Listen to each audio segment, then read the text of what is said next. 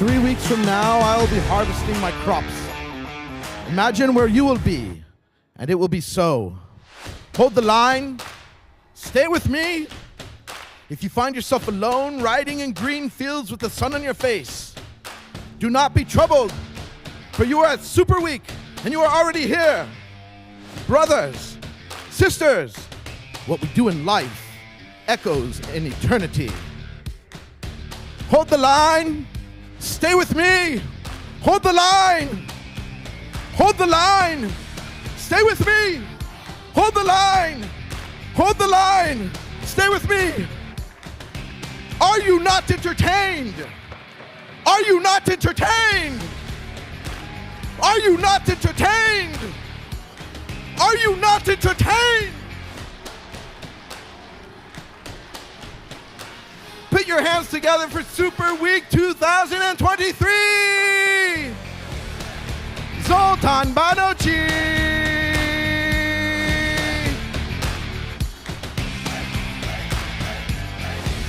Yeah, that was it. That's all I got. Awesome. Okay. Now, where are we going? We're going to have Julius. You too? And Maria.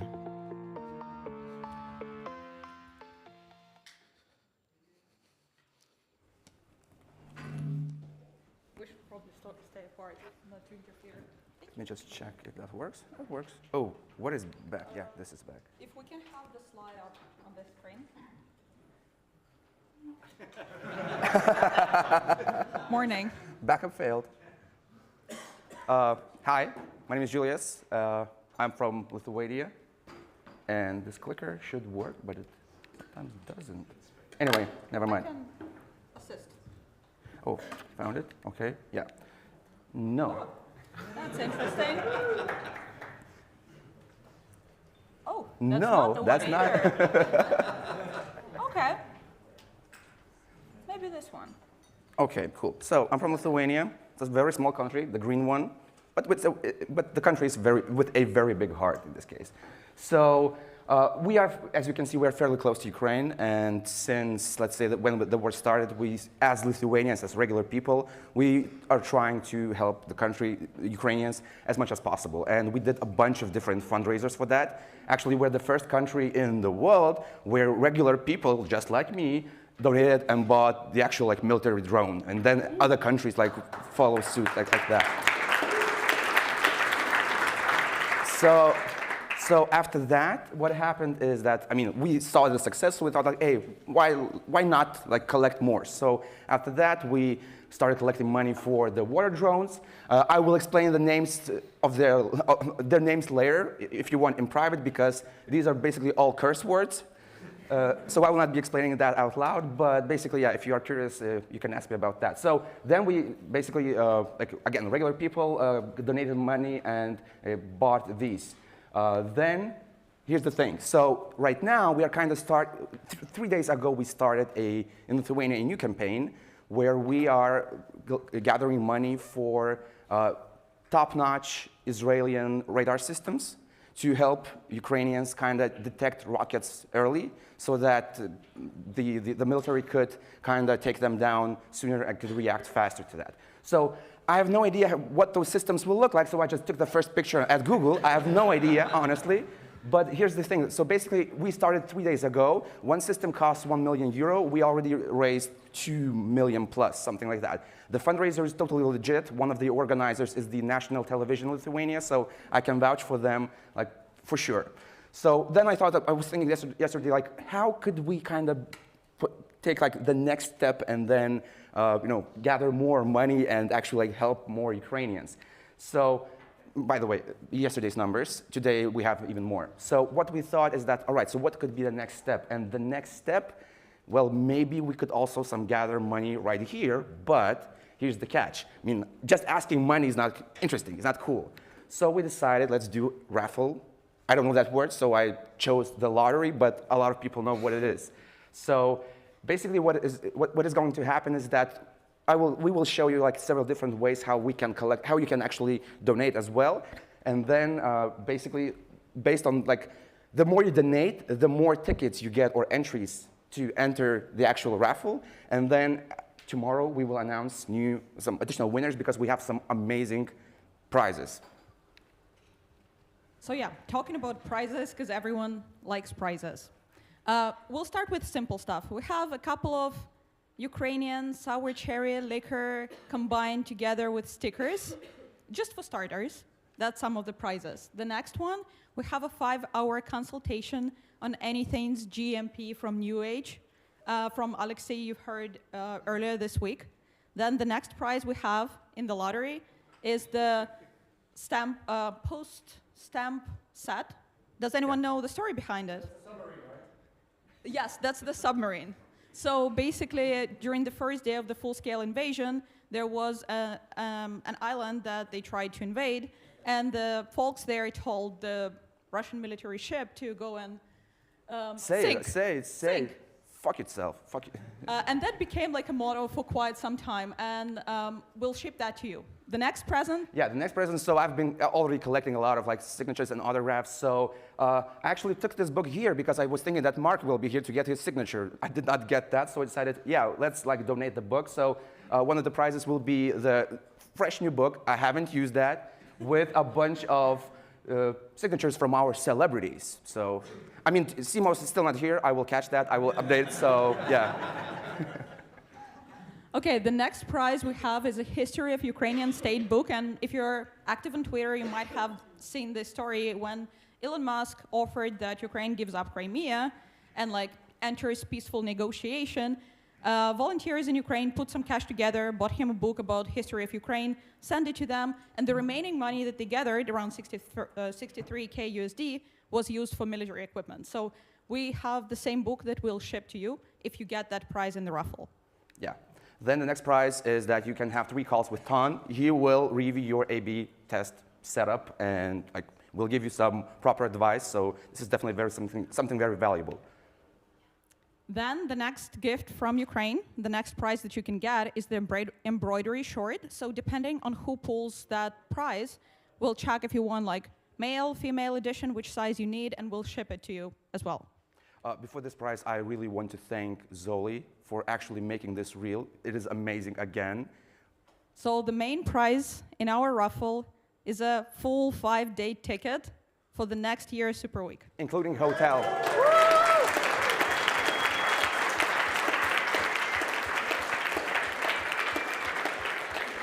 This includes hotel as well, not just ticket. Yeah, so thank you everyone who contributed to the prizes. And now I know like everyone wants the sour cherry liquor. Not really, everyone wants the ticket, I get it. So how to get the ticket for the next year's Super Week through raffle? Get raffle ticket. One ticket is 20 euros, $20, same thing. The more tickets you get, I mean, almost same thing, right? The more tickets you get, the higher chances to win a prize. We have options to pay through PayPal, Revolut, Cash, IBAN. Like, just, approach us and we'll find a way to help you make that donation. Yeah, because basically, let me just rephrase it. So the PayPal, Revolut, and IBAN, these will be like the official payment methods of the actual fundraiser. So these are not my PayPal. But if you have, for example, cash, just talk to me. I will be your proxy. Basically, give me cash, then I make the donation from my own account. So there's no problem in that. Or if you have... Will this work? Let's talk to Matt about it. If he sponsors. Keep your ticket receipts. We'll draw the winners tomorrow right before the punch card. So yeah, tomorrow at 5:30 we'll know who's getting the ticket. So you can take now your phone, scan the code. The code basically will open you the official website. It's not that user-friendly, so there might be some issues. But if you have some issues, contact me, I will help. But basically, this will open the website with various payment methods. If you are using PayPal, just send it to that address. This is the official PayPal account of the fundraiser. And if you have cash, contact me. We'll do the rest. And then find me. Accept cookies so that we can retarget you throughout the day. And then find me later, show the receipt, and I'll get you the raffle tickets. Yeah, basically, you show us the proof that you donated, you get the tickets. And with that, thank you. And let's do this. Let's do it.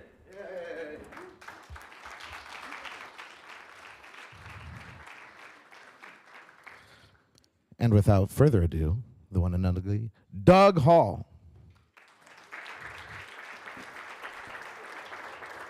Want to fill in while I just... Let's try that again. Ladies and gentlemen, the one and only Doug Hall! Right. I'll just get into it. There we go, we're in. Woohoo! Normally I can't type while you watch, so it's good. So morning. Morning. Well, a pleasure to be here. I'm absolutely humbled to follow that, humbled to be here and grateful to be here with all of you. What a fantastic group to be a part of. So I'm Doug. I'm VP of DSD for EMEA, and that letter salad means that I've been around the industry a very long time. So I get to choose my own hairstyle and my own shirts. So it's me, that's where I'm at. A very much wiser person than me said previously, if you don't have data, you're just another person with an opinion. Now I'd say that if you do have data, you're still just another person with an opinion, to be frank, because unless you are using that data and it's active in your decision making, the sole purpose of that data is for reporting. And I'll explain why I detest that phrase. So over here, this is quite typical. We'll have what's tracked, typically. Even the word tracking I absolutely detest. Over here is what's actually useful, the data that is available, that is actually good, aligned with strategy, is relevant to KPIs and goals. Typically, that intersection, it's in the middle, very much like a Venn diagram that Steen put up yesterday in terms of what we believe in and what we measure. Because over here we have this horrible phrase, data for reporting. It doesn't actually have any value, it doesn't have purpose. The data that has purpose, we so often miss that data. We want to find that bit in the middle because data for reporting. Instant cat meme makes us very sad. How do you find data? How do you find that situation? How do you recognize the situation when it's data for reporting? Because someone will enthusiastically say, yay, we've got insights, and you could do this, or you should do that, or we recommend, we would suggest. That could, would, should. Another meme. They're so weak, they're so flimsy as phrases. You need to take action with the data. Taking action, you take action with data, good for you. That's nice, that's excellent. But if your data's rubbish, then taking that action is going to be no good. So we need to today discuss how do we fact check the data? How do we establish that the data is actually factual? How do we establish that we are using those facts and we are actually acting on them? There's a very, very consistent theme going all the way through this week, and it's having purpose and it's acting on the data. So the first example I'm going to give is how it's part of our data foundations, it's how we take control of the data. This is the first thing that we should be doing. So for the last 15 or so years, I've had type 2 diabetes, and that means inevitably that I have to test my blood sugar level, make sure I'm not going low, I'm going to fall over, make sure I'm not going high, I'm causing long-term damage. So I have a little machine, a little finger prick, it's no big deal, it's not a big deal at all, but it gives me a data set. And talking to the medical professionals, they say, why are you testing so often? Why are you getting all these numbers? It's my job, it's what I do, I'm a nerd, it's inevitable. So it will come as a surprise to many of you that I'm actually not an elite athlete, but I still go too far. By taking control of my own medical data, I verify it, I validate it. I understand that if I feel low or feel high, I can get the number and say, yes, I can use this to be a healthier person. So taking action, taking data. And what I'm talking about there is calibrating the data. If I feel low or feel high, I have a number that means, yeah, this number has a grounding in reality and I understand this. So how do you calibrate data? What is the typical question? This guy, he's a nutritionist, Dr. Michael Greger, written a book called How Not to Die. It's good advice. He's got an interesting style. I should have said right at the very start, I will be releasing all of these slides, okay, straight after the presentation. So if you do want to take a picture, because it's got me in it, that's absolutely fine. I'll take the compliment. But Michael Greger has this really cool style, really annoying style, to be honest, where he'll say, well, people will say, is such a thing healthy? Is bacon healthy? And he'll say, compared to what? Compared to blueberries? No. You know, it's better that bacon remains alive as a pig. So, you know, is my data good? Well, compared to what? That's the question. We want to find some foundation that we can establish truthiness. And what I recommend you guys do, if you're like a lot of people, a lot of clients, a lot of agencies right now, we're going to be looking at a GA4 migration. The best thing you could do is to run your GA360 and your GA4 in parallel and use this great tool. Have we got these guys in the room? Okay, Krista, you in the room? Yeah, stand up. At least one half. Yes, yes. You should use this GA4 migration monitoring dashboard to establish how the data is different. Why is the data different? It will be different, but how and why, that's part of the calibration. We're not saying we expect exact same numbers. We want to learn how these numbers are different and be able to explain how these numbers are different. And if you are, like many people, you say, I've got so much data, how can I possibly calibrate everything? It's not an excuse. This is a typical output from one of our machine learning models. This was used to determine whether or not a customer was likely to convert, likely to sign up and purchase a replacement windscreen on the car. And the type of damage was very, very influential in terms of the propensity for someone to sign up. That one piece of data, type of damage, as soon as we understand that, then we can start to prioritize whether or not someone is likely to sign up. If it's a windscreen, if you've got a great big spider web of broken glass, you're going to need to change the glass. You're going to need to get a repair. It's obvious. If you've just curbed your alloys and you're a bit annoyed, then it's not a big deal. Move on. But that one piece of data, amongst all the others, means that we can actually prioritize which of these pieces of data are actually important, which ones do need to be representation of reality, which ones are useful. And it's often a symptom of drowning in the data, is that you've got so many data points that are exactly the same. Don't keep asking the same question of the data. Once you've established an answer, then you can use that in multiple circumstances. So, do you really need all of it? How many people have seen that situation where you've got 6 different floodlights or six different events that are used by different agencies, but actually relate to the same thing? Yeah? So many people say, no, I don't have that. Yes, it is a reality. The thing is, you don't know that it's a reality. It's something that does need to be addressed and does need to be fixed. So if you have this kind of situation where someone says, I need to have a tag fire in a particular circumstance, so you've got the conditions.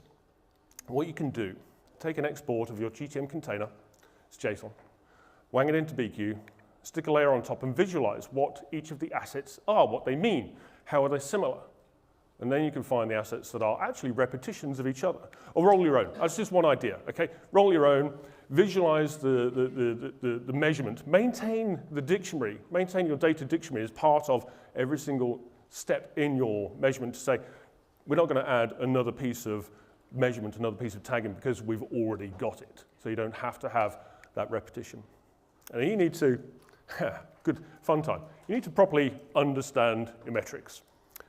So what I'd like you all to do, if you can, and if you want to, stand up.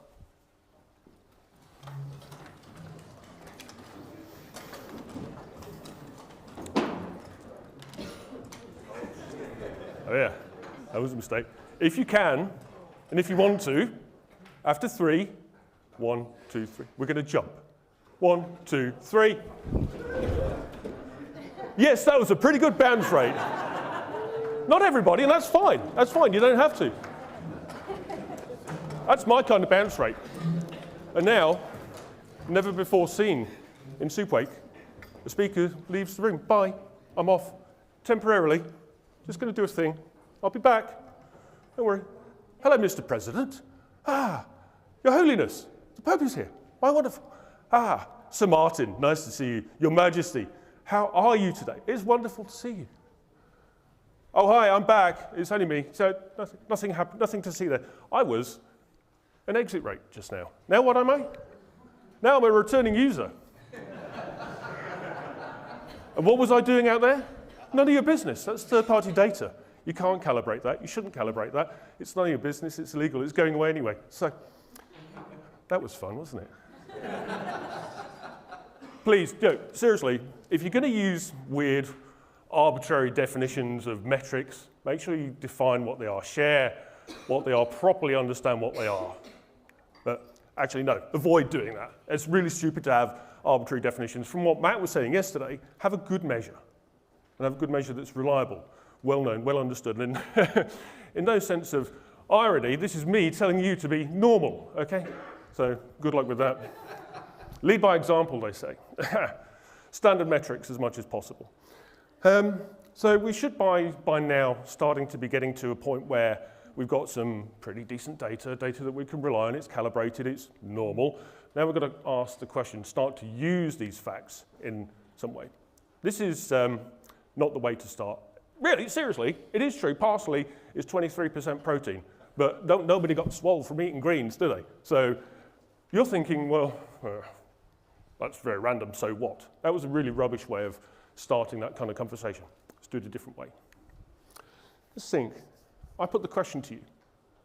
Picture in your mind, as a proportion of the size of the UK, what does 8 million hectares look like? Roughly speaking, if you're thinking it's about a third of the UK, you bang on, yeah.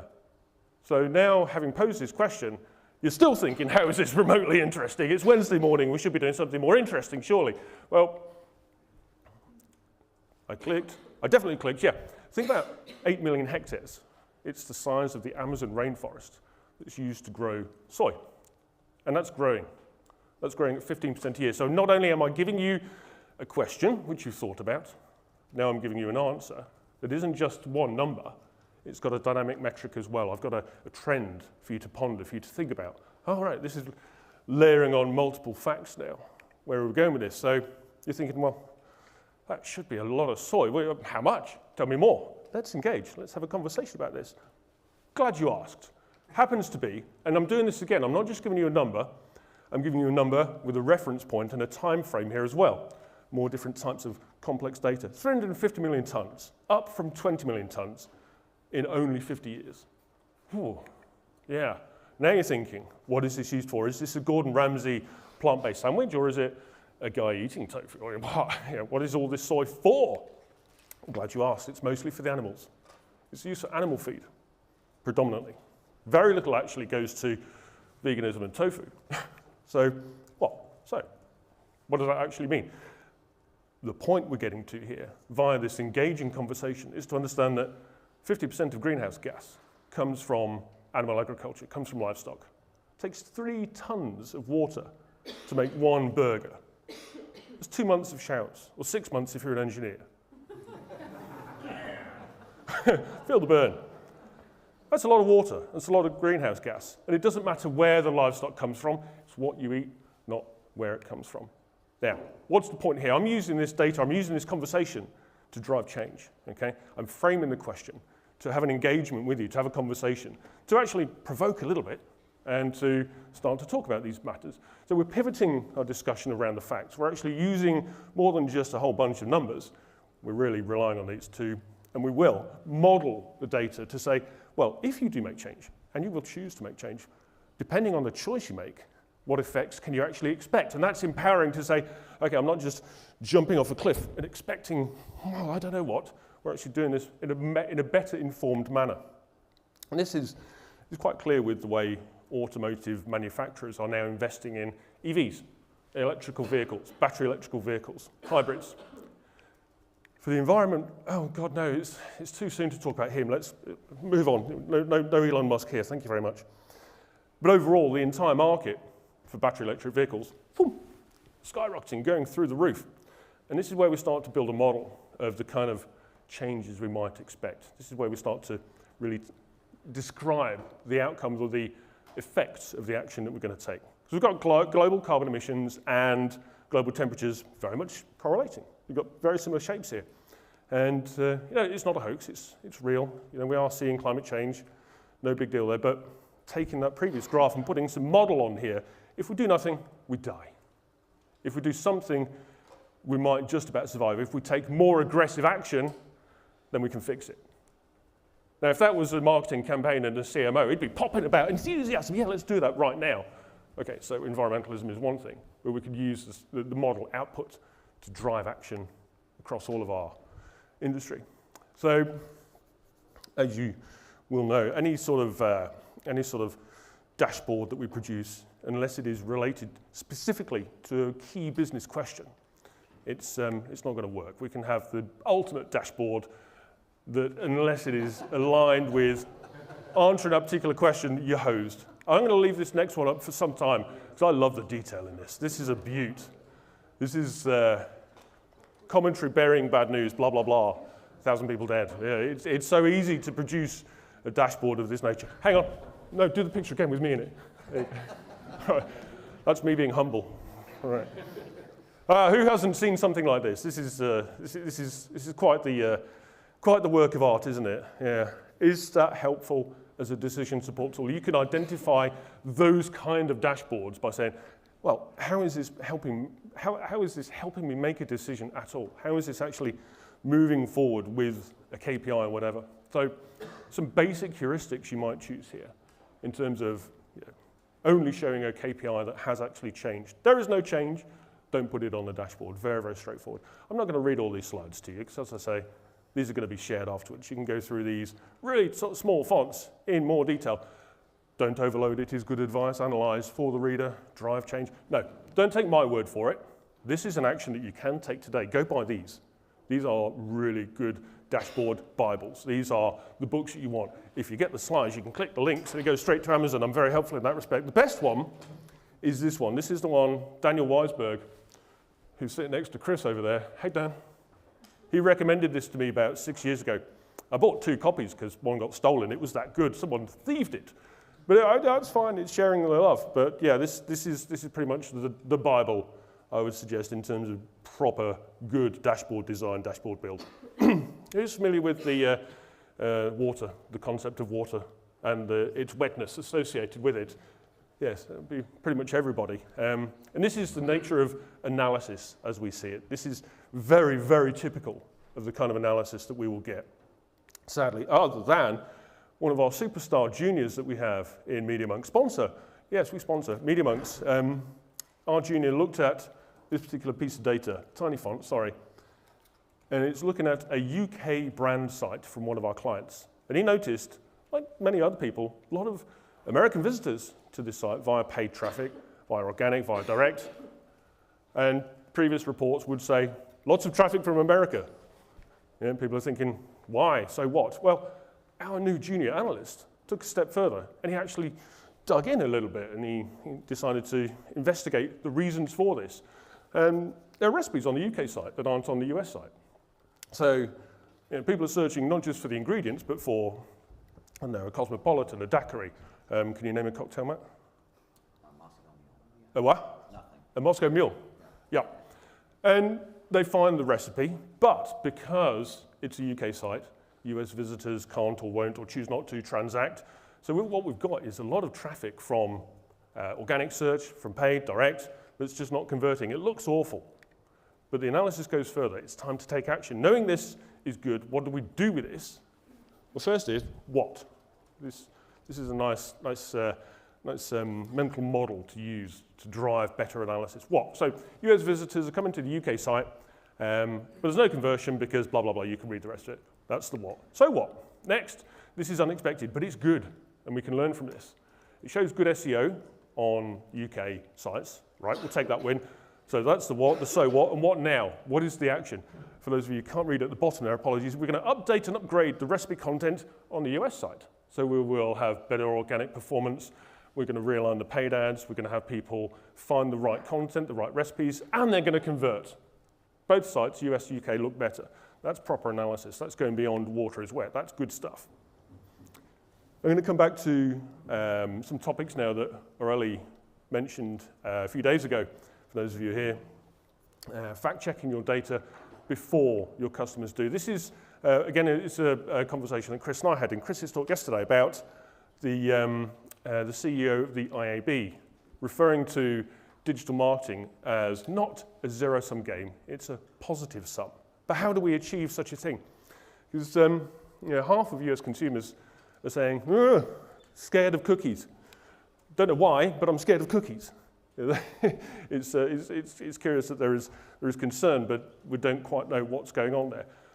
Another piece of research by Google, they found that about 3/4 of consumers are saying, basically, they expect you to lose their data or misuse their data.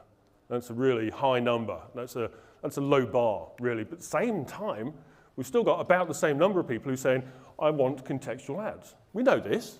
Yes, we should be able to deliver this, but we've got this kind of conflict. We've got a need for being data-driven, because we're going to get efficiency gains, and we need efficiency this year, especially, more than anything. But as well as being data-driven, we need to get trust from our users, from our consumers, because that then is going to enable us to maximize our observable data, which enables us to be data-driven, da-da-da-da-da. You see how it's a cyclical thing. At the minute, with a zero-sum game, there is a disconnect here. It's broken. If we treat it as a positive-sum game and do something to address this, then there's benefits for everybody. Okay. So we talk about first-class, first-party data, privacy first. And Google research is showing that a positive privacy experience rewards. We've got increase of brand preference by 43%. We're actually quantifying the effects of being good or bad now. This is really powerful stuff. But a negative privacy experience, that's almost as bad as having a data breach. What does a good privacy experience or a bad privacy experience actually mean? Well, we want to build trust here. If the users don't trust you, there's a lot of people who are going to just walk away. But if you're spammy, if you're repeatedly emailing somebody without really explaining what the value is of the email, that's a negative privacy experience. If you're lacking authenticity, if you're obfuscating, if you're hiding what you're doing with the data, if you're not fully open, honest, and transparent, that's a negative privacy experience, and that can be extremely harmful. And this survey, I'll link to, this is linked in this deck. This piece of research is fantastic. It actually quantifies the reasons for doing good things with privacy. It quantifies the effects of taking an approach to a positive sum game, not a zero sum game. It really does go a long way to convincing skeptics that this is worthwhile doing, okay? Because there's a number, big number, 70% of people will transact with you, will engage with you, will buy your services if you're honest about what you're doing with the data. It's a much higher preference of consumers who want to have honest consumers, honest sites, honest businesses. Really, really compelling number, big number there. Because here's the upside, okay? When it is treated as a positive sum game, you've got a lot of people who say, yeah, I'm happy to share my data because you're going to give me something back. That feeling of reciprocity. You're going to give me something back. When you do it, when you do personalization, you win big. You win very big. You get an increase in likelihood to purchase, to repurchase, and to recommend purchasing as well. It's really powerful stuff. It's really quite compelling. That's the positive sum game. That's everybody getting value. We can only do this, though, if we have that really deep empathy for what our users need and respect for their privacy at the same time. We can do both. Yeah. It's the future of marketing, approaching it as a win-win exchange rather than tricking someone, tracking something, tracking someone. So any good deck, any good talk, I'm going to tell you what I'm going to tell you. Then I'll tell you stuff, and now I'm going to tell you what I just told you, if you're with me. Okay. What is fact-checking all about? Verifying your data, being certain you understand what the data means, and being absolutely certain, as far as you can, that it is a true reflection of reality. It's a good model, it's a good measure, so you're calibrated. Prioritize which points of data really matter. Understand what is driving value for you and your customers, what's really important for them. Then applying that governance, something else that we've talked about. Julian mentioned in the very first speech this week about governance, very strong play. So we're talking about deduping our data using DCCO, data collection, cleansing, and organization. Once we have our data in a good position, then we can start to frame our questions, really ask the right questions to promote action, analyze, or visualize to facilitate action, and then don't just report, analyze to guide action, taking action with our what, so what now mental model. We can do good things there. Because the data shows that failure to do this is expensive and it's driving inefficiency, and we can't afford that at all. get it right, and the rewards are big, for not just for us, not just for our clients, but for consumers as well, because we think not anti-business, we think very much pro-consumer. That's how we're going to establish a positive-sum game, positive-sum mindset. Thanks. Hooray! Yay! Dark Hole!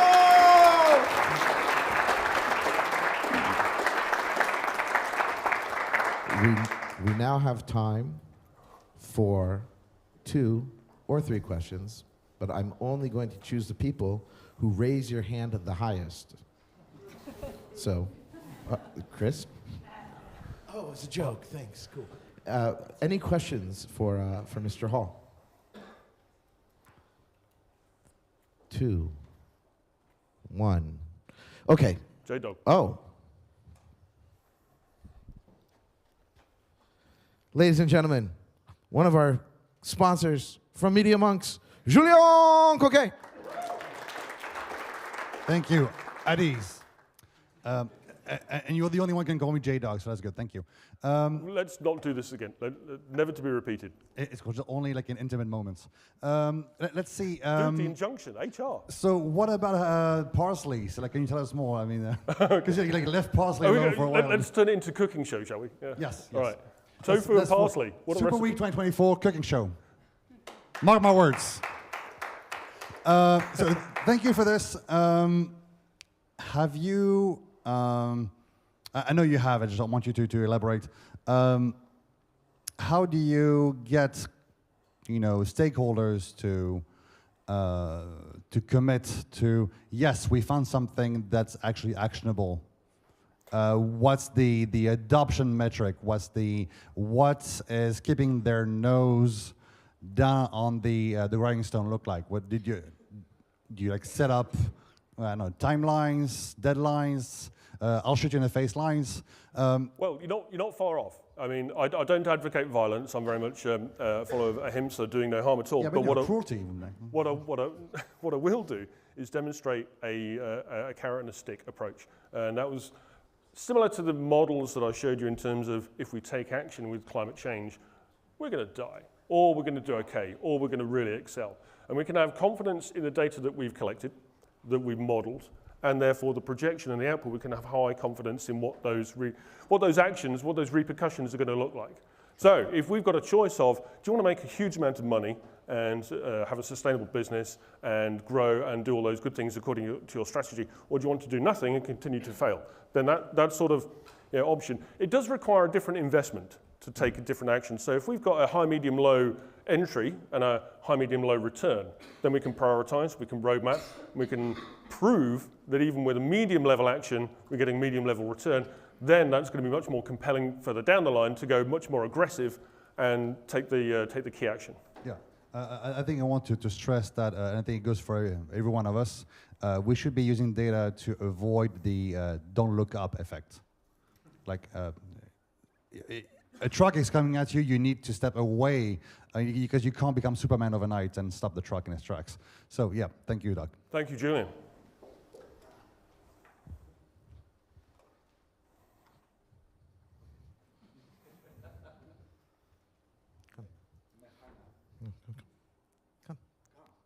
Because. Ladies and gentlemen, Robert. Give the guy a break, right? That's exactly what I'm going to do. Jump? Have to jump? No, but I'm up here. Thanks. I just wanted to thank you, Doug, for. Thanks. Thank you for the great presentation. You were standing left and right the proper way, and I'm great. So it's fine. That was about 2,000 steps. Okay, Yeah. great. Perfect. I just wanted to expand on this. You were talking about how to use the data to, I don't know, explain the outcomes to the clients and so on. Yeah. How do you have some tips, or how do you learn from the client side? Because they usually know their job better than us, of course. Always the case. They Always do. the case. And they know some metrics that take care of. Some of them are rubbish, some of them are not. What's the process of getting the knowledge from the client? Well, as far as we can, we're always going to use our power of empathy to relate to our customers. In the same way, we're going to use our empathy powers to relate to our clients as well. So that we can say, okay, we need to, well, we're not going to be able to understand the business at the same level. You've said that, I completely agree. But what can we actually grasp? What can we jointly relate to? There's got to be something that we're going to connect with the client in some way, in some point of strategy. They're going to be talking numbers, we're going to be talking numbers. So any overlap in terms of intent and understanding, really lean on that and use that to help you better understand further what is going to drive the client, what is going to move forward. So the more they see that you are giving a shit, having an empathetic moment, the more they're going to go, right, I need to tell you more. And you start that positive cycle. That's going to lead to good conversations that are relevant, they're going to take action, and they're going to deliver results. Does it involve the booze or drinking moments with them, or just proper Honest empathy? answer, Say more. it depends. It depends. Yeah, Great. yeah. Thank you, thank you, thank you. Thanks, man. And for our final question of the first presentation of the morning, the one and only founder of MeasureCamp, Poida and Neil. G'day, mate. Thanks. Hello, mate. G'day. How's it going? Good talk, as always. And Thanks, it's always sir. great getting the reminder, too, that most data is irrelevant. If it's not being actioned, it's a waste of time to a degree. Yeah, yeah. Don't waste your clients' time, money. Don't waste your their customers' time, money. Yeah, stay on track. Yeah. The dashboards part I found interesting, and it's challenging in a lot of ways. It is. It is. You know, people invest a lot in a dashboard, and we need more. We need to show here. We need to. We need to gather more data. These are all red flags. You know, unless they are helping you make a decision better, faster, with more clarity, then is that dashboard really? I think Marie Kondo in terms of dashboarding, less can often be more. Yeah, and I think you're saying how don't include metrics, which actually didn't change at all. Indeed. Include your commentary, and I feel like that going actually that then is no longer a dashboard. It's almost specific analysis, real analysis. Do the rudimentary analysis for the client. Be really clear in terms of what direction they're thinking needs to go in order to help make that decision.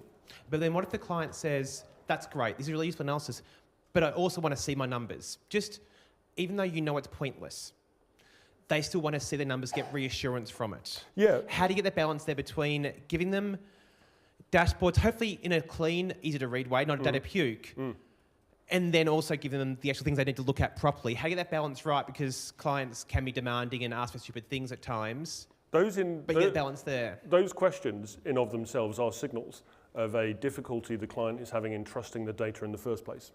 Now, I had this conversation with other monks during the week, and it's a question of addressing data provenance. So if your client knows whence the data came, they're going to trust the modeling, they're going to trust the forecast, they'll trust the prediction, and then go, yeah, okay, I understand where that came from, I know the model, it's been verified, it's performed well in the past, we don't have to see the underlying raw numbers. You're not going to understand them anyway, are you?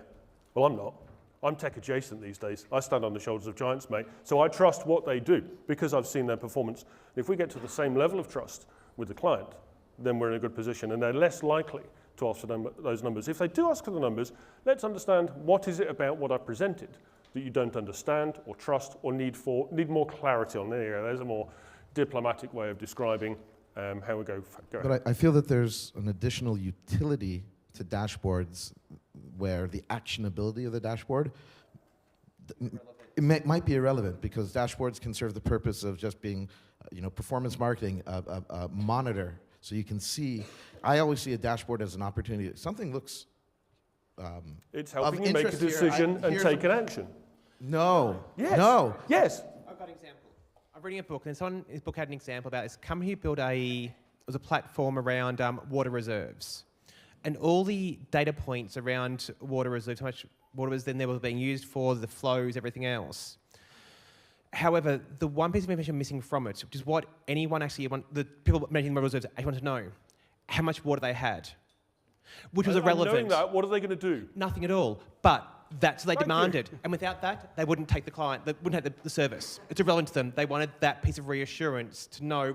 What they actually want to know is when the water reaches a certain level, down or up, then they're going to take action. If it's in between, you don't have to take that action, you can take a different action. But the dashboard, which is spending its more time doing the purpose of monitoring, lets you see something, oh, crap, this is something that's below the level. I should do something. But the utility of the dashboard in its nature doesn't necessarily need to drive action if nothing's wrong. Okay, nothing's wrong here. Good, I check that off. That's not an action. If I've got a system that is doing that checking for me, I can spend my time better elsewhere doing more important things, more useful things.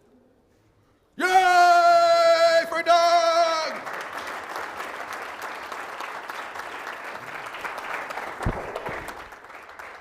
Okay, let's have some I'm done.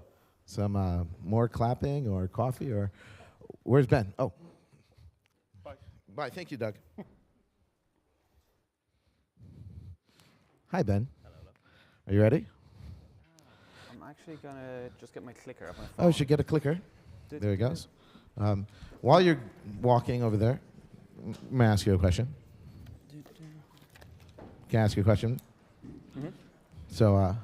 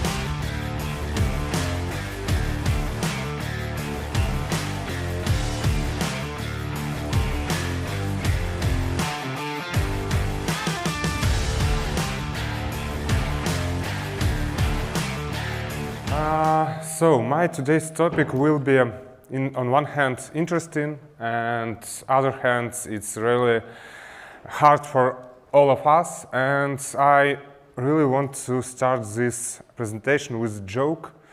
But when I saw the news from today's news, as you maybe hear, maybe not, in Kharkiv we have missile attack and one woman dead today.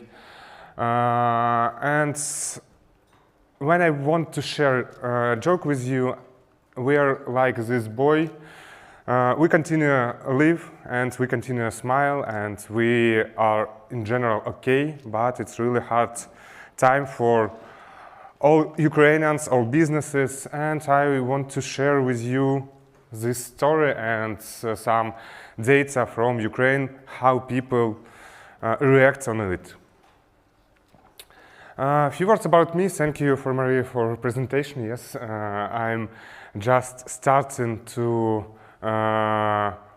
work in digital. It's almost 13 years. I have a lot of experience, and main experience is work with the biggest worldwide brands and internal clients in Ukraine, biggest e-commerce projects, and not only e-commerce. I want to mention on this slide that I'm a father of 3. I had been in Ukraine almost 7 months from full-scale invasion, and in end of the August we decided with my wife that we will move from Ukraine for temporary. I mentioned it here because you will understand in presentation why it's necessary. I want to start my story about our agency. It's not about promotion. I just want to share our story through this hard year. Previously in 2021, we present us as we are great specialists. We are best on the fields. We certified Google Marketing certified agency. We worked with the biggest clients, and our focus were to help in-house team who already worked in these clients get more data and use this data faster and it's how we present ourselves in 2021. In the end of this presentation, I will share what's changed in our lives and what changed in agency. I will share with you a lot of data, and I want to notify that all this data, it's really hard to find them for this year because, as you can imagine, in wartime, government couldn't share the real numbers. The researchers miss all their panelists, so all data is not, how to say, it's not real, and we need to estimate it. So here we use a lot of data, and our experience help us to answer the main questions that we had from market, from fields. I want to say that this research, this part of research that I will share with you, we did every year, we do every year, and for previous year, task was to answer for our clients where is their audience and how they can get it with new tools, and it was for promotion our agency to our clients. But this year were very it was different because at first we want to answer to to ourselves what's happened with audience, how much we still have in Ukraine, and what's happened. And we have first version of this research in start of summer. It was approximately in June, and maybe every 1 month or 2 months we update this data, and definitely I prepare new data for you. So let's go. I want to start when we will talking about audience in Ukraine. I want to start not from previous year. I want to start when the war was started. It was in 2014. Maybe you know we have revolution in end of 2013, and our ex-president ran to Russia, and a lot of things stay in Ukraine. So our government were very weakness and tried to manage what our ex-president did. So Russian used this time and occupied part of our territory. Before this, we have almost more than 45 million general population. And if talk about digital audience, these numbers from researchers, so we have ages group from 14 to 70, we had almost 70 million people. And if you can see about percent of penetration, internet penetration, it's not a big, and in that year for 2014, it was a really small number figure if compared with the European country, but what we had. In 2014, Russia occupied 10% of our territory, and in that time, about 3 million people stayed on occupied territory. And we have natural loss. So for 8 years before full-scale invasion, we had about 41 million general population. Yes, definitely we round up it for bigger numbers, as you can understand, as we love our country. We don't have real numbers because the last national series were in 2001 year. So what we have? About 41 millions in start of previous year. The internet entrance grew for numbers that are equal in European countries, and we had almost 25 million people in age from 14 to 70, if we will count the children, I'm sure it will be more than 13 millions. I will not show you in this slide what we have right now. It will be in next 7 slides. And when we sit and try to understand what happened, we decide to divide all what's happened in Ukraine for previous year to 3 parts. It's immigration, it's internally displaced person, because it's really influenced to habits what we use in Ukraine, and occupation. Let's start from the occupation. I'm really happy to update this slide every time.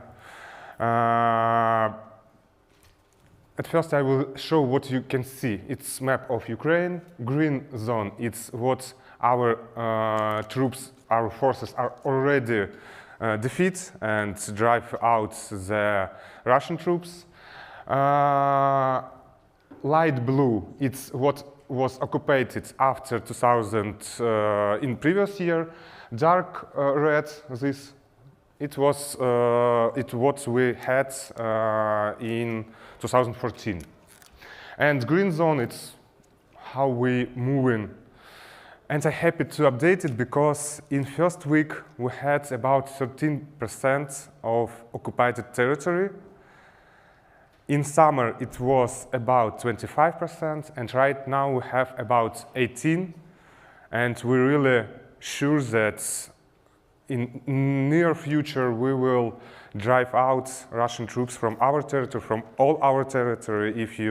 I will not recognize the numbers, but our president says the numbers of meters that we have.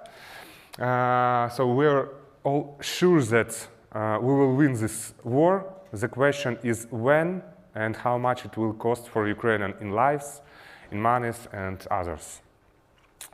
And so for now we have about 4 million people who stayed on occupation territory. It's big numbers.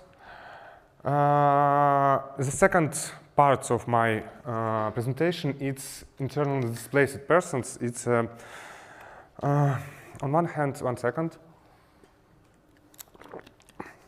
It's a huge problem. It's a huge numbers, and here I give 2 numbers.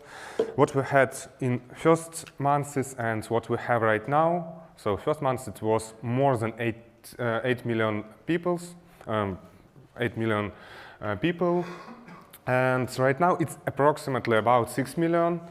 And what I want to mention here, it's only that officially registered,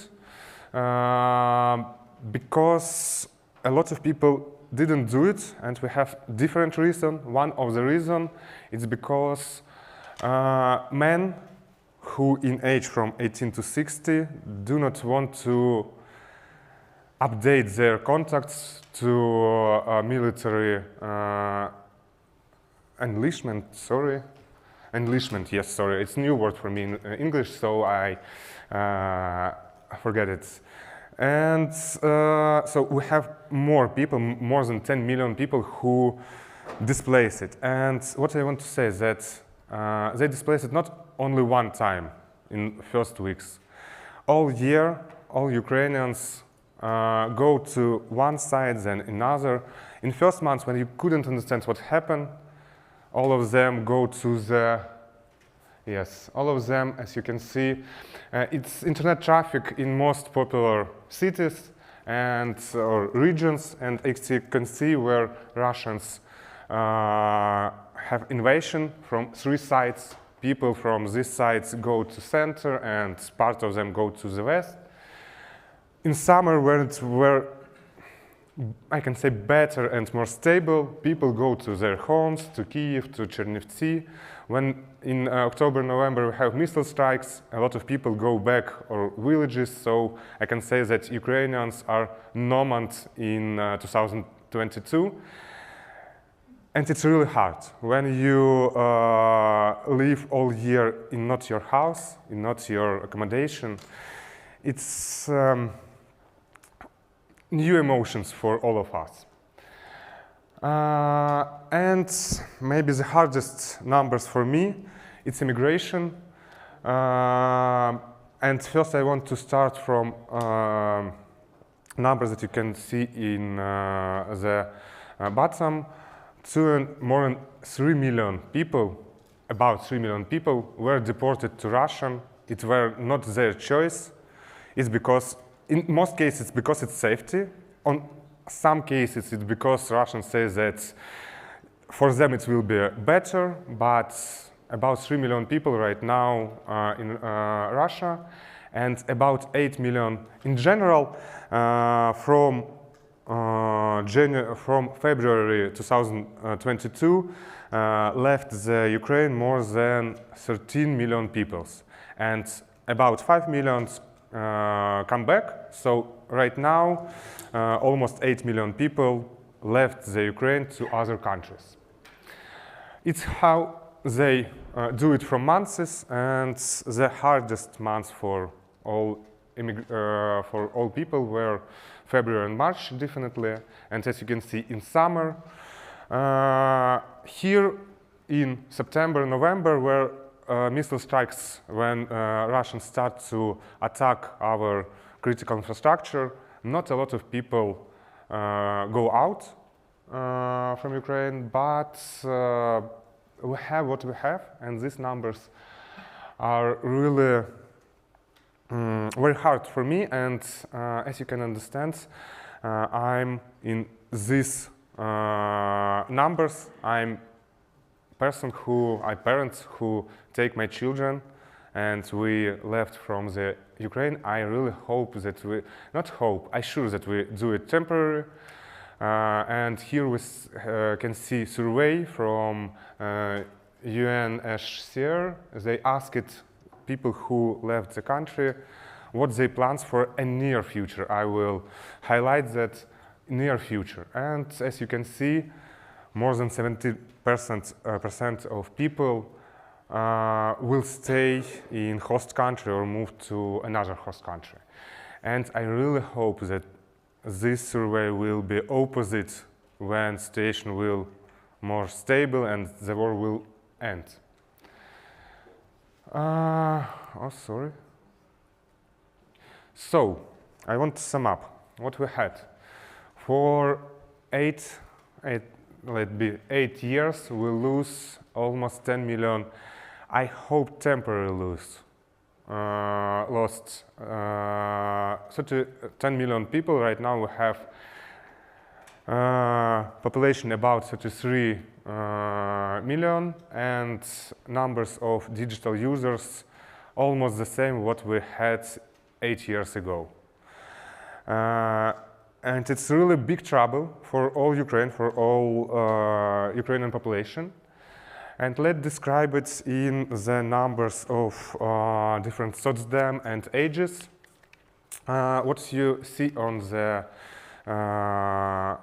this table, we have two lines, dark blue and light blue, and it said what we had on start of previous year and what we had on the end of previous year. It's general population, it's not about internet users. Sorry, I couldn't find about internet users because all panelists,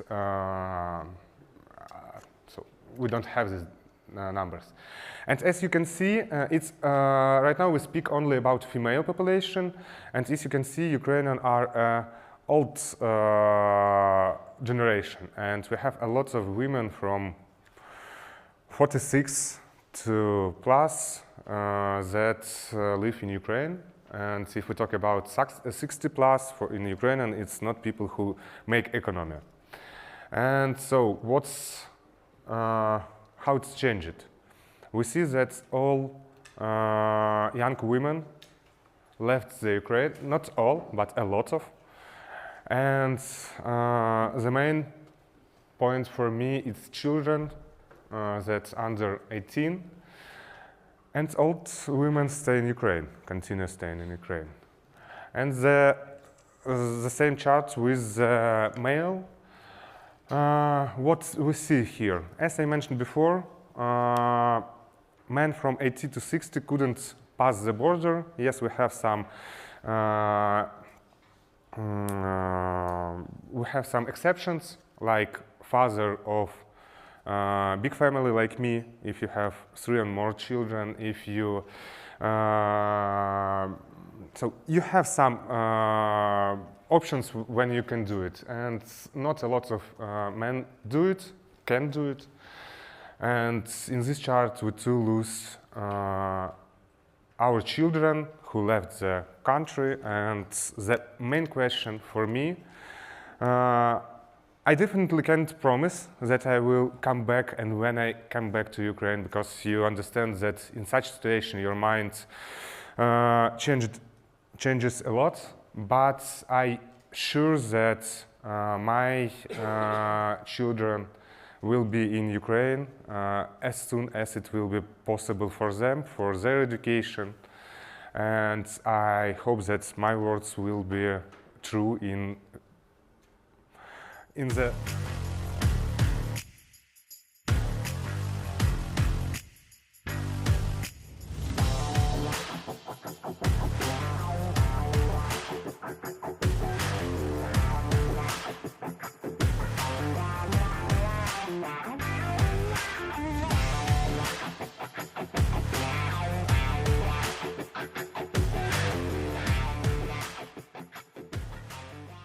Hi, my name is Dronkers. Welcome to the Superweek live stream.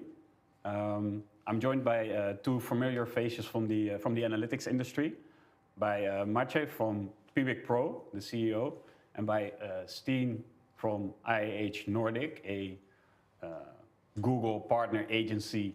So you can kind of guess where this session is going, but let's start off with, you both spoke already at this conference. We're at day 3. How has Superweek been so far? Let's start with you. Yeah, I mean, thanks for having me. It's actually first Superweek for me, and I know it will be great, but it exceeded my all expectations so far, and very high level of speakers and networking. So great to be here. Great, Steen, you've been quite some time. This is actually my 9th Superweek. So I knew what was coming, but it's still kind of one of the highlights of the year. Is the combination of the quality of the speakers and the networking and being stuck on a mountain. Yeah, it's my first Superweek, and I'm blown away. So can't wait for the next couple of days. So I got you 2 in this room together because a lot of people are wondering right now, what do we need to do with our analytics implementation? There's a lot of unrest in the market. I started a podcast about the topic, that says enough. What is the future of analytics? What are the choices you have to make from a technology point of view? So that's the topic I want to dive into with you 2. Obviously, you both have a horse in this race, so to say, right? You are on the Google side of things, so Google Analytics 4 is an obvious thing for you to pick. And you are the CEO, founder of PIWIK Pro, which is a competitor. Let's start with you. What do you see as the main advantage for people to pick PIWIK Pro right now? So I think the first big advantage is for all analysts and marketers that were used to universal analytics. Actually, PIWIK Pro is much closer to Universal Analytics than Google Analytics 4 is to it. So that's the first thing. The other thing is the ease of use. So you set it up, and it's already set up with all the privacy by design settings, with consent manager, with tag manager. It's super easy to set up and have all the privacy controls. If you want to, for example, follow CNIL guidelines, it's like a single click, etc. And the third thing I would say is that we are open platform, so it's easy to integrate with whatever tools you have in your stack. It's easy to get raw data out in a very nice data schema that is normalized, so you have everything in one table. So yeah, I mean that's the things that actually our customers tell us the most. Yeah, and if you say open platform, do you mean open source? Or? No. So we started as a company providing the services for the open source, and that based on this learning, we created a proprietary platform But we still like on the openness and how to start.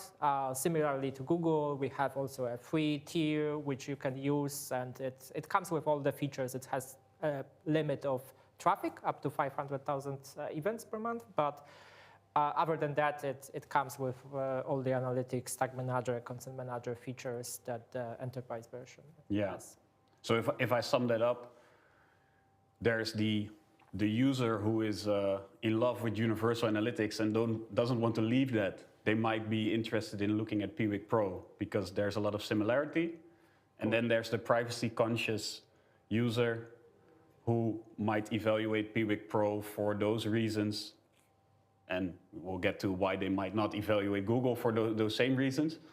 And the openness, it's not open source, but the data can follow in and follow. You should be able to. And it's like that it's not tied to a single ecosystem. Yeah. So you know that, like, I mean, you will probably talk about the advantages, but Google is tied very much to Google ecosystem, which is both advantage and for some disadvantage. Yeah. Well, let's move to that part. So, Steen. Yeah. So it is. So it's a trick question because I would say, like Maciej said, then. Well, it is a closed it's not a closed eco, but it's a big ecosystem where there's a lot of data out of the box. Yeah. But with that said, I actually see when people are in a situation when they're doing migration, it's actually a much more complicated question than just Google Analytics or PIWIK. In the sense, it's about the business. What type of business? Because I would recommend a lot of companies to move to PIWIK. Yeah. Saying for me, it's really about the ambition. Saying, are you willing to invest in data? So there's a lot of companies out there talking about they're data-driven. And I see, like Maciej also said, that there's a complication to going to Google Analytics 4. It's a lot of work, but it's kind of the next generation of tools. So if you're ambitious and you want to move forward with your analytics, I see that is what you get with the move to Google Analytics 4. It's kind of putting your money where your mouth is. So that would be one of my main drivers. Yeah. You are stuck in a crunch time saying if you're happy with what you have, and if you don't want to be more ambitious and take things to the next level, then maybe you shouldn't. Yeah. I like the point you made that Google is a closed ecosystem, but it is a big ecosystem. Yeah. So even though you're closed in it, then if you spend a lot of money on Google Ads and perhaps via the DoubleClick network, then yes, you are in the closed ecosystem, but there can be a lot of value extracted potentially from that ecosystem. Exactly. So that's kind of the value that GA4 adds in the integrations with activation through other systems, to BigQuery, being able to do machine learning, all the complicated next generation stuff that we've been talking about for a long time that is now much more available for everybody. Yeah. So let's address the elephant in the room, which is data privacy. Let's assume we're talking about a company based in the European Union, right? There's a lot of uncertainty for those companies with regards to using a tool that is originally based out of the United States because of the Schrems 2 ruling and potential future Schrems 3, 4, 5, whatever. How do you look at this issue, Steve? Well, what we hear from the DPAs, and of course we're closest to the Danish DPA, it's the message is really the same. It's Google Analytics is not illegal if it's set up correctly. So that's kind of, but it's the complication because with PIWIK you get it set up correctly out of the box. Yeah. With Google Analytics you have the risk of doing it wrong. Yeah. So that's the risk, but a lot of it is risk-based. And I do see that for all companies there will be functionalities and things you're interested in that will maybe be worth that risk. So I don't see Google Analytics going away. It's too big of an elephant, and the vacuum it would create there wouldn't probably be anybody to absorb it at the same level. So it's needed in the market, but it needs to be set up correctly. So that's kind of both my short-term and long-term thinking when it comes to this. It's a technical problem. It's not a legal problem. I would say that there are the guidelines. I'm more familiar with the CNIL guidelines in France. But if you set it up exactly to the guidelines, like you have to cut even like URLs, you have to cut all the information that lets you stitch it to sessions and so on.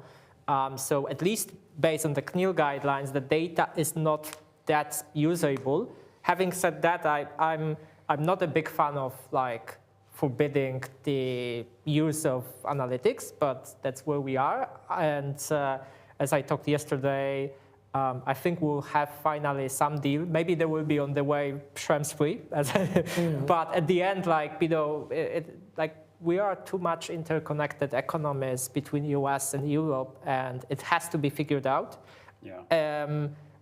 We cannot figure like just let it go as it is because it's currently the privacy laws aren't aligned in both continents. But in the end, I think something will work out in the years to come. The risk-based approach is a bit tricky because some DPA says that you cannot use risk-based assessment. So it is generating the risk, and we see customers, especially the larger from data-sensitive industries, but also other companies that just don't want to go into that and deal with that. So they want a company from Europe or with European hosting. We also did like some deals with European hosting providers so that we don't use, for example, American cloud providers.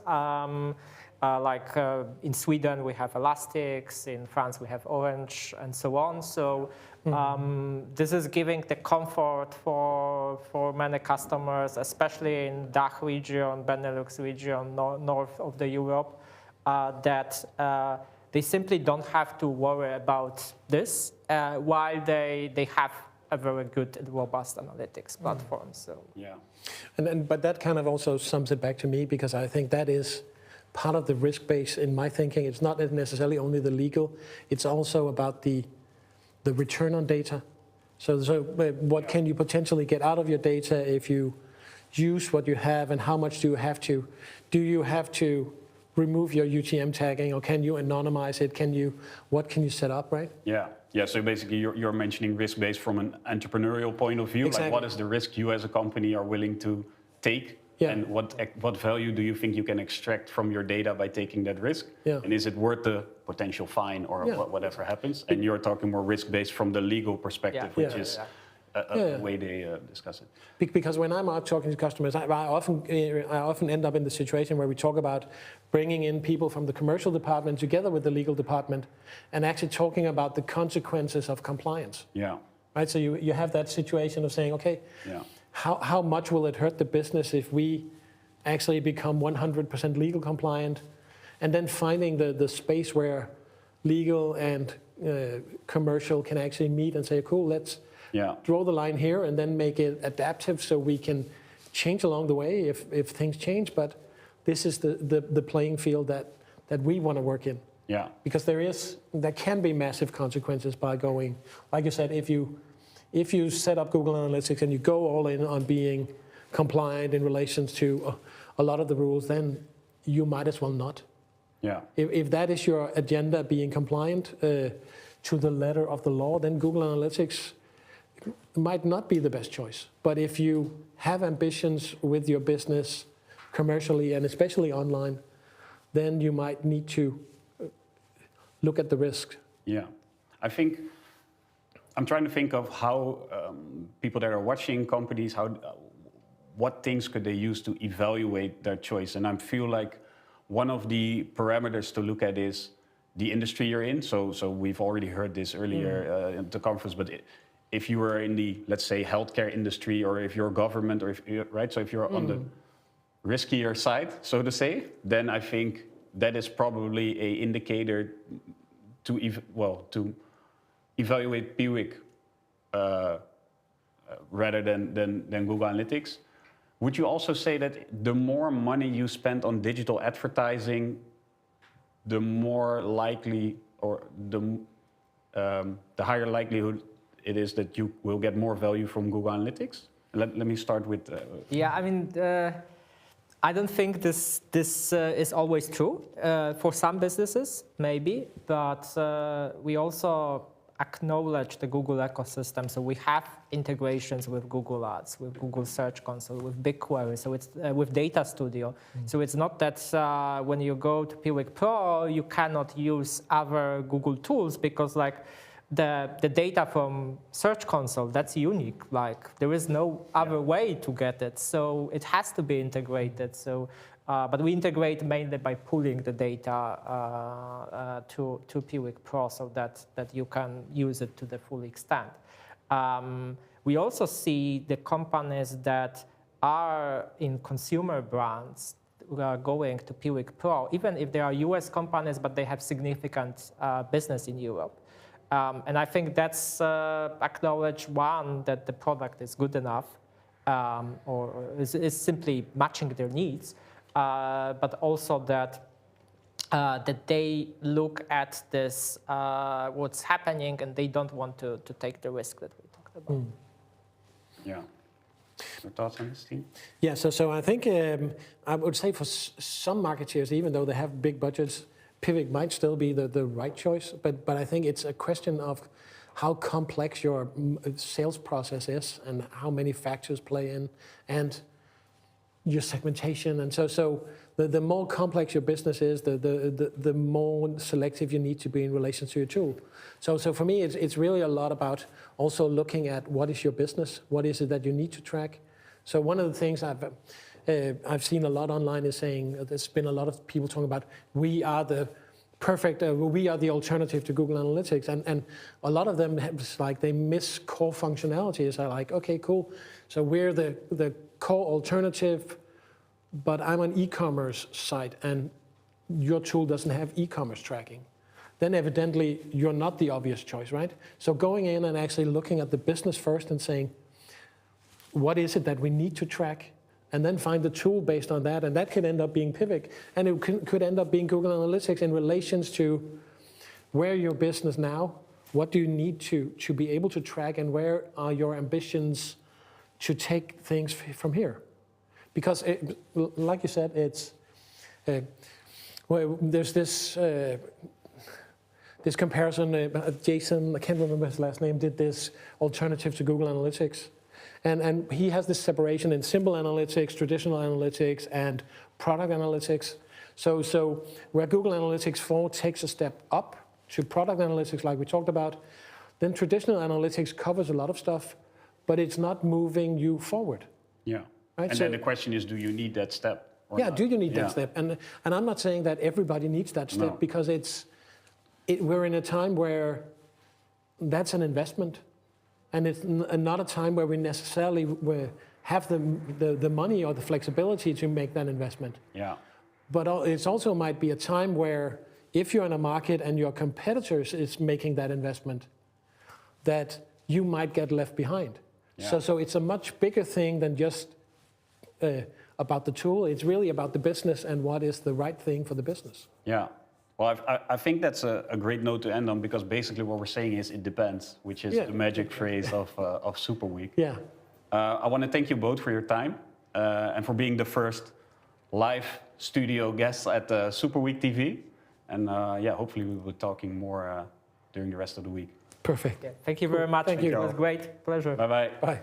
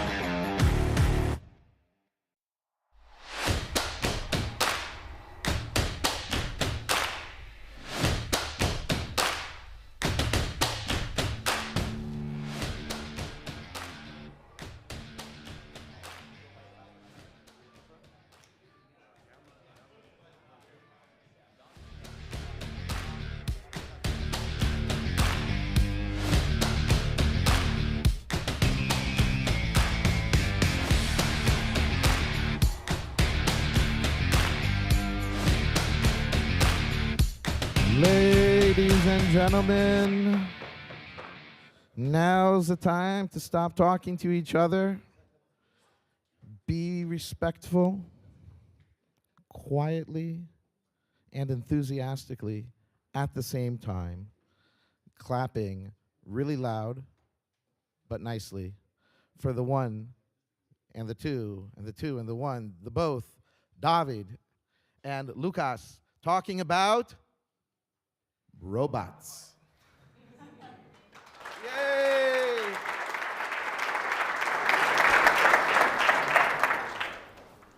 Thank you.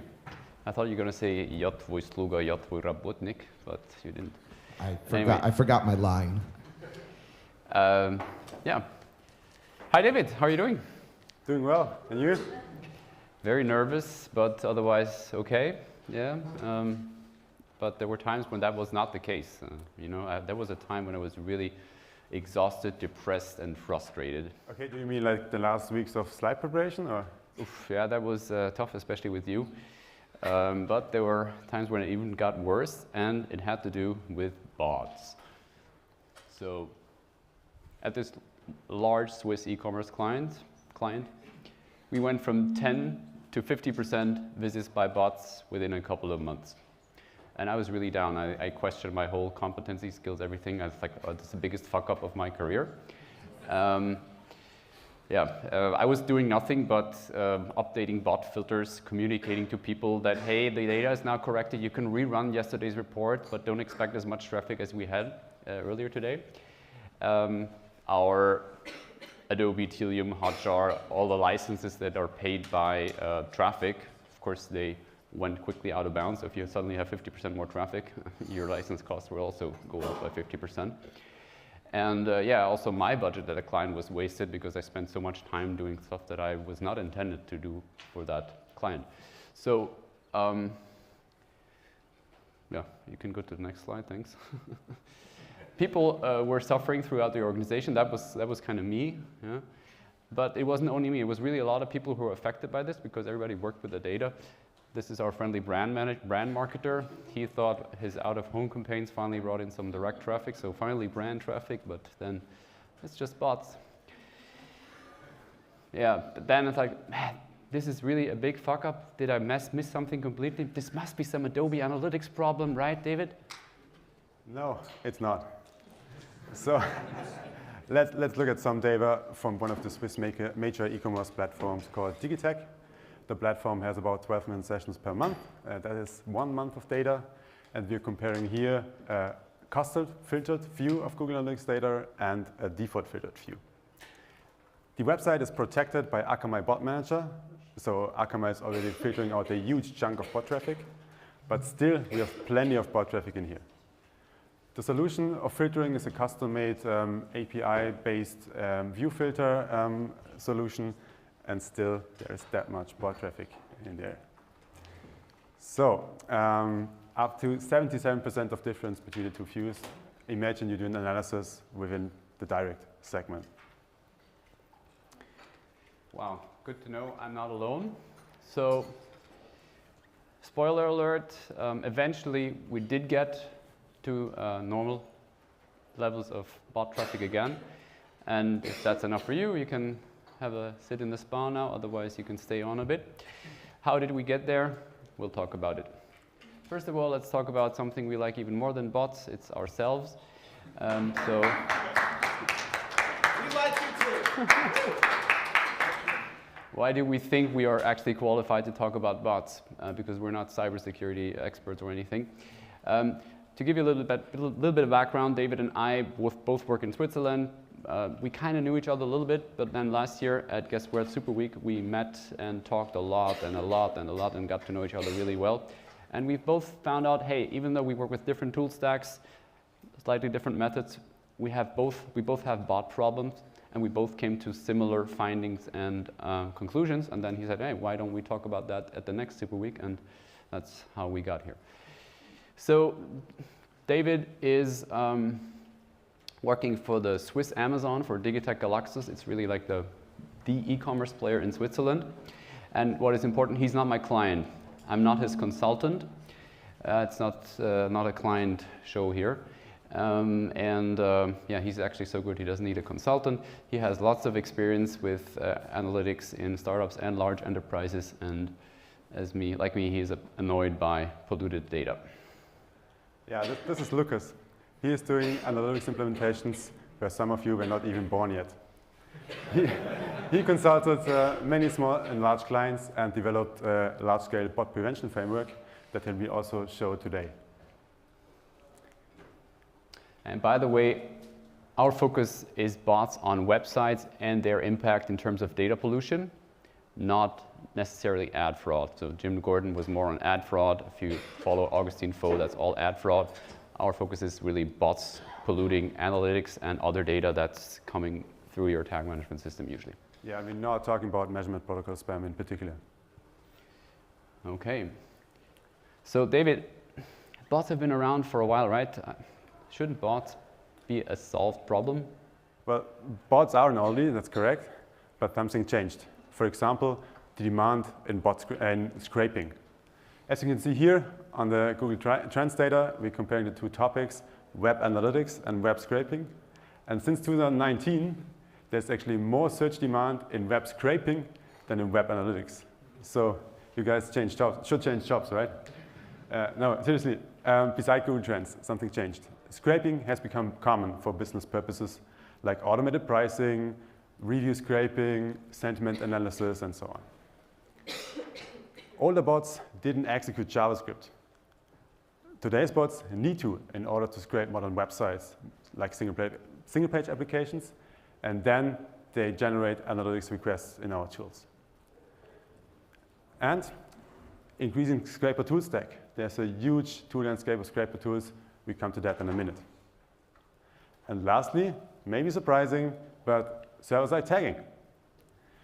In a lot of server-side tagging setups, a first-party endpoint is in place, and according to our experience, quite a lot of bots are blocking the default endpoints, like Google Analytics, but not your first-party endpoint. So there will be a lot of mobile traffic in your analytics report, in your tools, when you switch to first-party endpoint. Check that. So opposite to common belief, server-side tagging often doesn't improve your data quality. It actually makes it a lot worse. We've really seen massive increases in bot traffic just by switching to a server-side endpoint.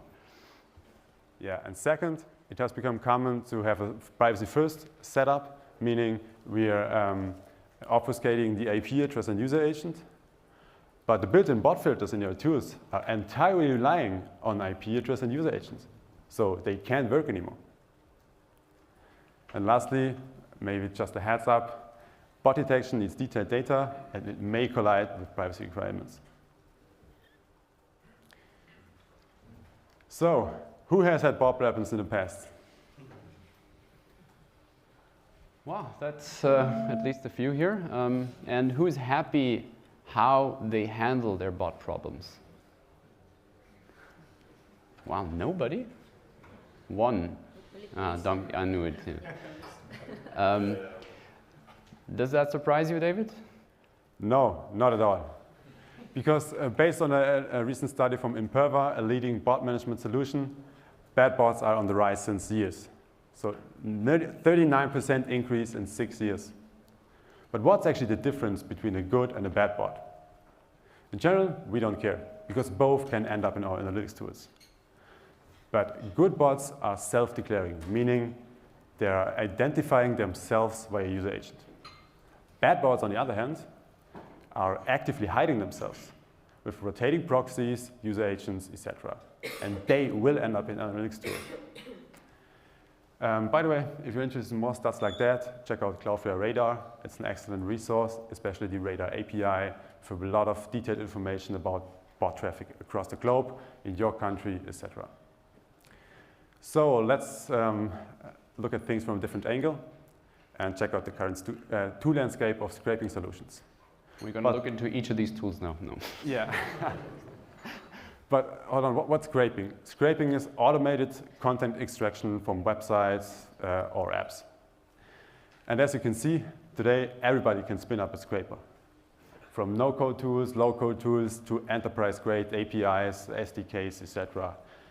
And these enterprise tools have rotating proxies, captcha bypassing, etc., etc. So they're really professional.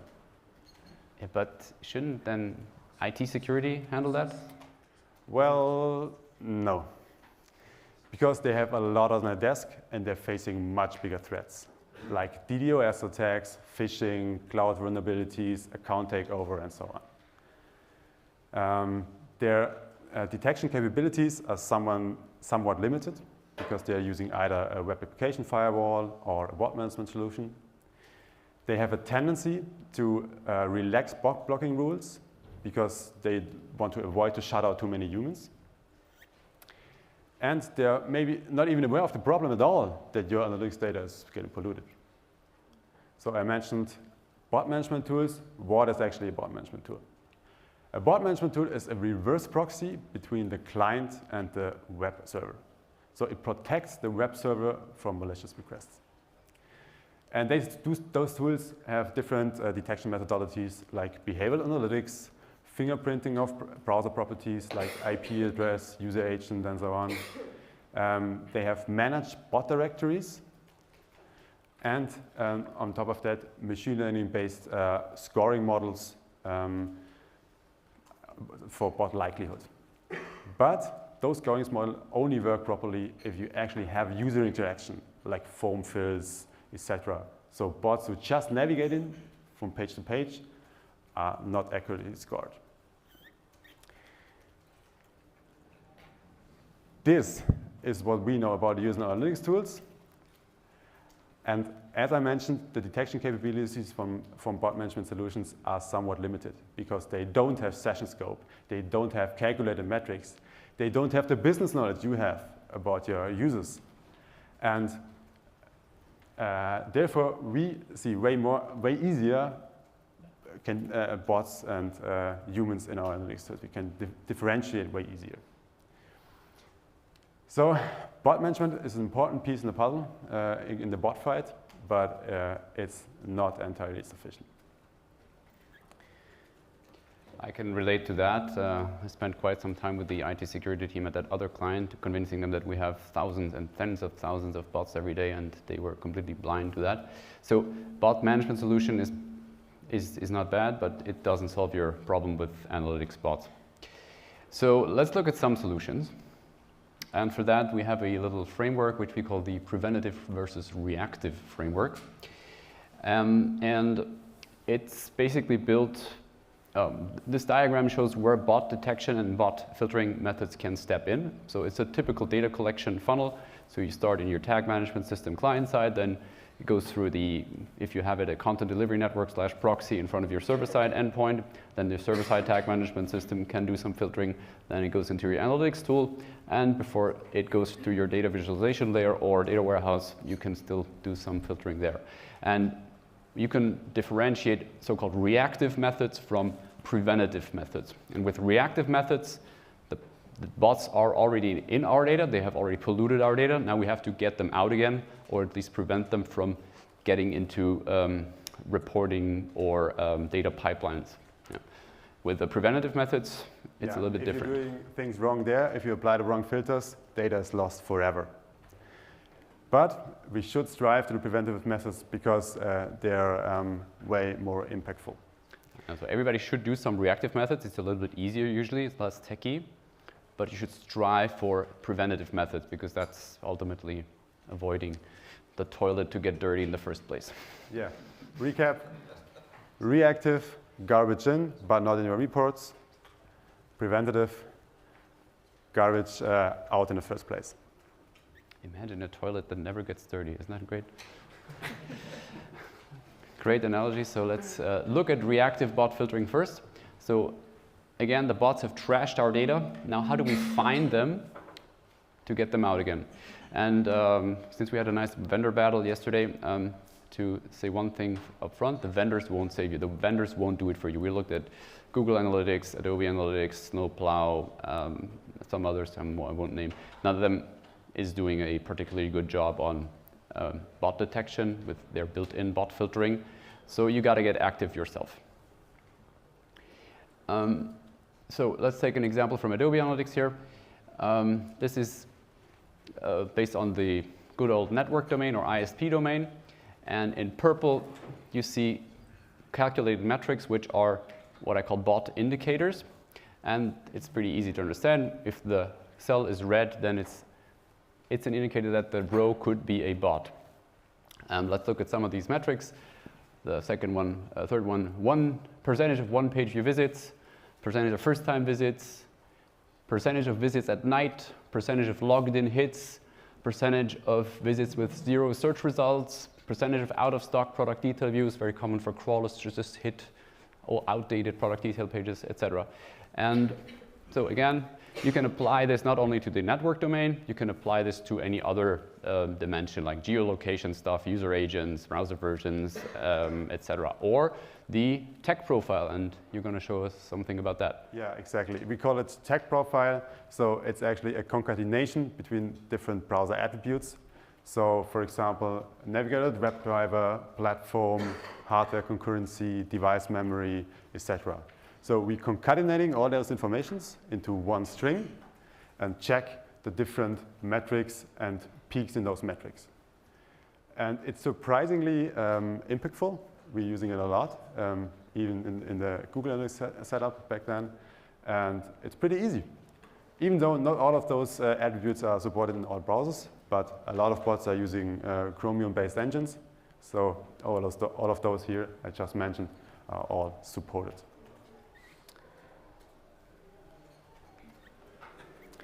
And we collected so many different dimensions and metrics and helpful insights across the last years. And we thought, like, come on, let's do a cheat sheet for all of you. And we summarized all our findings in that cheat sheet. I think it's a very great starting point to filter out those bots. Just go to bot.hermann.digital and download the PDF there. We're showing the QR code later on again. The QR code will be again on our last slide if you couldn't take a picture now. So, the downsides of reactive filtering. First of all, bots are already in your data. Second, licensing costs. Those bots are hitting your endpoint, so it is an impact for your licensing costs. You actually pay for bot traffic. Not all tools having great filter capabilities. Hello, Google. And it slows down reporting. We all know that, for example, if you're using a Data Studio, Looker Studio report or something, have applied a lot of segments or filters, it's getting slow. And therefore, we should strive for preventative methods. Okay, let's look at some preventative bot filtering. So here we identify the bots before actually tracking them. And as we said, this is the record with the method you should strive for. And with preventative filtering, we can act at, or preventative filtering can act at different stops of the funnel. And here we are on the left side. You can use your consent manager as a bot filter. It's not perfect, but it's getting a lot of bots out already, especially if you have a opt-in consent manager where users have to accept first before you track them. For EU citizens, that might be kind of normal. In Switzerland, it's not. In the US, it's probably not even thought about. Client-side logic could be the next stop. You usually put that into your tag management system, your client-side tag management system. You can do similar things on your server-side tag management system. You can enhance that with some cloud logic. The good thing also is that it is hidden to your end users. Bad thing is you already pay for the traffic to your server-side endpoint. And last but not least, you can use, again, a bot management tool. And I think you do that, right? Yeah, exactly. So it might be not that obvious, but it's actually a pretty handy approach to route your analytics requests through a content delivery network.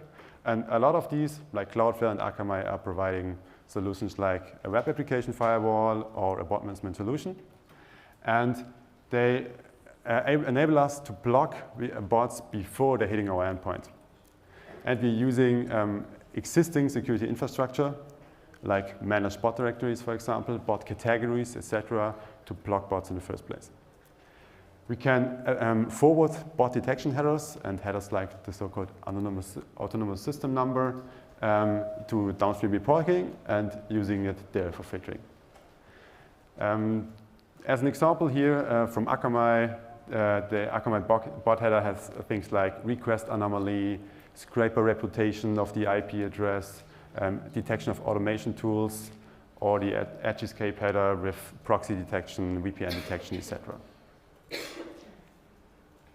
So that's a screenshot from Akamai. Here from the Web Security Center, you can use the reporting there as well. It's pretty handy.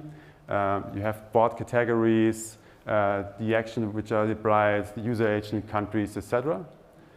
And here we're looking at data from 14 days, just 14 days. And we deny about 1.4 million requests. So they're never hitting our endpoint.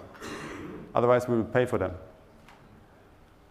And not just that, we apply, as I mentioned, the very useful headers like the bot header from Akamai. Cloudflare has something similar, for example.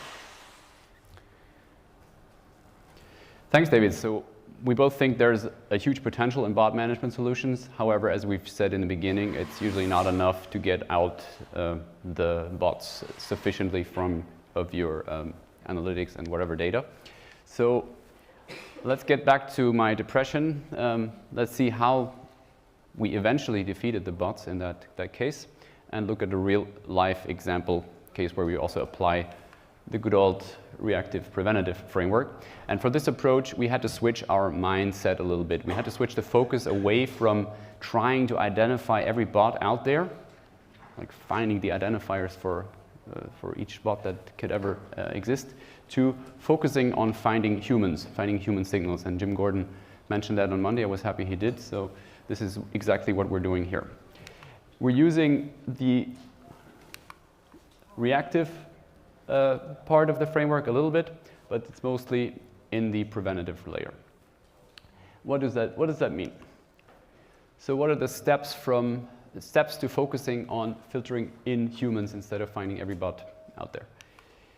First of all, you got to do your job. You're an analyst. You're paid to do analysis. So you go through your analytics data, or whatever your data is, analyze it deeply, thoroughly, to find the largest possible chunk of your data that you could treat as what I call body by default. Body by default means the traffic that you're going to treat as if it was a bot, but you give them some kind of a chance to get out of that status. In our case, very simplified, that was more or less direct traffic from outside of Switzerland. So direct traffic from outside of Switzerland was 95% body in our case, so we could say, well, we can just treat that traffic as body by default. Next step, you don't track that traffic until it gives you a human signal. Human signal could be use a search filter, log in, etc., etc. And what a human signal is, you also find out through, guess what, analyzing your data. There are some good examples for that in our cheat sheet. We don't have time to go into that in detail here. So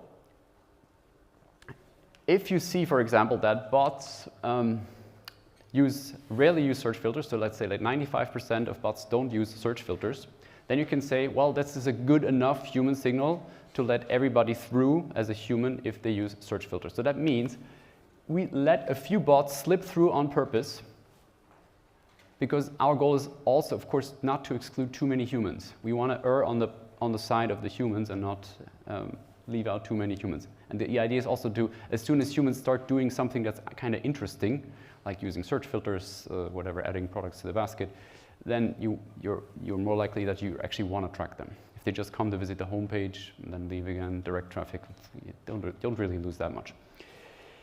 So, but even if 5% of bots use search filters and give you human signals, false human signals in that case, the largest chunk of bots won't. And this for us was a big game changer. That way, we got rid of almost all the bots in the first place, and that was the game changer in our case. Because the biggest chunk of bots never enter our data. So let's look at this a little bit in more detail. So let's look at the preventative layer, where we filter out 80% and more of bots. And that happens within the tag management system while processing each data layer event. So on each data layer event, this process is evaluated. So briefly said, a human or bot visits the website, then we do some checks, and the that person or bot then gets classified as a hard bot, a soft bot, or probably human. And if he's probably human, we'll track him or her or it. Let's look at some example to understand this a little bit better. Here we have Puppeteer Bot 101. He causes a page view data layer event. His location or her location or its location is Switzerland. His tech profile, the thing that David just showed, reads something like WebDriver true, etc., etc., etc. So first step, have we previously ID'd this bot as this visitor as a human? Have we whitelisted him as a human or her as a human? We call this whitelisting. No. So we check the hard bot criteria. What are hard bot criteria? Hard bot criteria are the 100% certainty criteria. So certain user agents where we know this is always a bot. Certain combinations of geolocation and tech profile where it's 99.99% certain that you're a bot. And in this case, we don't track you. We store the status that you're a hard bot in the browser, so we don't have to check this again and again. And actually, we do check it again and again, but it's a little bit easier to see have we previously identified them. And it's called hard bot because only strong signals can overturn the status. Hard bot, hard to overturn, hard to become a human again if you're a hard bot. Next example, here's a guy, Tim Wilson, I don't know how to pronounce it, never seen this before. So he comes to the website. Yeah, I heard it's good style to put Tim Wilson on slides at Superweek. He also causes a simple page view event. His location is a dilapidated shack in Ohio, since he's now unemployed. And his tech profile is unsuspicious. He uses a regular modern Netscape browser, so nothing out of the ordinary. And again, have we previously seen this guy before? Have we whitelisted him as human? No. Does he fit hard bot criteria? No, because his tech profile and whatever other stuff is unsuspicious. Looks pretty normal. Does he fit soft bot criteria? And what are soft bot criteria? Those are the body by default criteria that I mentioned earlier. So in our case, direct traffic from outside Switzerland. Since he's from Ohio, that's not Switzerland. So we say, yeah, Tim, you're probably a soft bot. We're not going to track you. We're not going to track you. And it's called soft bot because it's easier to overturn. Many, many human signals can overturn a soft bot status. That's the opposite. That's the difference to a hard bot status. So Tim Wilson keeps browsing the site. And since Michael Helbing called him the quintessential analyst today, he's in a gloomy mood and says, I'm in a gloomy mood. I want to switch on dark mode. Where's the dark mode feature? Ah, look good, this site has a dark mode feature. He clicks on switch on dark mode. The site goes dark. Tim Wilson is happy again. We're happy again because now the switch on dark mode event enters our data layer, our tag management system. We again check the hard bot criteria, no. Soft bot criteria, yes. But luckily for Tim and us, switching on dark mode is something that humans do, but bots almost never do. So the soft bot status is overturned. We say, well, Tim, your reapplication as to be recognized as a human being was successful. We will treat you as probably human. We'll track you, and we'll store the human signal that made you a human, the switching on dark mode. We store this in an analytics dimension, so we can analyze the quality of our human signals. If we see that lots of bots start using dark mode, then we'll remove dark mode from the human signal. And that's very important. You have to, when you build this, you have to build the monitoring into such a system in the first place. Okay, and this is how Tim Wilson became a human. And now we're in the reactive layer. And here again, we're in Adobe Analytics. And Adobe Analytics has a feature that I really like. It's called virtual report suites. And you can imagine virtual report suites like Google Universal Analytics view filters, but retroactive. So when you change a filter, not only does your future data change, it also changes your historical data. And that's very powerful because if you identify a bot 2 weeks later, you get it out for the historical data and not only for the data going forward. You don't have to explain spikes in your data for months and months because you didn't find that bot soon enough. And the good thing is also it's invisible for your end users. Your end users never have to bother with this. They just use the reports and analysis as normal. It's applied automatically to all your reports and API queries. And this way we get rid of the rest of the bots that we couldn't catch with the preventative methods, or which we didn't previously know and haven't added yet to the preventative filter. Yeah, but in the end, you can do that with any kind of filtering solution. The retroactive one is just pretty handy. Or you can do the same thing in secret, of course. Okay, of course you have to monitor this, as I also already mentioned a little bit. So you got to monitor false positives, so bots that were actually humans, etc. This is something we do all the time. So we just track the percentage of all tracked users where the user was first identified as a bot, but then did something human. And if that spikes, it can indicate that bots either start doing something that we originally thought was very human, or that we pre-identified too many humans erroneously as bots. And the other thing is that we occasionally, like once every 4 or 5 months, switch off the soft bot filter for a week, and then we get to see what's actually inside of it. And here we see, usually we just see this last one. We see that, okay, 1,077 visitors did something human, 1,077 visitors whom we thought were soft bots did something human, so we started tracking them eventually. But now we see 1,000 of how many? Is it 1,000 of 10,000? That would be a false positive rate of 10%. It would be not so good. Or is it 1,000 of 177,000? And that's a false positive rate of 0.1% in that case.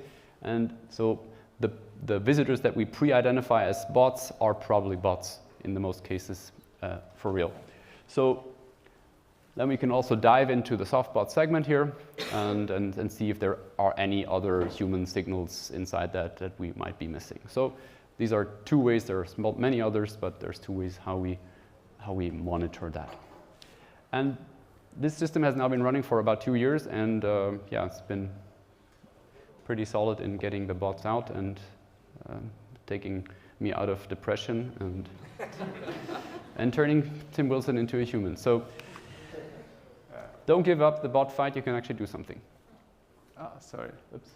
Yeah, there's no silver bullet against bots. As you can see, there are multiple solutions on different points in the whole journey of a request. Just start at one, maybe the reactive methods. And it's probably better to focus on humans than focus on bots, as Lukas just showed. Thank you very much. Round of applause.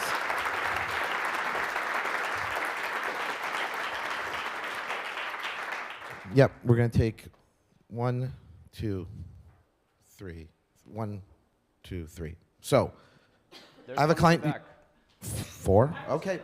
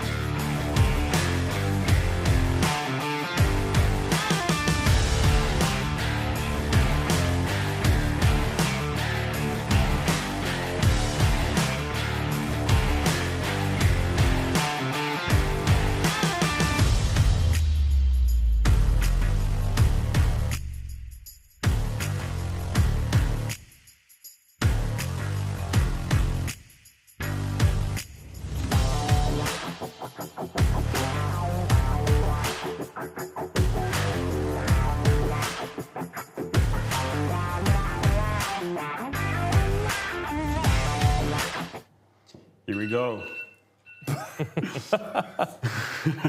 We're live from the Superweek studio with an alarm going off. I'm joined by ringside. You two both already gave a talk at Superweek. You are both in the conversion attribution space.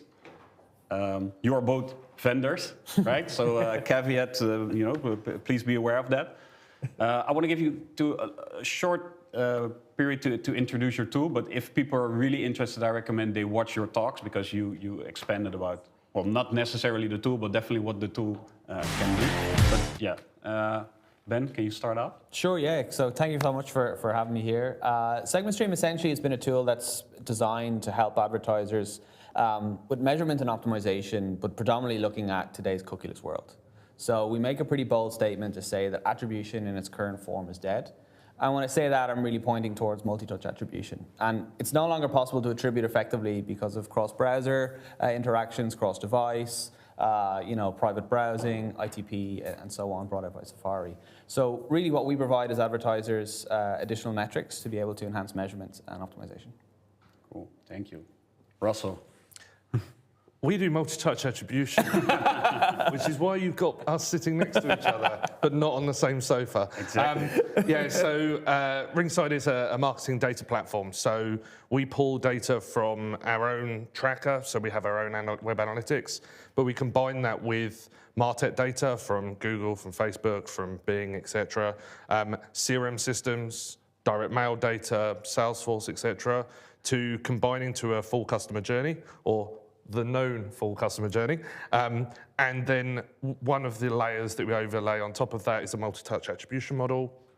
We do forecasting, we do lifetime value calculations, which is in my presentation that I gave yesterday. And it enables marketers to fully understand the nuances of customers' engagements within that journey and play that back into something that drives action. Yeah, great. I think, I trained a lot of web analysts, and one of the first trainings I give is that there is no attribution model, or there is no perfect attribution model, right? They're all flawed. But what are you looking to get from it? And usually when it comes to advertisers, I've always been in the marketing analytics close to ad spend. Usually what we're trying to get from it is to spend more wisely. Would you agree with that statement? Yeah, absolutely. I think my background is performance marketing as well, and very much around being able to make decisions when it comes to getting the max out of your campaigns. And I think when we look at like lower funnel stuff like PPC, paid search, and so on, it's easier, because a click often happens. It's lower funnel, so that, the time period between a click and a conversion, it's easier to stitch and to match that user journey. I think where we see the larger impact and challenges for brands is in opening and upper channels like social, TikTok, Meta, Snap, and so on. And I think that's the real challenge for advertisers today, is to make correct. Well, there is no correct. I think a word that was used on Monday was we have to embrace the uncertainty. And I think that's really, really great, because there is no clear, there is no silver bullet to how to effectively measure and optimize. And I think that's something that we need to embrace. But it's about helping advertisers better understand what's happening, and the quality of traffic that they're driving, particularly from kind of upper funnel channels, is a challenge. So you're right, there's no attribution that works, there's no silver bullet. But I think it's what's really cool about this week is there's great conversations around how can we enhance that data and get that into the hands of advertisers. And advertisers, I say performance marketers, right? The guys pulling the levers. Yeah, and I think that you can go even further above the sort of the channel mix here, because things like display is even more outside of the awareness of what you can track, especially now with third-party cookies. So you definitely need to move into the MMM and econometric space if you're investing highly in the true sort of upper funnel. And when it comes to things like Meta and the social networks, and even generic paid search, where it's not direct response activity, that's where you do need to look within a week, maybe 2 weeks back within a conversion journey and say, actually, what was the user looking for within that session? If they're still in the research phase of what they're looking for, they're not going to be converting within that session. So we need to understand what the mindset of that user was and infer the mindset of that user at that point, because we can say, yes, they were using generic PPC terms, or they were looking at brand campaigns. And it's this mixture of what is an awareness campaign when it comes to brand or product awareness, and then where that turns into performance and how you can play that out with data by connecting as much as you can with that journey. Yeah. So if I take us back 5 years ago, let's say, maybe 6, I think the challenges we had were our consumers using multiple devices in their journey, right? So stitching across device, that was a big challenge we had. And how long is the customer journey, right? Let's say the longer the customer journey, the more likely it is you are unable to stitch that journey together. And I feel like now the main challenge is privacy, right? Because if we take current privacy regulations a bit to the extreme, any identifier, any cookie value that you place to identify a device, right? The e-privacy directive basically states that any unique client ID would be personal data. So first of all, you would need consent for that. So that's already, you know, that there would be a drop-off. And then we have ITP, ETP, you know, making our life harder. So obviously there are technical ways to patch that. For now, it's a cat and mouse game, right? But probably we can continue to play that game for a while.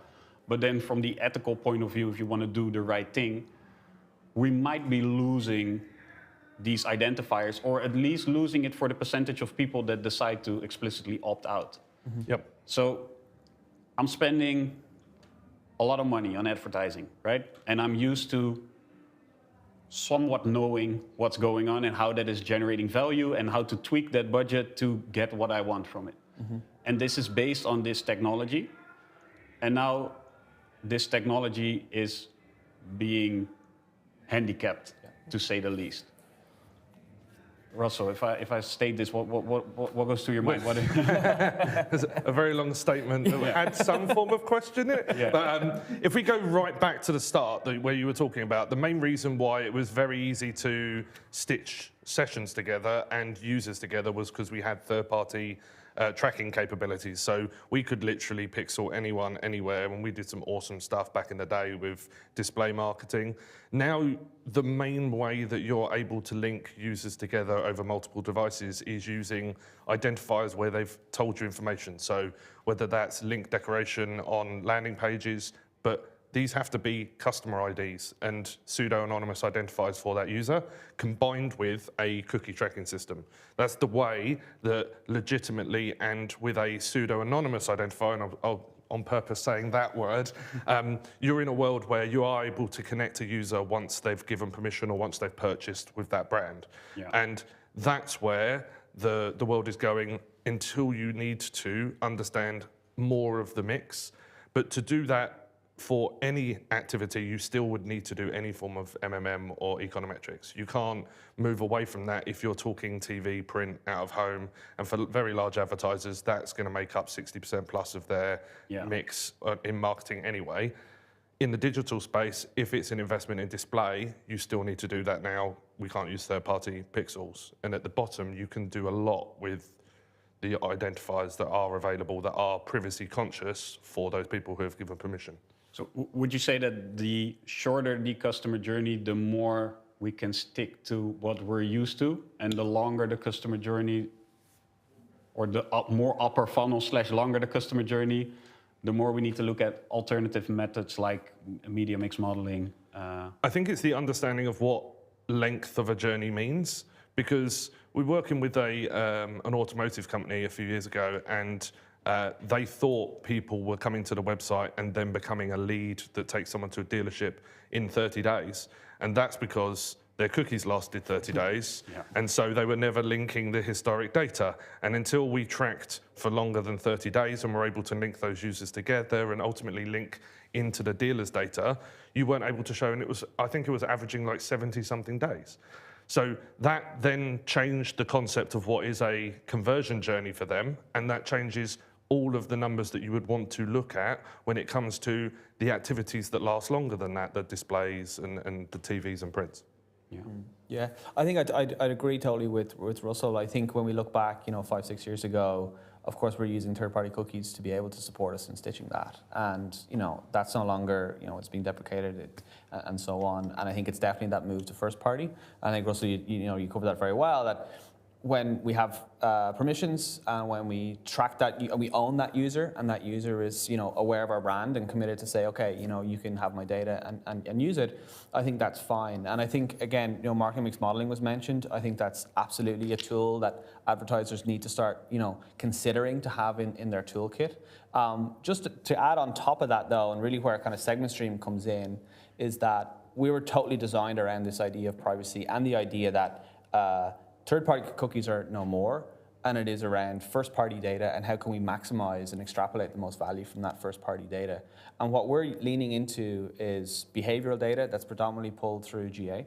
But Google themselves came out a year or two ago and said, first-party just can't go anywhere, its own, and there can be questions on whether, that GA data is first-party or not. But I think for the most part, at the moment, it's certainly here to stay. And what we're doing is trying to give advertisers from an operational perspective a metric that they can use for kind of for measurement and for optimization. Because I think that in your kind of example there, Russell, of the automotive and so on, is a brilliant example of how we can track data for, I suppose, business intelligence, operational at a kind of senior leadership level, driving entire strategies that can then pitter down to the marketing team. But really where segment streams sit is that like day-to-day marketer that comes in on a Monday morning and he's going, okay, I need to make budget allocation decisions or make optimization decisions in a privacy conscious way using only first-party data.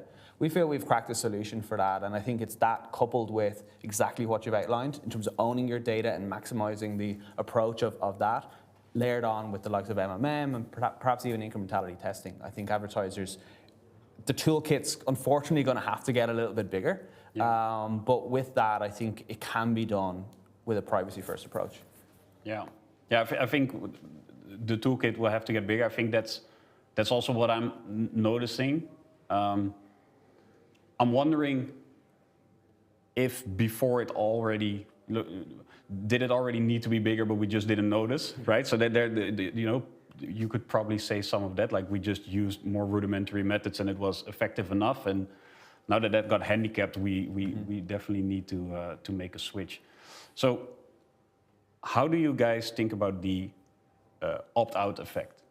Right, so let's assume 40% of people say explicitly, I do not want to be tracked, and let's assume this company actually listens to this, right? Currently that might not be the case, right? But let's assume that there's no tracking, right? Yeah. It is likely that there is money being spent on these users getting in the door, and we do not know what money was spent on these users getting in the door. Am I correct? It depends on when you say tracking, because a lot of the times, you're right, there's certain criteria and it's by country in outside of GDPR and Privacy Directive at the moment in the EU. But in each state in the US, they have different legislation that's either going through or coming in at the moment. And I think that what we need to do as marketers is understand what data is going into any model, whether it's machine learning, a very basic algorithm, or just counting conversions by person. Because if you are saying, I'm not going to be able to track that person at all, as in a clear, there's nothing triggering, you won't even know the behavior of that person on the website anonymously, fully anonymously. You won't even know that a conversion happened at the end. And no one will know that other than the finance team through the order management system. So in that world where you completely shut out, and it's not a full anonymous system, it's a shutout of data, that is lost information that could train for the other part of what's going on. And I think that what we're probably going to be going towards is more of the third-party tools that these brands are using have a defined role and a defined data set that is pseudo-anonymous, not fully anonymous. And that is where you can infer a lot of things from that data, but you won't actually know any information about the customers themselves. And I think that that's where privacy will go, because as we know, cookie banners are not the solution. They're just the the actual way that the people are doing it right now, Yeah. but that isn't a long-term view of how the internet should work, and therefore we should come back around to something that is better and safer for consumers, because that is the ultimate goal here, is we're not going in this to make people come to the website because we make money just by arriving there. We want a consumer to come in, generate revenue, and therefore we're approaching, as long as it's approached in the right way, and it's the bad actors that have caused all of this stuff in the first place. It's not web analytics. Yeah. Yeah, good point. So basically, if I summarize it, what you're saying is true anonymization or anonymous enough that it can't lead back to a person should be allowed because it allows you to optimize the business, right? And also allows you to optimize the customer experience. Yeah. Right. So it's in the benefit of the visitor, as long as they're, you know, it's not able to be tracked back to them. The issue, I know what a lot of privacy people will say, that, you know, with a large enough data set, you're still going to be able to triangulate that person. Let's leave that discussion for now. But I agree with you that in the ideal world, that's where we would end up, right? That businesses can optimize and users their privacy would be respected. But what do you think you guys, as you are the industry, the vendors, right? What could you guys do to promote this? Because I feel like as analytics people, we dropped the ball a little bit. We ignored the do not track signal. We ignored a lot of stuff, and now we're in this place where all the privacy people hate us, right? Mm-hmm. And I feel like with server-side tag manager, for instance, we have the opportunity to do the same thing, right? We can track everybody without them noticing, and then once they figure out we're even in a deeper hole, so to say, mm-hmm. What could you guys as an industry, do to showcase that you take privacy seriously, or to prevent it from even happening? Yeah, I think it's difficult, right? Because I think we can't. We're being held accountable by the EU, you know, here in Europe, and we're going to see changes come through, hopefully in the US as well. I think our approach at Segment Stream is kind of not to reinvent the wheel. Like, third party, I think, has to have a bit of a question mark over it.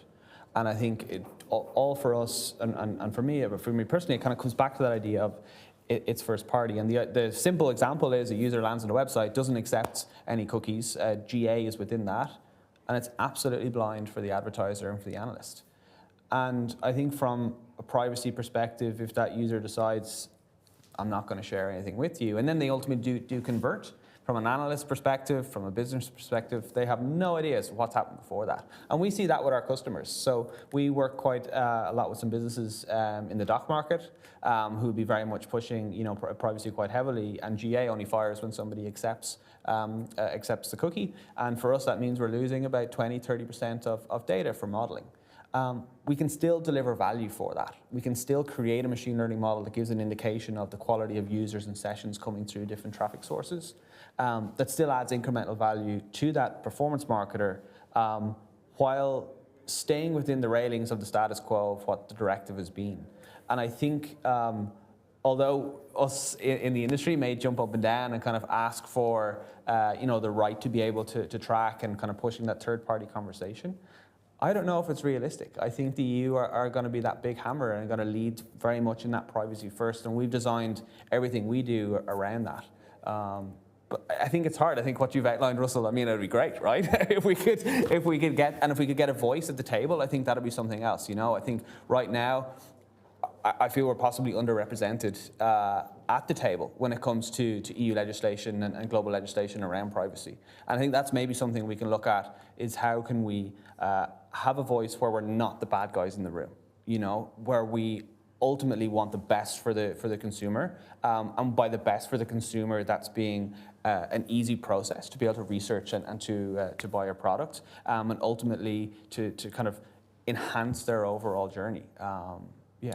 Because I think one of the big parties in the room under the guise of analytics will be Google, and no surprise, the EU is not necessarily going to fully believe everything they're saying, because they may be slightly incentivized by ad spend. I'm not, no. But I think you're right, and I think the way that things are going, though, is web analytics is massively negatively impacted by the fact that people think of cookies as an advertising tool, and tracking being a negative term. However, all we're trying to really do in the majority of the time is say, we're trying to optimize your experience with the company of the website you've come to. We're not trying to force you to convert, because that can't work, or it can work, but you shouldn't do that. And the relationship that an analytics tool has with the legislation should be incredibly positive, but historically, we're just hindered constantly with that journey. And one of the things that we do is when we onboard, especially a privacy-conscious client, quite often you have a legal team in there. And so at Ringside, we make sure we've got all the security documentation required, privacy documentation, and explain exactly what we're capturing, when it happens, how the code works, how things trigger, what granularity, and the fact we have no PII, which is a fake term, we appreciate, but lawyers appreciate that we know that what that means. But also it's the way you capture it and what you use it for. And a number of times, especially in France and Italy, where there has been some cases that the headline is Google Analytics is illegal, means that we can play in those markets because of the way we capture data that is different to the root of data that Google has. And so it's not technically illegal, because that's not a term that would be used by a lawyer, but it's that you have to be way more conscious of privacy with the route that data takes in GA than you do for someone who's been set up specifically privacy first in that logic. Yeah, yeah, great. Thanks for sharing those stats. I think hopefully as an industry we can figure out a way to reverse the way the public thinks about us. But I think it probably should start with us. So maybe open sourcing these kind of things and these stats and broadcasting it more. It's a tough trend for us to break, but yeah, we probably have to if we want to continue existing. Exactly. For sure. Thanks both for sharing your knowledge. If people want to learn more about you or your tools, yeah, I very highly recommend watching both your talks. They will be broadcasted here on Superweek TV. Yeah, I'm looking forward to spend the rest of the week with you guys. Absolutely. Thanks, Rick. Thank you so much. Cheers. Bye, everybody. Cheers.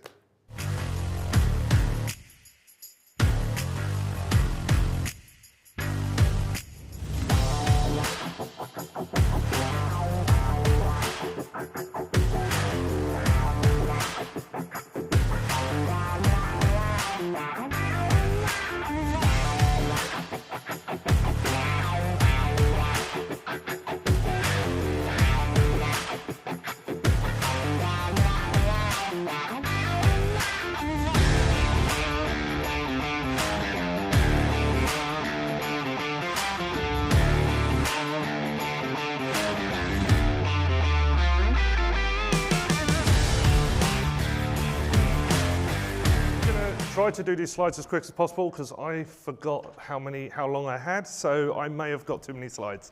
So I'll be speaking very quickly. And my clicker might not work because I haven't turned it on. Are you going to work? There we go. Cool. This is me. I run a marketing technology company. We're called Ringside. We're a marketing data platform, and I'm going to be showing a bunch of screenshots from the platform, but that's the most I'll mention what we do. But we are a web analytics technology.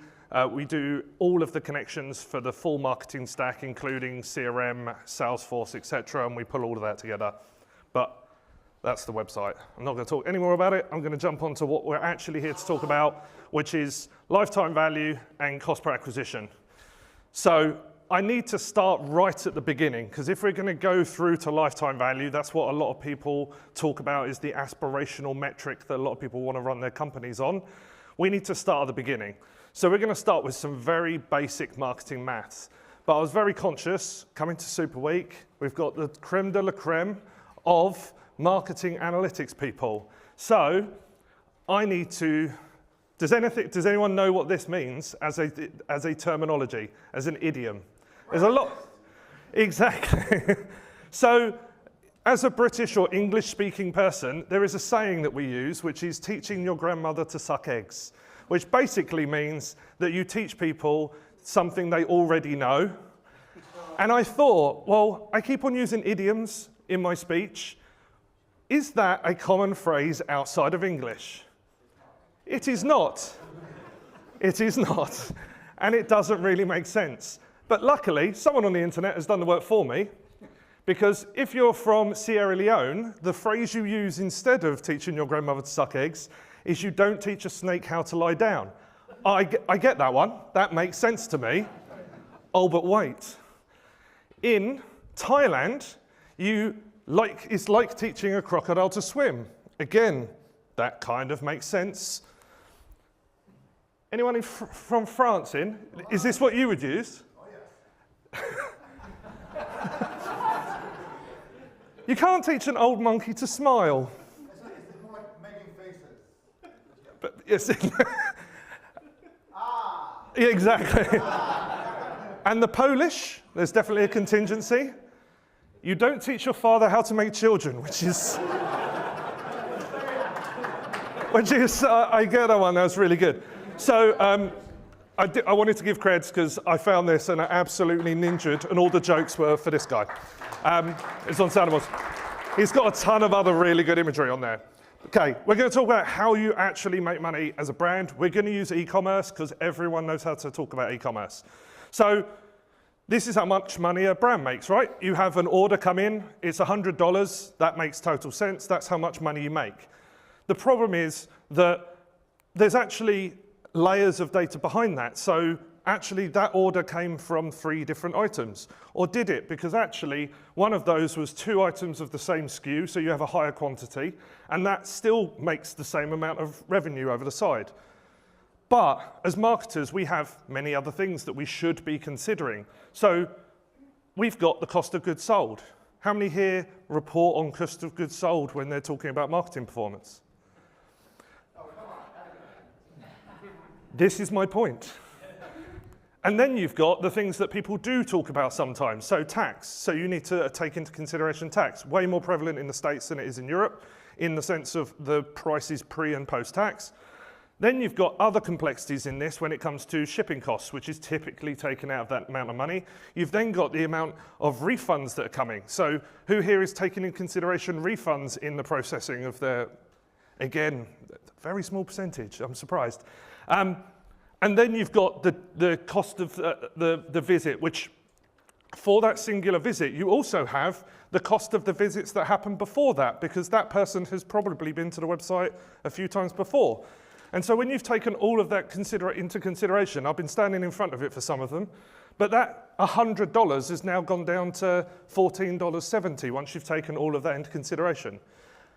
But then that person has potentially bought again. So you then start cost accumulation from that point forward, and then they're going to convert again, and you have all of those costs again. And so this will just add up and add up. But based on the amount of people in the audience who said, I'm not taking cost of goods sold into consideration, do you actually know what the return on your ad spend is? Do you know what the return on your GP is? Do you know what the return on investment is? And this is before you even get to P&L level understanding of how much money that company is actually making. So that's the money side. Now we're going to go and talk about lifetime value. And when we talk about average order value and items like that, we can interchange that with any of those financial numbers, depends what's available. So the calculation for lifetime value, this is what the industry says. As in, when you Google how to calculate lifetime value, there's a number of blog posts written by an assortment of people talking about lifetime value is average order value times by conversion frequency times by lifespan. Lifespan being an interesting word to use because it's never actually human lifespan. It's just typically talking about the length of time a person's with the brand, excuse me. So everyone agree that's what you've probably seen in the past, yeah? But LTV is a metric, and all metrics need to have some context behind them, because if we're talking about the lifetime value, are we talking about the average lifetime value for everyone who's converted for that brand? Because that's one cohort that you could look at. Or are you talking about the lifetime value of a group of people? So are you comparing 2 different groups of people within that organization? Or are you asking the question of what is that individual's lifetime value? Because they would have very distinctly different answers. So when someone says, I would like the lifetime value for my company, there are at least 3, if not multiple different types of cohorts that you could look at. So what we actually want to talk about, and this is what lifetime value should be, is how much is a customer worth to us? Because the thing that's really important and will be the basis of the next 30 slides are that value is not the same as revenue. We talk about lifetime value, but then all of the things I've read on the internet about how to do this when I was researching this about 2 years ago was revenue. How much revenue are we going to make for that person? So, who knows this acronym? Exactly. Marketers always love a fucking acronym. So, here are a bunch of fucking acronyms. So the first one, total revenue so far. So it's the customer revenue to date. How much money has that person, and we're going to go individual here, how much money has that person generated for us so far? Then we have customer cost to date. How much have we had to pay for that person so far? Then we have the lifetime revenue, which is that revenue plus the predictions past this point. The thing that I've not seen anyone do is lifetime cost, predicting how much we're going to have to spend to reacquire that person over their lifespan. And then when we pull that together, it's revenue minus costs gives us value, and therefore you end up with a lifetime value number. Bearing in mind, I made up half of this slide, and this is for critiquing in the bar later after I've had 2 pints, and the rest of the deck. Now, there are some other things here. We need to talk about the rest of the costs, but I will talk about that in the second half when I get to CPAs. So this is a user in our system, and they have visited quite a lot of times. They've converted quite a lot of times. So what we want to do is say, what is their total revenue? What is the total cost that we've spent over the 3 conversions that we've had over the few years of data that we've got for them? So we know that this person's revenue is 327 euros, and we've spent 25 euros 87 cents to generate all of those visits over that person's lifetime so far. So we've got those lines in the sand of those 2 metrics. But wait, because the other thing is, in every analytics package, and pretty much with every brand, you start at some point. So we onboard a new brand, and that is clean data from that point. Whether you load historical data from an analytics package or not, that's a completely different question. But that brand will probably have all of its historic details. So why don't we load that in? If we're going to build a lifetime value model, we need to understand lifetime. So what we do is we load every single conversion that that brand has ever made. So we've got 15 years, 30 years for some of the clients we work with, where they've given us SKU level conversion data historically. We load all that in against the customer ID, and then we sync that when we see the web activity from that point forward. So we've built this effectively historic view of that customer. So for this person, they have had 25 historic conversions.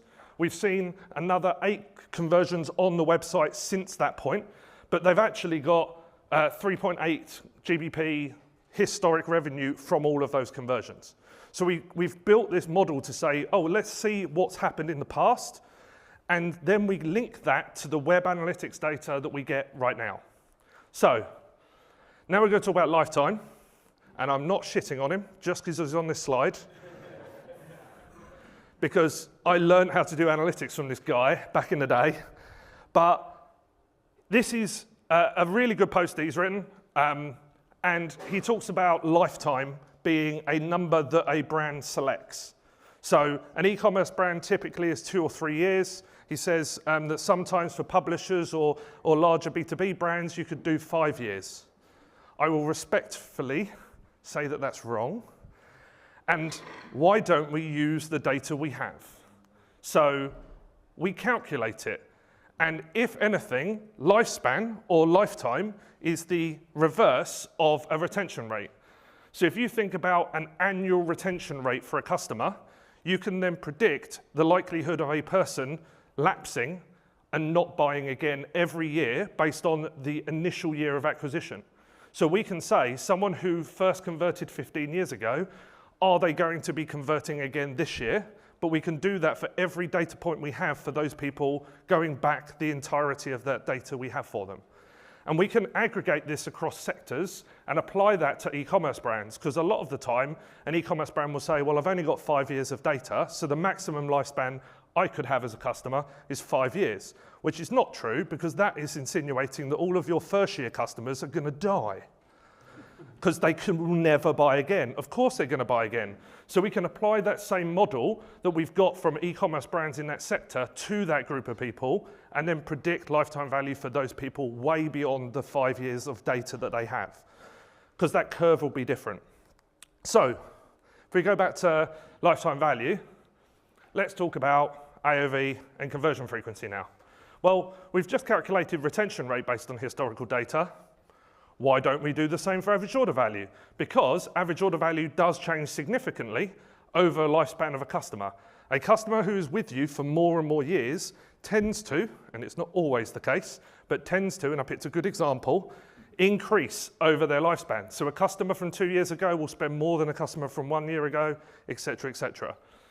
Now, the other thing to pay attention to here is we don't actually use mean conversion averages hardly at all in our platform anymore, purely because they really adjust and fake the averages for a lot of the key metrics. If you're talking about average order value, for example, we had a client that sold some products that were in the under 300 range, and then they sold a very expensive product at about 25 grand.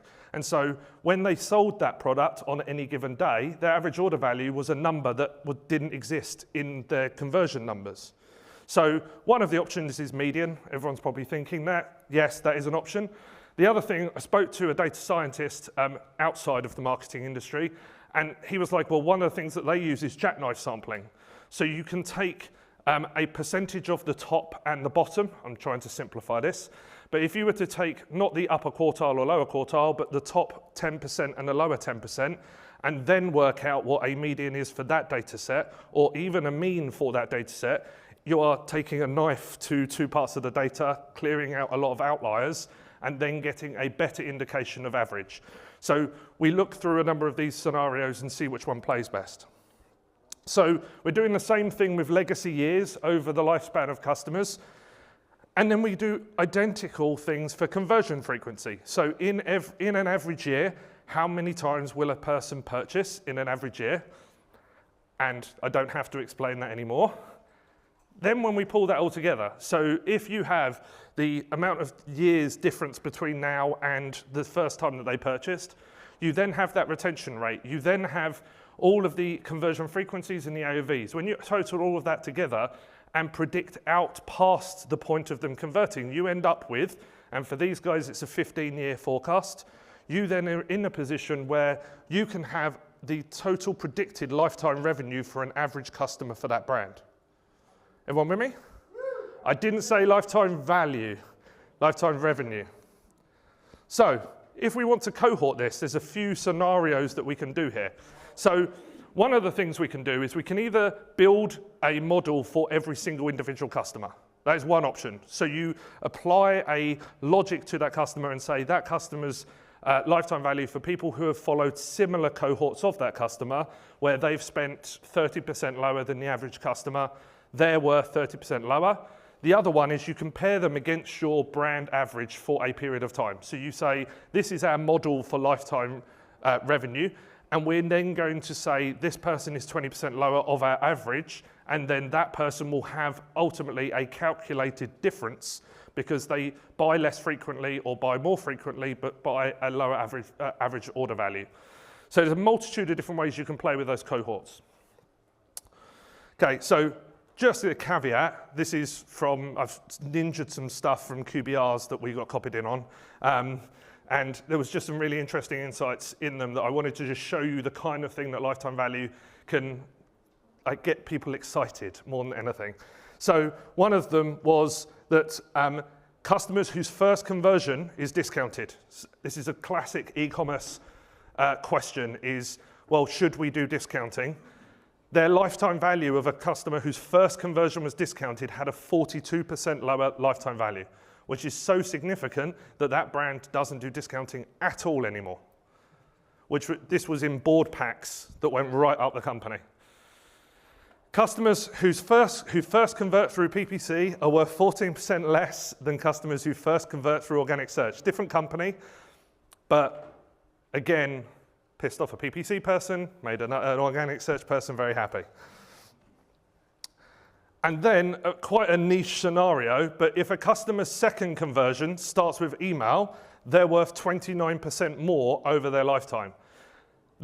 The amazing thing with this is we talk about the strategy behind this in the sense of, well, what you should do, you can overpay for the first conversion, but bring them back through email. They'd be worth more to you. That's a free conversion. We've now got the data to show that that decrease in costs on the second conversion is worth more. So things like this happen. So this is conversion counts now. You've got the first conversion, second conversion. The revenue will increase. That's the scenario we're talking about. What we tend to see is the cost per acquisition over that time decreases. Probably doesn't surprise anyone. But then when you can apply then what the percentage is, that quickly goes from, yes, I'm spending 1.something% of that average order value to convert them, to being nearly 0.5% down here very quickly. And when we're talking about averages here, you obviously have people who have free conversions and you have the very expensive conversions. So that's where the cohorting is really powerful. So I kind of hinted towards some of the cost stuff earlier. CPA, and there are many acronyms, as I've already gone through. We can talk about CPA, but CAC tends to always be, someone in the room will say it, because they haven't really fully understood what they mean when they say CAC. So in the startup world, or in the D2C Twitter world, CAC is what they live by. Cost to acquire a customer. What they actually mean is cost per acquisition, but let's not talk about that because everyone in the D2C Twitter world just uses CAC instead of CPA. But CAC is a really interesting metric if used correctly, because what you're saying is how much total cost am I spending to acquire that first person to purchase the first time? That's what it should be. There are not many places where you can get total cost up until the point of first conversion as an output without having to do a lot of custom analysis. So most people are happy in the CPA world, but my business partner likes this picture of an elephant, so it goes on most slide decks. So the other thing to talk about is the industry, about a year ago, really didn't want to use visits and sessions anymore. That may have changed a little bit, but cost per entrance is something that we're doing a lot now, and it's something that I think people will start to think about once I show you some examples of how actual people use websites. I use my mum as an example. She is very well aware that I use her in conferences and examples of people who don't know how to use the internet. And then she came to see me speak when I was in America, and she didn't realize how much I used her as examples of how you can't use the internet. But people who understand cost per entrance, because that is what you're paying for. You are not paying cost per visits. You're paying for cost per clicks for a lot of the ad platforms.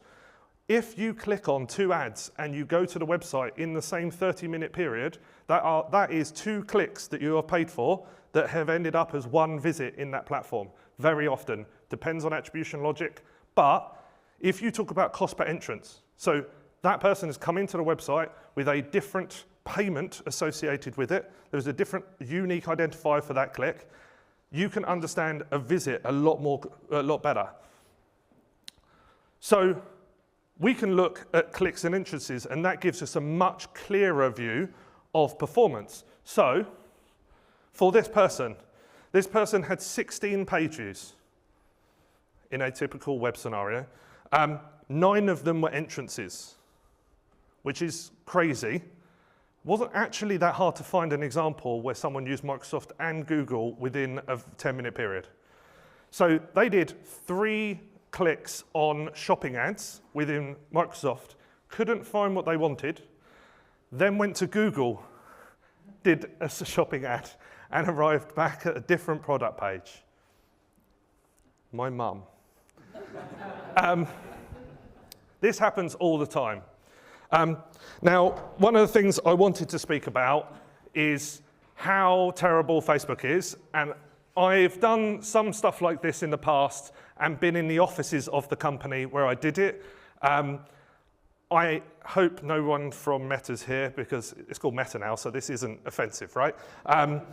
But there is a massive fallacy with Facebook ads. They get caught all the time for fudging the numbers. Everyone is aware of the video metrics one. Let's talk about another one that I found a few weeks ago. So these are all of the click metrics that they make available within their platform. The default ones are not the ones that show you how many people came to your website. So if you look for engagement metrics and performance metrics, they don't show you the clicks that are actually clicks on an ad to drive you to your website by default. You have to go and create a custom view that gives you the right one. Who here knows which one is the right one? There are 4 there and then a clicks all.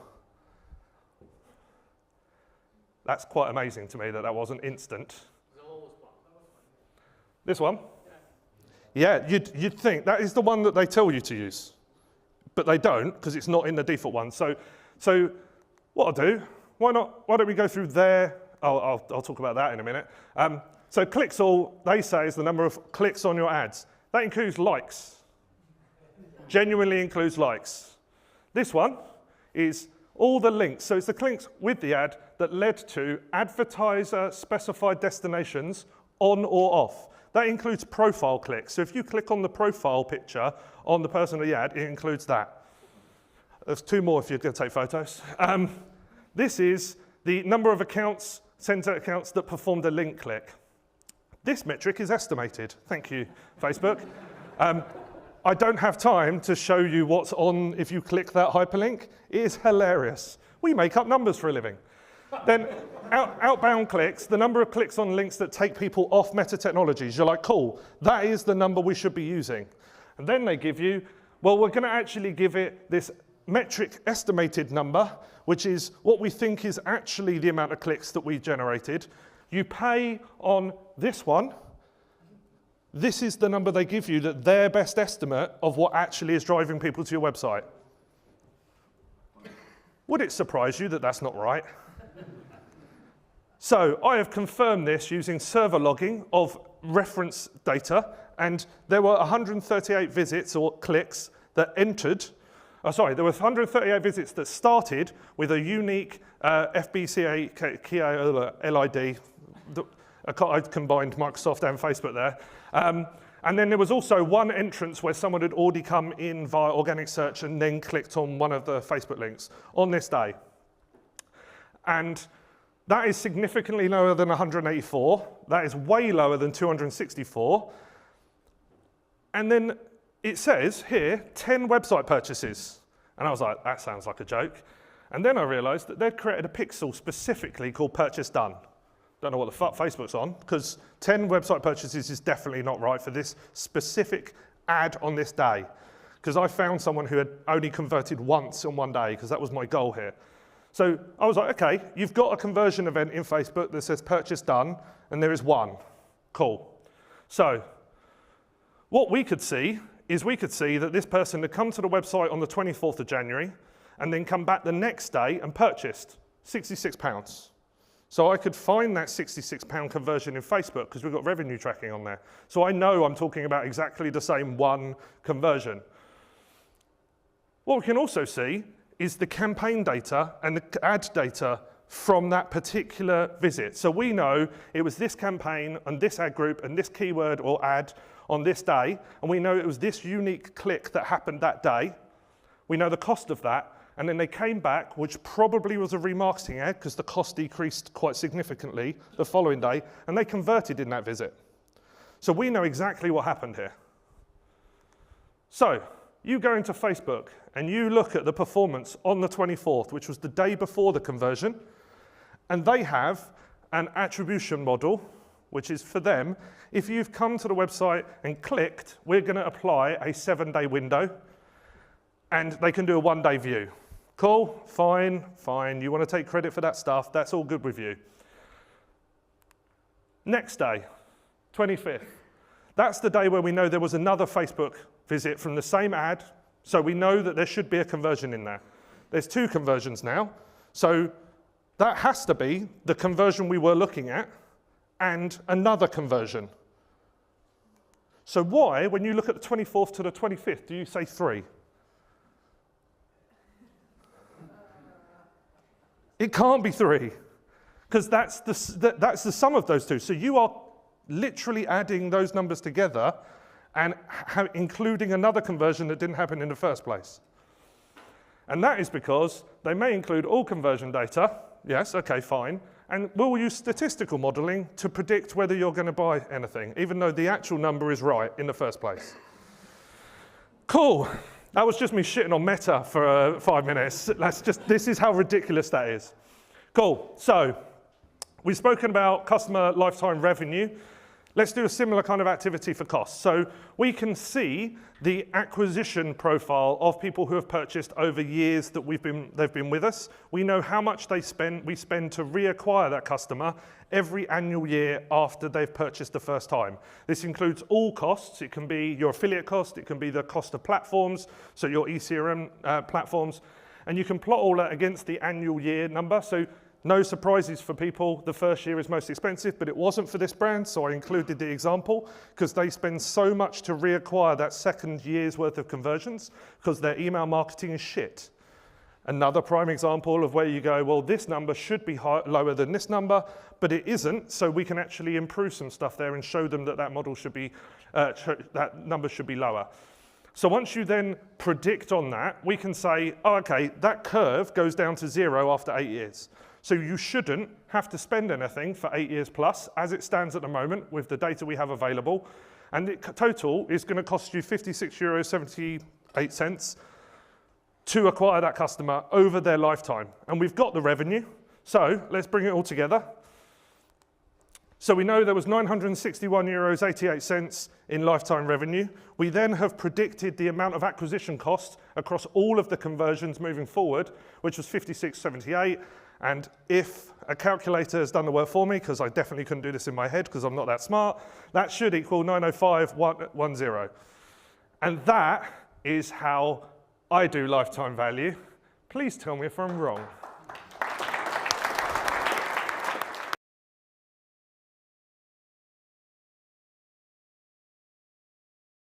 Sorry, my name is Ibrahim. I'm a digital analytics director at Philips.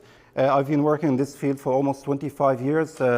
Started developing websites in 1997 or something, and then I wear different hats through my career, working from coding into marketing and from marketing to marketing analytics. And I can have a very long story to tell you about myself, but I will not do this now for the sake of time, but you can know more about me from my LinkedIn account. So I want to start with this very important question. What is the value of analytics? And if you think about it, it's quite a fair question, because if you see analytics is a huge investment that is increasing every year, like it's estimated to exceed 200 billion a year. And with that in mind, we see, I think for those who have been here last year, I saw I shared this slide about how does the landscape of analytics looks like. This was 2 years ago. Just imagine how crazy it became this year. So the question here is, with all these investments going on, how can we make sure that it's worth it? And this question becomes a little bit ironic because this is our role in our organizations. We tend to look to the other teams and assess what others are doing and tell our organizations if they can optimize, if they could do things better. But when we try to reflect that on ourselves, it becomes very tricky. So when we say what is the value of analytics, people tend to think about it as value equals money. And we tend to think about it as, you know, if you ask anyone, usually the first thing that would pop up to your mind is it's improvement of performance, it's ROI of the analytics, it's cost savings, or everything that you could think of that is directly related to money.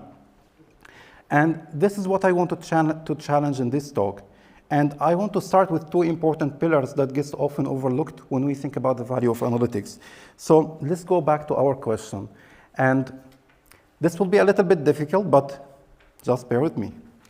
And let's go through this thought experiment, okay?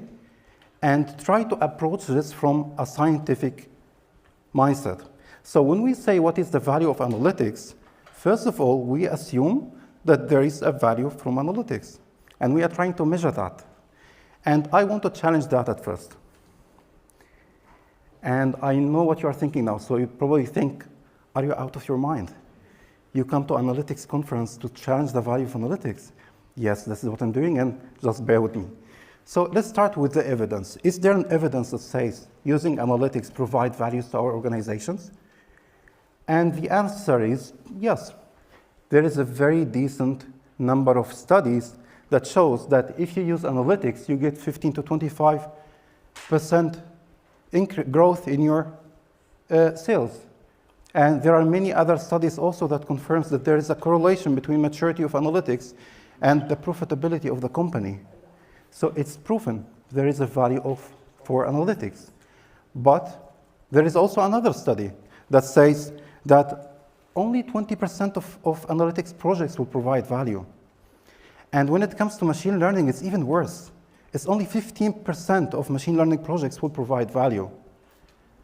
So can you just think about it? Just imagine that we are talking about marketing, and I come to tell you 85% of your marketing spend will be a failure. Would you accept that? It's impossible. Yes? Unless you have a lot of money and you're willing to sorry? Did you say? Okay. One minus conversion rate. Yeah. So we lose 1 minus conversion rate clicks. We'll get to that in a bit. But for now, if you think about it, it's really a huge waste of resources. Just put that on the 200 billion that we just talked about. 85% of that amount is spent on failure. That's unacceptable. So if you're a decision maker, would you take the first study or the second study? Would we say that it's valuable or not? Let's push it a little bit further. So there was another study that says there is a significant correlation between higher levels of analytical maturity. That means the tactics that you're using, your analytical skills in-house, the tools that you're using, etc., and the 5-year compound annual revenue. So this is also very solid. This is science, right? It says analytics is useful. But also there's another study that says that in some cases, using data might be worse than relying on your gut feeling. And this is especially in situations of high uncertainty. So you see, the question here is analytics useful or not? You could prove the case, and you could prove the complete opposite, depending on the data that you choose. So the first point that I want to make here is that you need to acknowledge this with uncertainty and probabilistic thinking. Now, the best answer that I have for this question, is it valuable or not, is our favorite answer, which is, it depends. Yeah, exactly. So it really depends. And you need to put that in mind, because when that reflects in your thinking, when you try to assess the value of analytics, you then come to this area where you need to acknowledge that this is a probabilistic world. This is not a deterministic world. People tend to think about analytics as an intrinsic value. Intrinsic value, it could be like gold. If you get gold, you acquire the value. Maybe you can increase the value if you turn it to a bracelet or use it for electronics manufacturing or something. But just by acquiring that, you have that value proved. But if you acquire data scientists in your company, the value is not realized until you do something, and including the things that we will speak about. So the first point that I want to discuss with you, that I want to think about here, is that we need to embrace uncertainty and try not to fight it. And I saw endless situations where a lot of great analysts will spend a lot of effort trying to fight that uncertainty and try to put things into the deterministic world, and things tend to fail. And when they do like that, it becomes better. So that's the first point. Embrace uncertainty. The other point is the analytics by definition do not deliver value until it becomes action. So by definition, we have challenged in that field that we do not control the output. So when we say, I will do my best, I have the best analyst in the world, and we build a very solid analysis, and we come out with a very strong insights, and we deliver that to the decision maker, but decision maker did not take any action. What is the value of analytics in this field, in this case? It's very tricky, right? So the second point that I want to discuss also is that value occurs when action is taken. If action is not taken, then the value is planned value. It's not realized value. And this makes measuring the value of analytics becomes very, very tricky. And we'll discuss some ways to go around that in a bit. And when we talk about value, we talk about data culture. And for those of you who have been here last year, this was me last year presenting in this same place. This number, 92.2% of people that was surveyed in this survey says that the biggest impediment to being a data-driven organization is not budget, is not tools, is not the economic situation, is not talent, it's data culture. And culture is really about the people.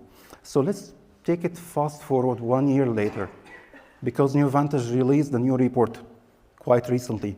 Do you know after 1 year what was the number? What is the number now? Sorry? Higher. You're a little bit pessimistic. Well, you know, it's pretty much the same, going from 92 point something into 91.9. And the same biggest challenge, that the biggest impediment is just around people. So the second part of determining the value of analytics is not about the organization, it's not about the tactics that you're using, it's not about the tools that you're using. All of that is really important, of course. But at the heart of all of that is people. And the other thing that you need to think about is when we think about organizations, we tend to think about organizations as like institutional, organized, systematic way of thinking where decisions is always being taken for the best interest of the company, while in reality, it's much more complex. And things depends on who's taking that decision. And in many factors, and I would argue in a lot of situations, it's really about the personal traits of that decision maker. So thinking about the people who are taking those decisions is very important. And a very important thing that we can think about is really the biases that we have interesting in our minds. We have endless number of biases that every human being on earth have. And I think if you follow Twitter, I think Elon Musk shared recently this picture that went viral about 50 biases that human beings have. Of course, it changes from someone to another, but it's common between all humans. Now you might say, yes, but we work in analytics and we are data-driven. We are, you know, science-based thinking, and we always use logic in our decisions. So let me ask you this. Do you know how much of our decisions is being based on logic versus how much is based on emotions? 28%. Sorry? 20% on what?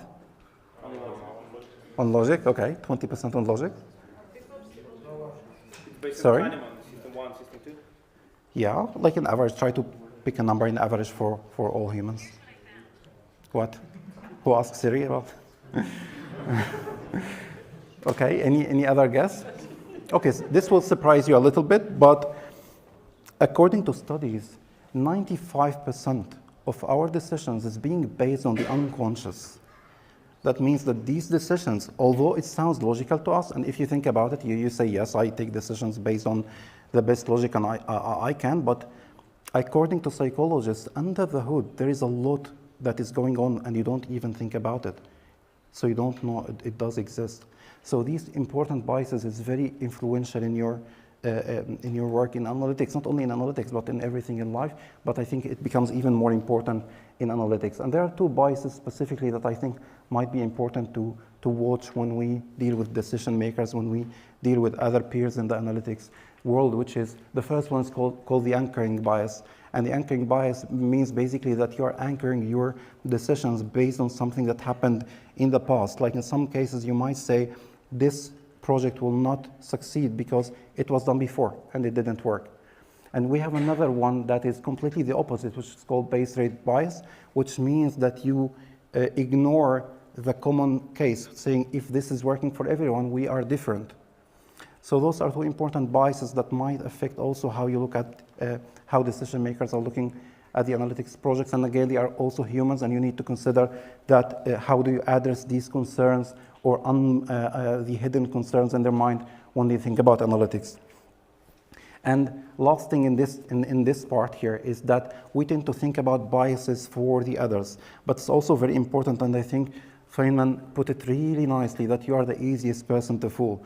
So we have a lot of biases that we also as analysts and practitioners fall on, and I think this is worth an entire talk on its own. But this is something that is really important for you to think about when thinking about the value of analytics. So those are the two important pillars that I want to put as the foundation before we proceed any further. Before you think about the total value of analytics, financial value is something, but you need to consider also that you need to embrace certainty, and you need to consider what are the common scenarios that could happen out of this project, especially considering the complexity of the world that we live in. If you're working in marketing analytics and you're doing a user's churn model to improve the performance, then this model will affect many other things. Maybe you might say, okay, can I maybe build another model for upselling for those people? Maybe I can do other model to do some sort of extra personalization for. You can do a lot of things, but at the end you need to consider all of these possibilities when you present that case to your leaders. The other thing is minimizing the bias.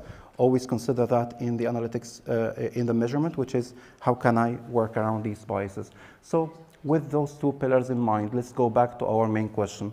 What is the value of analytics? Now I want to answer that in two parts.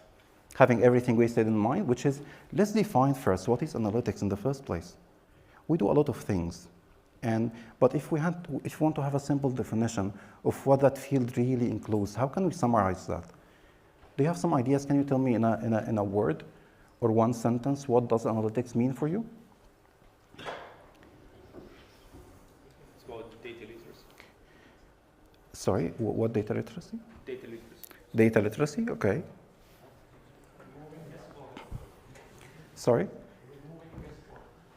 Removing guesswork, okay. Flashlight? Okay, that's a good decision making. Okay. It's like bringing the meaning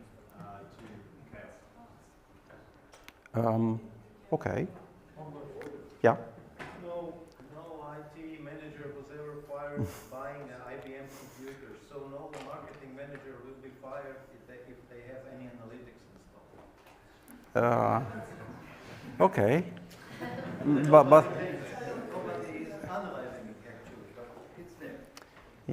yeah. But maybe in a recession, this will be a difficult argument to make, right?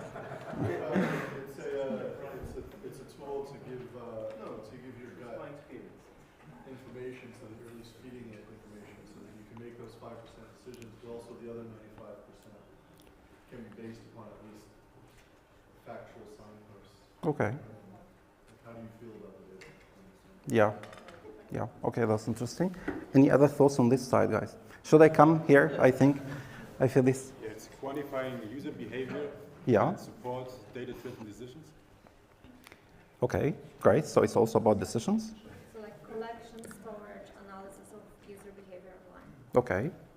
So it's about the collection and the analysis. Any other thoughts here? Not necessarily user behavior, any data that's supportive for the business processes. Okay. Any type of data, yeah. What he said this? Sorry? Please repeat what he said so other people can hear. Yeah. I just said not just user behavior data, analytics can be also any other data that helps create better business processes. Okay. And what's the purpose of that, of collecting this data at the end? Yeah, making better decisions. Okay. So also with decision making. Okay.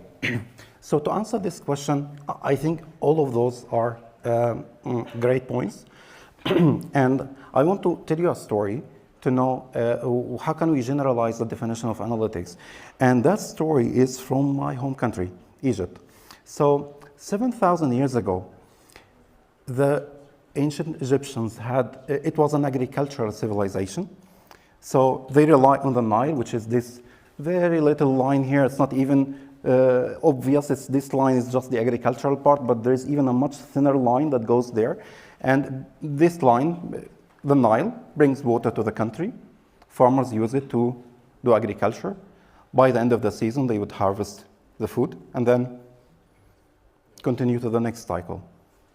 So they had a little bit of a problem, which is the government wanted to do what governments do best, which is taking money from people. So they wanted to put a tax system. And it was a little bit tricky because back then you don't have enough technology in our terms to be able to know how much people are harvesting this year, what's the situation of the economy, and how can you put a prediction for what could be a tax rate this year. Because it changes from time to time. We didn't have dams back then, so you don't know how much water is coming to you every time.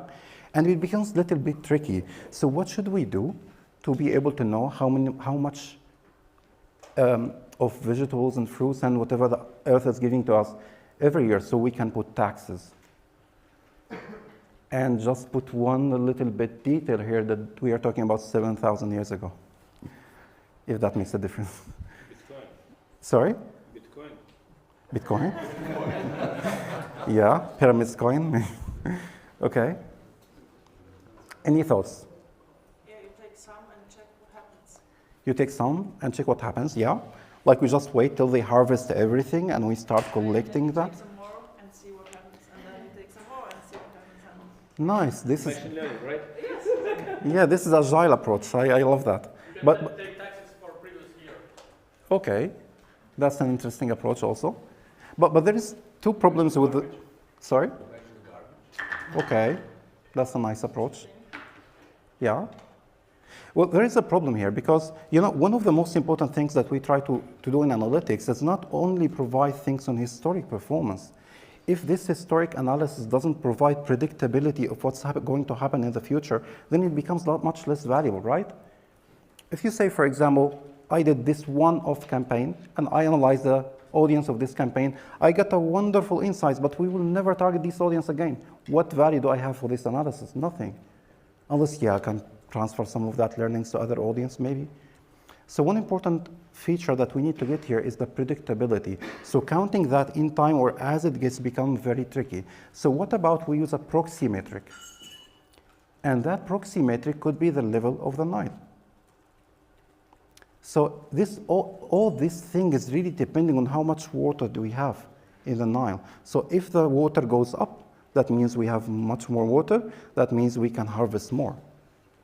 So why don't we use that as a leading indicator of what's going to happen next year? And this is what they did in reality. So there is something called the Nilometer. And the Nilometer aims, it was a very basic building like this. Usually it uses a shaft or just some marks on the wall. And then the water would flow inside that. And depending on the levels of the water, they will set the entire tax system for the next year based on that information. So you see what's happening. I want to ask you this now. Do you think this was really a reflection of the situation of the economy? What if we have other factors that doesn't affect the water levels? What if we have a problem with the crops? What if we have a disease in the country? There are many other factors that could impact this metric. But was it good enough? Yes, it was. And they used it very well to calculate the tax. So what I want to say from this is if we think about analytics in a very simplified way, it's about finding a measure. And that measure would give us an interpretability for the reality of the world. It's not accurate, it doesn't have to be 100% accurate, but it gives us a starting point for that measure, and then we use it to analyze what's happening. And from this analysis, we get insights. We give these insights to a decision maker, and the decision maker would take action. So, having that in mind, let's talk now about the value that we get after realizing that action. And we have two types of values. The first one that we always tend to think about, which is the tangible value. And when we say tangible value, we usually means money. And we have intangible value that is quite harder to measure, but we'll talk about it in a bit. And let's start with the first one. So tangible value for the analytics means that we are either saving money or generating extra money for the company, or we are saving time, which is a kind of cost reduction to some degree, if it doesn't end up with firing people, or it might mean that those people will use their time to do something better. And it can be a rate of return, which is if I put this money now, when it's going to return to me. And we have intangible values, and these intangible is quite difficult and it's a little bit subjective. I'll give you some examples about it, but the aim of the intangible values is really to build up support in the company. That could take the form of making a decision maker's life easier. It might be a little bit tricky to count, but you get the buy-in from that person if you say, this analysis that I'm doing, or this dashboard that I'm doing, or this data pipeline that I'm doing will make your life easier in taking decisions in real time or near real time. So this doesn't have, it's quite subjective. It's much harder to measure, but it gives you the internal support that you need to get things done. So how do we measure the first part, the tangible values? The first one, and Julius talked about it already, is the total cost of ownership. And the total cost of ownership includes all the costs that you need to get this analytics project running. That could include the licensing fees of the tools that you will be buying. It can also include the salaries of staff that will be working. It might include any fixed costs that you have. So this is the total cost, but there is a little bit of a problem with that thing, that it shows us cost, but it doesn't show us the return. So let's take it to the next step, and let's put it with the return that we have, and then from that we get the ROI. How much are you spending as a total cost of ownership, and how much are you getting out of that? But this one has another problem, which is it doesn't show me when will I get that. If you tell me now you'll spend 100K and then you will get 500K, wow, that's amazing. But wait a minute, you'll get 500K after 10 years. No, I'll start thinking about it. So there is a third metric that is quite important here also in measuring the tangible part, which is what is the payback length? How long will I wait to get my money back? Or ideally even higher than what I paid. Okay? So those are quite essential metrics that is very important to measure the tangible values. Now, these metrics has a very big strength. You know what that is? Can you see it? It's not an analytical matrix. It's a financial matrix. And this is something that everyone in the company or the organization would understand. And most importantly, the finance folks would understand what you're talking about. And they will have the ability of comparability. They will be able to compare what you're saying with what other departments are saying, and then decide which one is better and give you their support. Now, these three metrics has another problem. Do you see that? So we got the total cost of ownership, which is how much are we paying. We got how much is returning, and we got when will I get that. But we're missing something very, very important here.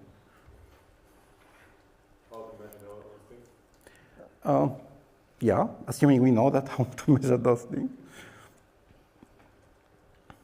Yeah. It's hard to double check if the results are based on the implemented analytics service or not. Okay. So it's correlation causation. Okay. So let's just go through this thought experiment. So I tell you I have this great product, and this product will cost you 100K a year for everything, and then it will return you. The ROI is 3x. So that's cool. You will get 300K, and then it will pay you back after 5 years. Do I have enough information to take a decision? I need actually one more thing, which is the dimension, the time dimension. Not only when will I get all of that money back, but I need to add also a temporal dimension to that, which is how would that count against investing in something else? You see, the money doesn't have a fixed value over time. So if you say, I spend 100K now, it's very different from saying, I spend 50K now and 50K after 6 months, because within these 6 months, I have another 50K to spend somewhere else. So there is a very important factor that we put there, which is we are not talking about the value, we are talking about two important things.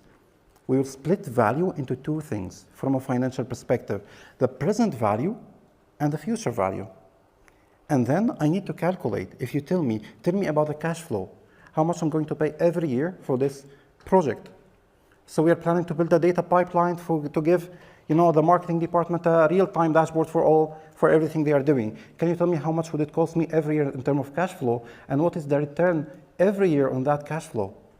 And then I turn that into what is called net present value. The calculation is a little bit more complex than the 3 that we had before, but it gives you this temporal kind of perspective, including the discounted value of money. So every year when you do this calculation, you'll notice that 100K worth 90K next year, worth 80K the year after, etc. And the internal rate of return is a very similar to the net present value, but also it shows that as a percentage of return. So it might not be only about what is the expected as in magnitude. So if I pay 100K, I will get 500K, but what is the percentage of getting those 500K through the years? And this is also very important when you consider the value of analytics. So this is for the tangible part of the calculation. The intangible part, this is where it becomes a little bit tricky. So, oops, sorry. So this one is a little bit subjective and it's often difficult to measure, and it could mean anything. Those are just 3 examples of what could that include. But that includes, for example, the strategic value of this analytics project. It might be that we are, for example, a company that embrace privacy, and we want to embrace first-party data for unethical reasons.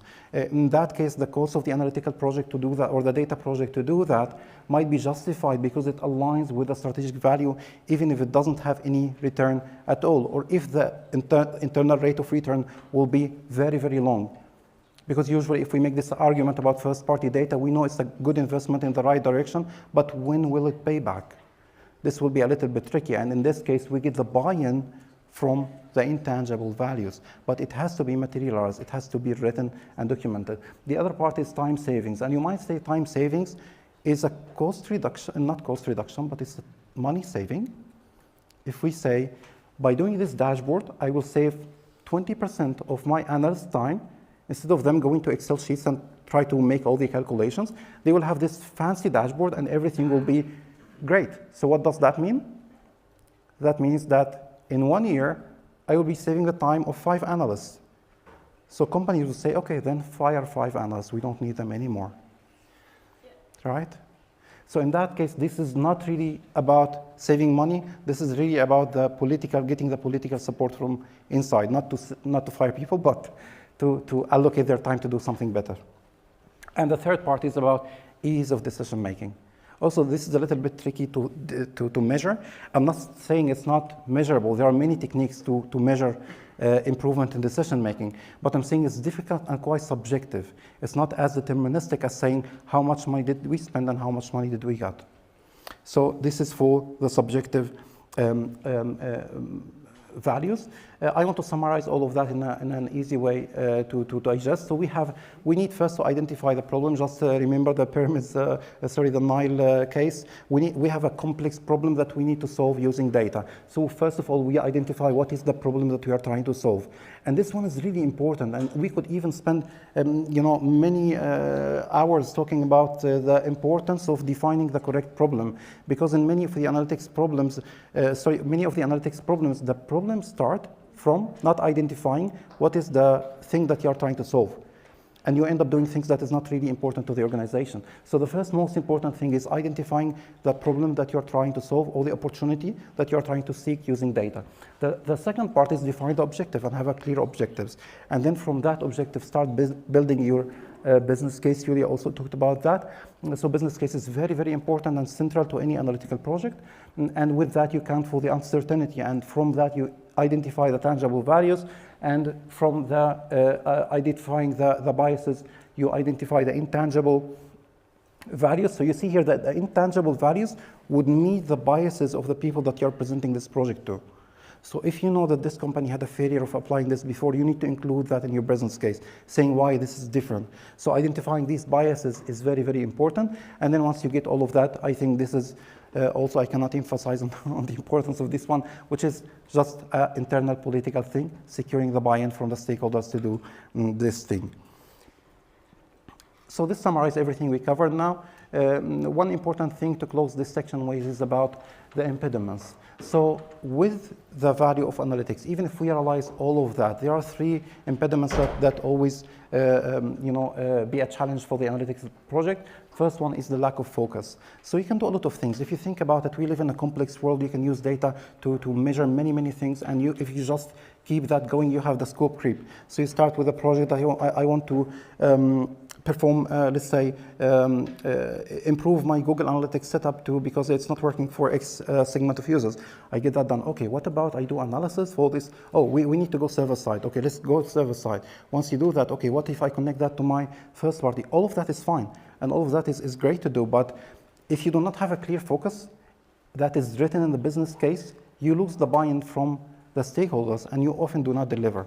So the first thing is the lack of focus.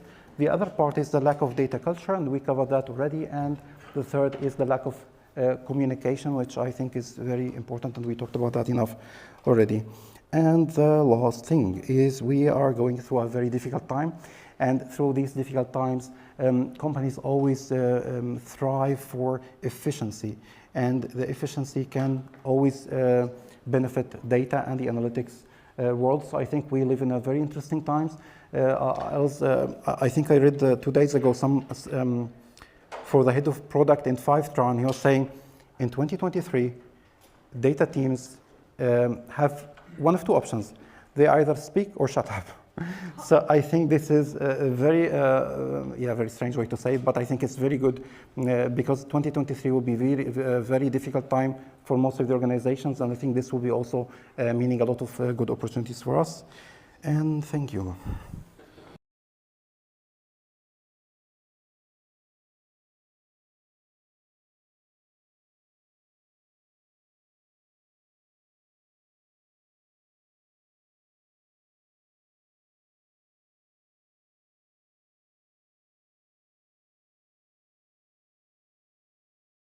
Thanks for being here. And actually, speaking of thanks, how about if we give like a proper round of applause, not the tepid applause, the polite applause, but a proper round of applause for Team Superweek. We got Zoli, Betty, Balaj, Sophia, who's like doing all this for us. So let's clap because of them. That's why we're here.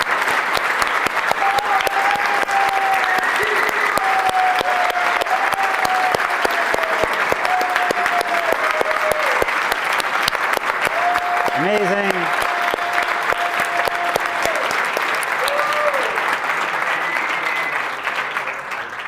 And who here has been here multiple times?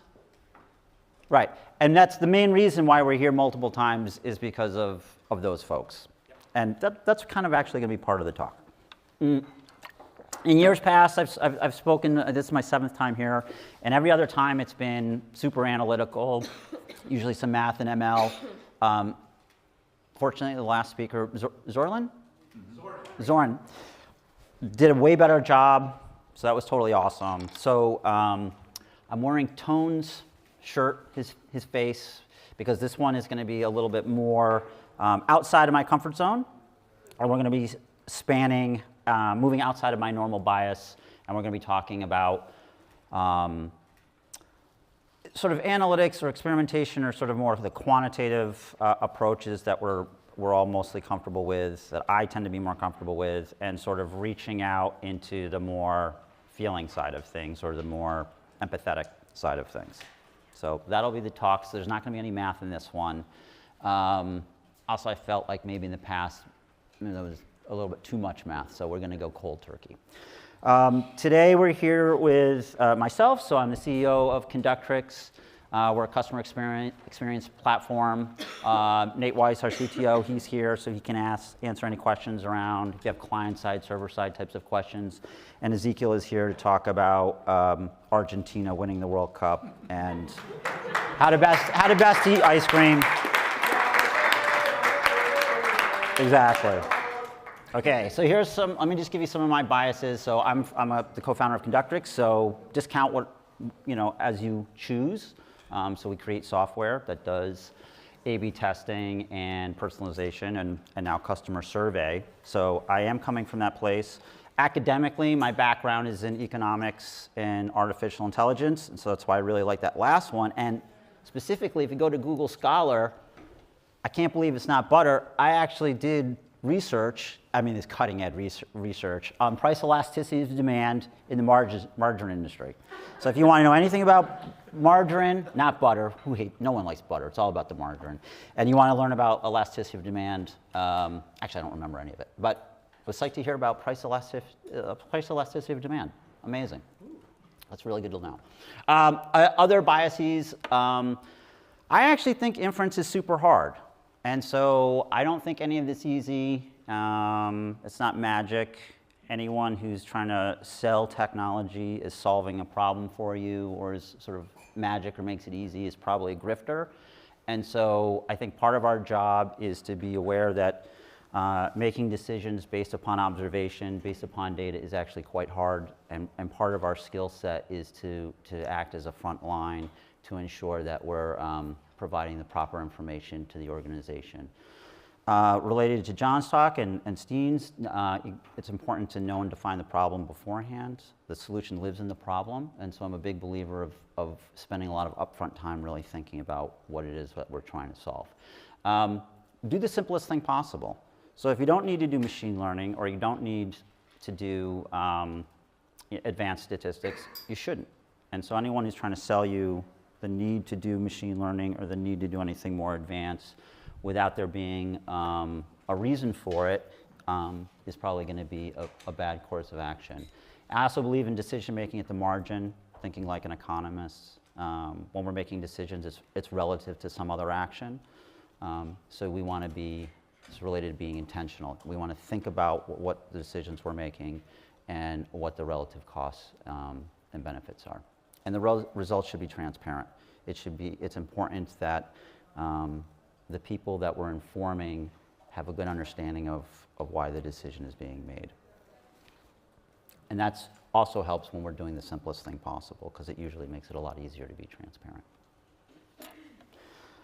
So as I said, what we do is we kind of think of ourselves as customer experience, and that means that we integrate the capabilities of experimentation with personalization and targeting. That's really taking action. And then voice of customer. And this talk is really about why we wanted to start including the voice of customer. So in our domain, unlike in analytics, I tend to think of a lot of times, and that's why a lot of the talks earlier today, and Steen was actually talking about this, where the collect everything. And collect everything is really a hedge, because you're not really sure what the future is going to bring. And it also means that you really haven't really thought through what it is that you want the future to bring. And so in a lot of ways, analytics, or a certain approach to analytics is just in case. It's really data that's just in case. Whereas in experimentation, or what I like about experimentation, A/B testing, and actually being at the decision layer in the application stack, is that it's just in time. So we're really only asking the data that is pertinent for this question, which means just by the nature of the work that we do, or the nature that people who are doing experiments do, is that the data is collected for this question as opposed to collecting data for possible future collections. And I think that's a different way of kind of thinking about data, and that's one of the reasons why our data is in a way more costly, because it's not a free good. We actually have to think through whether or not it's going to be worthwhile to collect the data, to collect the information. But then also it's in a way easier in that it's less expansive. It's only really going to be pertinent. We've had to think through beforehand what it is, what data we want to collect. So I want to step back a little and think about what's the real goal of analytics and experimentation. And I really mean like what's a legitimate goal, because this clearly was not a legitimate goal. This is the second goal. This is, let's be honest, typical Argentina handball. But so what's the real goal? Because there's a lot of false goals, or it's very easy to get trapped into a false goal. So Goodhart's law, I imagine many of us have heard about this, but it's when a measure becomes a target, it ceases to be a good measure. And I think if you go into LinkedIn, or even at a lot of conferences, or you hear a lot of people speaking, this is, I just think this is a good sort of antidote to follow the leader. So This is Franklin, and these are my terrible pictures of Franklin. And so this is an example of when a target becomes, you sort of game the system. So when he was a puppy, we lived in an apartment in the city, in New York, and I saw him, I was doing the laundry in the laundry room, which was, you know, coin-operated job, really nasty. And he comes running over and he's got something in his mouth, and it's a box of rat poison. Yeah, it was empty, but it was, and I totally freaked, had the same reaction. So and I'm a terrible disciplinarian with a dog, but the one thing that I hammered into the dog was drop it. So if I say drop it, he's gonna drop it. If anything else, he's not gonna listen to me. But drop it, no matter what, he's gonna drop it and he's gonna get rewarded. So this is now, what the problem is that he's a clever guy, and so he now knows that there's an association between drop it and getting a reward. So usually after dinner, almost every single night, he leaves the living room and he ferrets around, and then he comes back with something that he knows he's not supposed to have. And then he'll stand quietly and wait for us to notice him. And if we don't, he makes a little growly noise. And then when we look, he'll freeze. And then we, of course, have to say, drop it. And then he drops it, and he runs over expecting his treat. And so now, in a way, we've kind of taught him to like go find things that are bad to put in your mouth. Now, fortunately, there's no rat poison, but it's usually like, you know, a business card or whatever trash that he can find. So Franklin is an example of this law, of sort of gaming the system. So a sort of a forest from the trees. These are the tree non-goals of analytics. There's more, but so we're going to see the trees from the forest. And I think there's a lot of times when we don't really see what the main objective is of what we're doing here.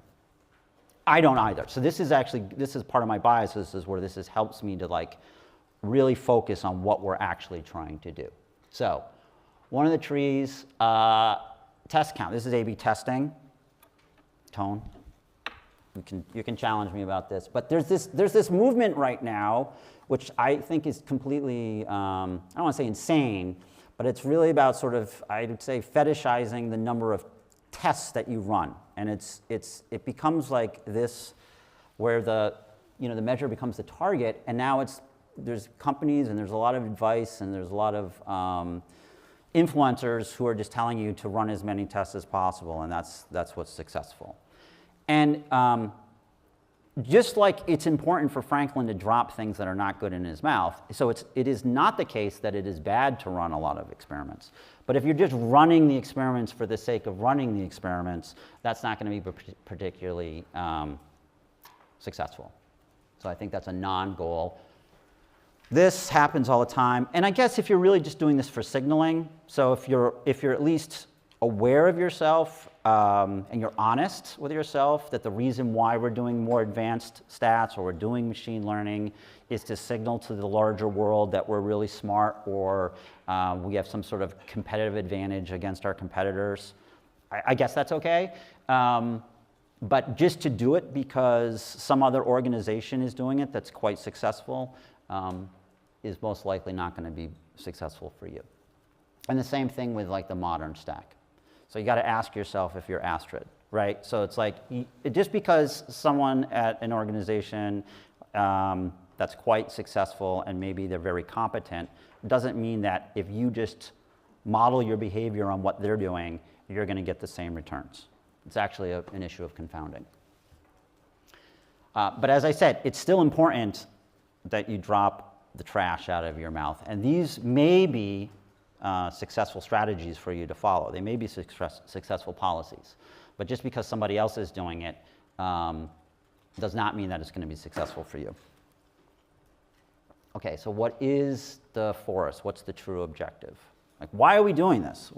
There's some answers to this today and yesterday, and I think I see it just a little bit differently. I think the point of this is to enrich the customer's experience. Like, the whole point of why we're companies, why we're businesses, is to serve the customer.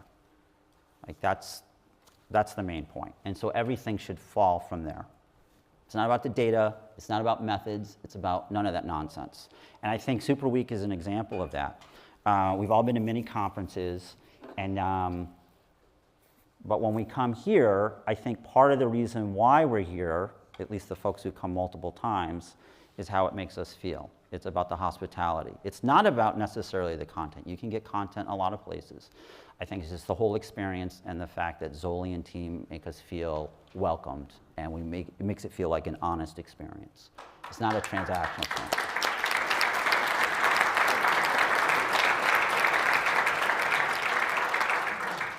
And it's a good reminder of that because it's at least for me, it's very easy to become quite cynical about things. So I do think it's really about the customer. So, Frederick, does anyone know what this individual is the developer inventor of? And there's conductrix bucks on the line for it. I find it looks like he drops them on the floor. Does anyone know who this person is? No? I didn't know either. I had no idea. No, okay, awesome, that's good. Tone? No? Oh, okay. Okay, this guy invented NPS. And I had no idea until I was starting to put this presentation together. And I have to say, NPS, I was like, you know, we now include that in our software, but I was still, I don't know so much about this. It sounds like maybe it's a bit of a racket. But then I listened to this guy talk. I love this guy. So when I think of NPS, I think what most people think of NPS, it's this question, right? How likely are you to recommend NPS to a friend or colleague? Probably, I don't know, 2. Depends, right? Low, probably pretty low. But actually, after you listen to this guy, well, I don't know, I think I'm an 8 or a 9. I'm on a 9. I'm a 9, I will be a promoter. This is what he said. So he says this is small NPS. He makes a distinction. And he feels like this is a mistake for companies. Again, it's kind of like what I was talking about before with Goodhart's law. To obsess about this is the mistake. This is just a measure of NPS. This shouldn't be the target. And it's the same Goodhart's law is applied to this as he articulates. He says, no, big NPS is that our primary purpose, the whole idea, is to enrich the lives of our customer. That's really what NPS is supposed to be about. And then the survey mechanism is just a way to try to get some insight to that on how well the company is doing. And I think this is a great, at least this part of NPS, I'm totally down with. Okay, so big NPS. So we think of analytics. This is me paraphrasing it, so maybe he would not agree with it. So this is maybe more Matt than this guy. But so it's like, thinking of analytics less as report and experiment factory, which it often is thought of. And I just think this is quite powerful. I don't know who else has ever worked in service. I used to work, actually Nate and I used to work in a restaurant together, and it really informs how we think about business.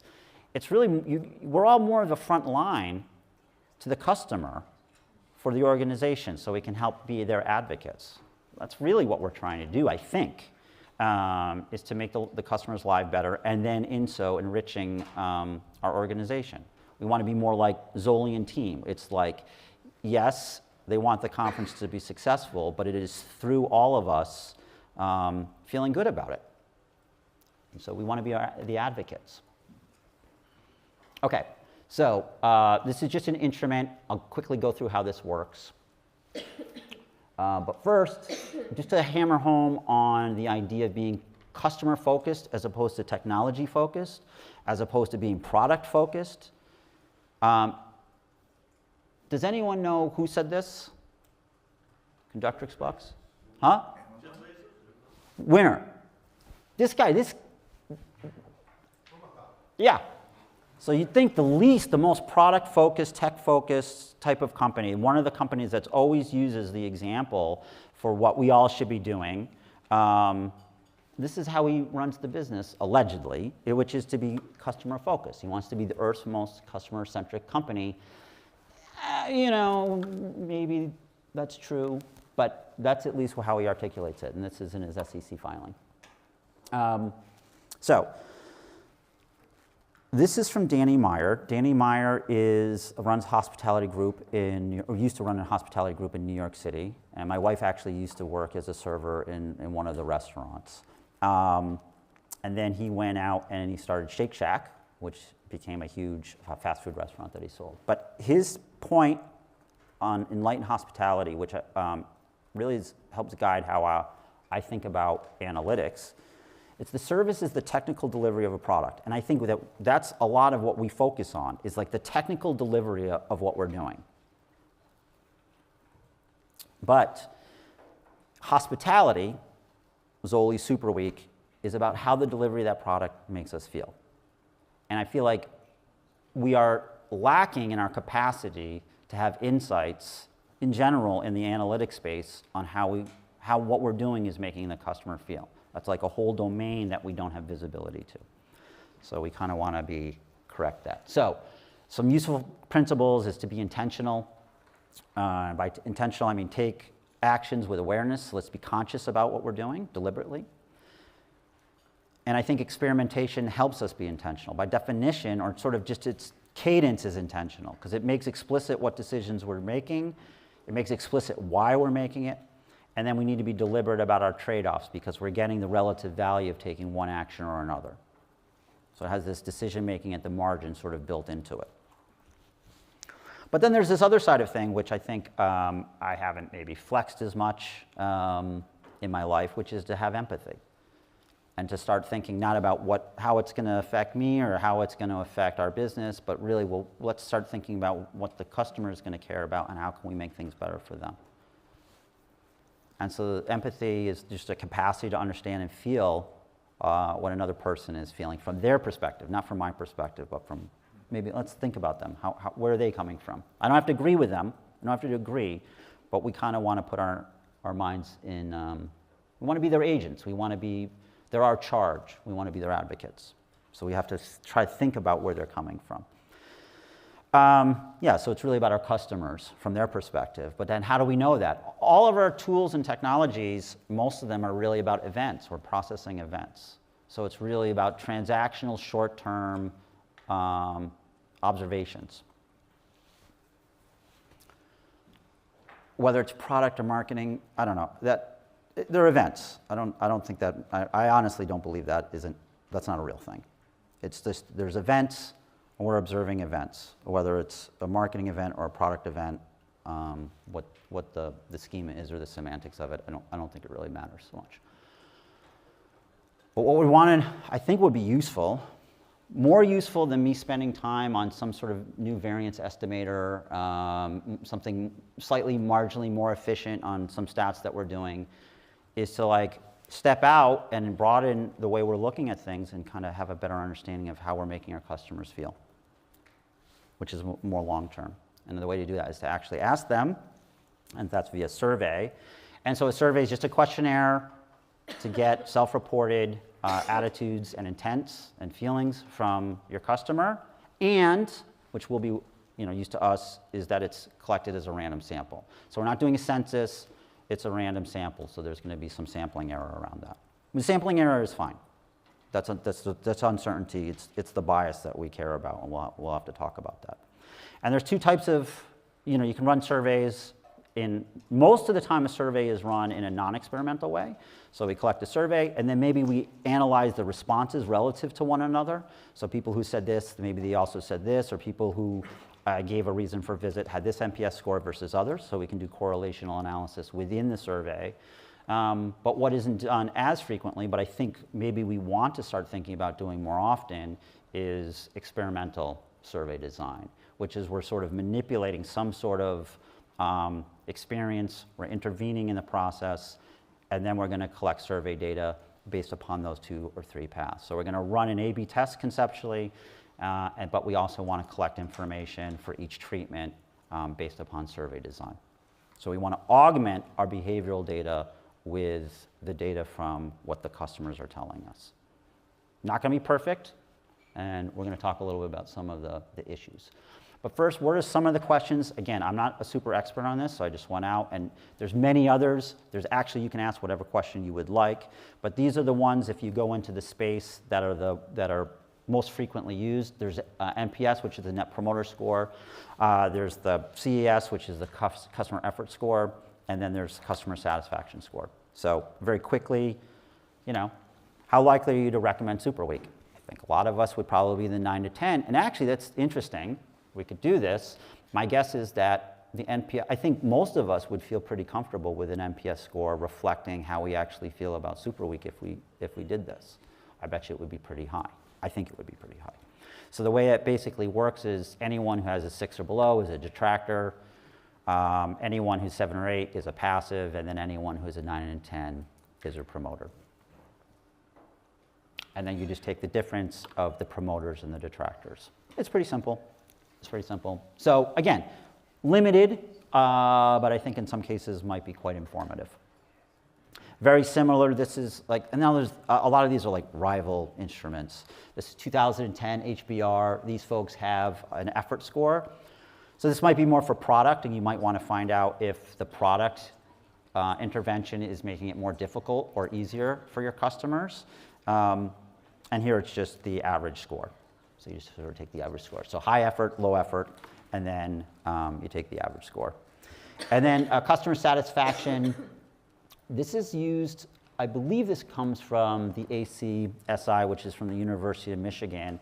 And the United States has this customer satisfaction measure, which comes out and is used for predicting recession and predicting customer spend. So it's an overall assessment of satisfaction. This is a derivative of it, and it's basically you're just getting an idea of the satisfaction of your customers. And it's just you take the number positive, which is often like a 4 and a 5, and then you divide it by the number of responders. There's arguments about which one is better. I don't know. I mean, it probably depends. You could run your own experiments to see what correlates with what. I bet you I don't know. But these folks claim that theirs is better for predictive power for spending and whatnot, but I don't know. I don't really have a claim to that. But not surprisingly, there's no free lunch. Obviously, I think we all have a sense that survey design or self-reported data in some sense is lesser than data that we observe, but I think Steen's talk today kind of illustrated that there's issues with data collection for all types of data, and we really just need to be cognizant of what they are when we're making our decisions on whether to collect it, and if we collect it, how to use it.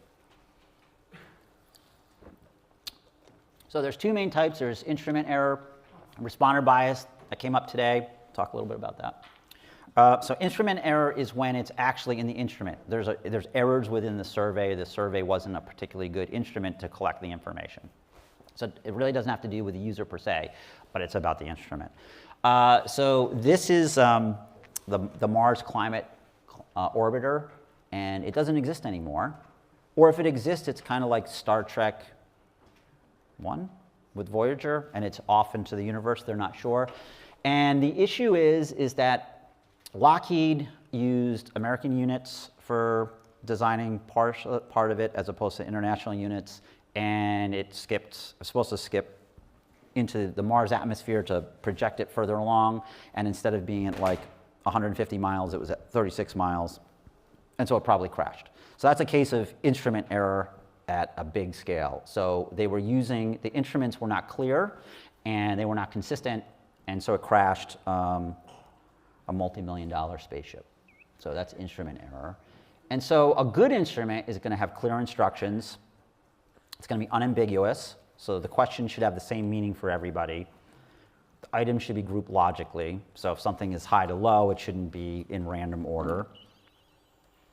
Should be visually appealing, so it shouldn't be confusing, should be easy to grok it quickly, and it should be obvious on how to submit the thing, so it shouldn't be confusing at all. Survey issue, a little local-ish, Abraham Wald. So people are familiar with this as an example of survivorship. This is planes from World War II. You see this all the time. And basically, initially, some folks thought that they should reinforce the areas that had all the bullet holes. So the planes were coming back, and they were seeing this average pattern of bullet holes in the planes.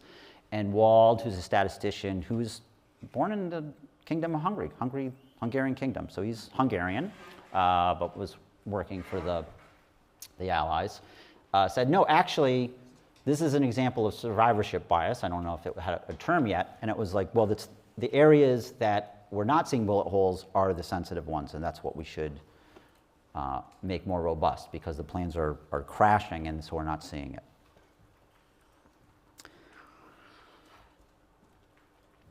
So survey, same issue.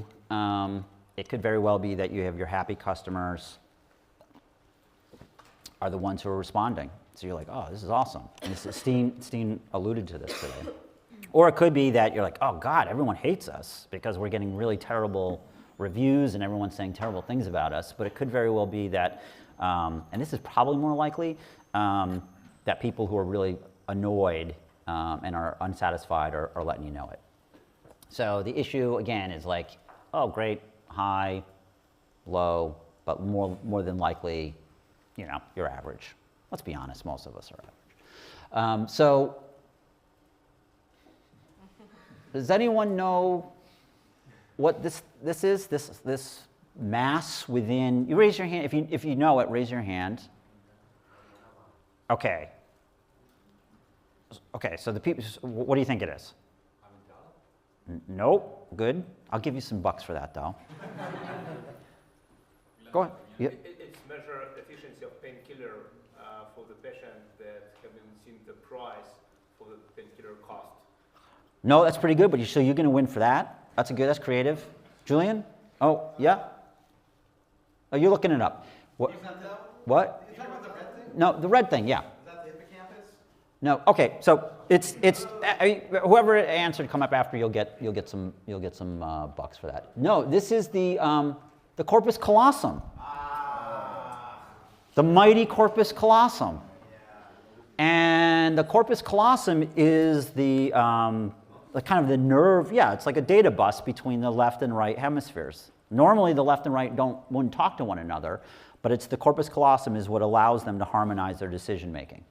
It's very important, 200 million nerve fibers with the corpus callosum. So I think about the corpus callosum. I've started to think a lot about the corpus callosum. So really this talk is, I don't know, corpus callosum and your customer. So just a quick shout out to Kelly Wortham, who is here, and highly recommend everyone. She's got her hands ahead. She's the founder of the Test and Learn community, and they have monthly webinars in which experts come and give talks on various topics in the analytics space. And the reason why I'm praising her here, among other reasons, is that recently, Paula Sapington from Hilton, who's their senior director of experience and design, who's in charge of product, gave a talk, and so I wanted to steal one of the slides. So she said I could steal one of the slides. So this next slide is not my slide, it's from her slide, but I liked it so much. And that it's this trying to bring together, trying to be the corpus callosum in the organization of bringing together the left brain and the right brain folks, so the quantitative and the qualitative. So this sort of thinking in numbers and sort of analytics and what we care about, statistical significance and all that stuff, versus there's other people in the organization, usually called like the insights or the research community, and they might think a little bit differently or accept information a little bit differently, and maybe in words or in story. Maybe they focus on UX, but also on product.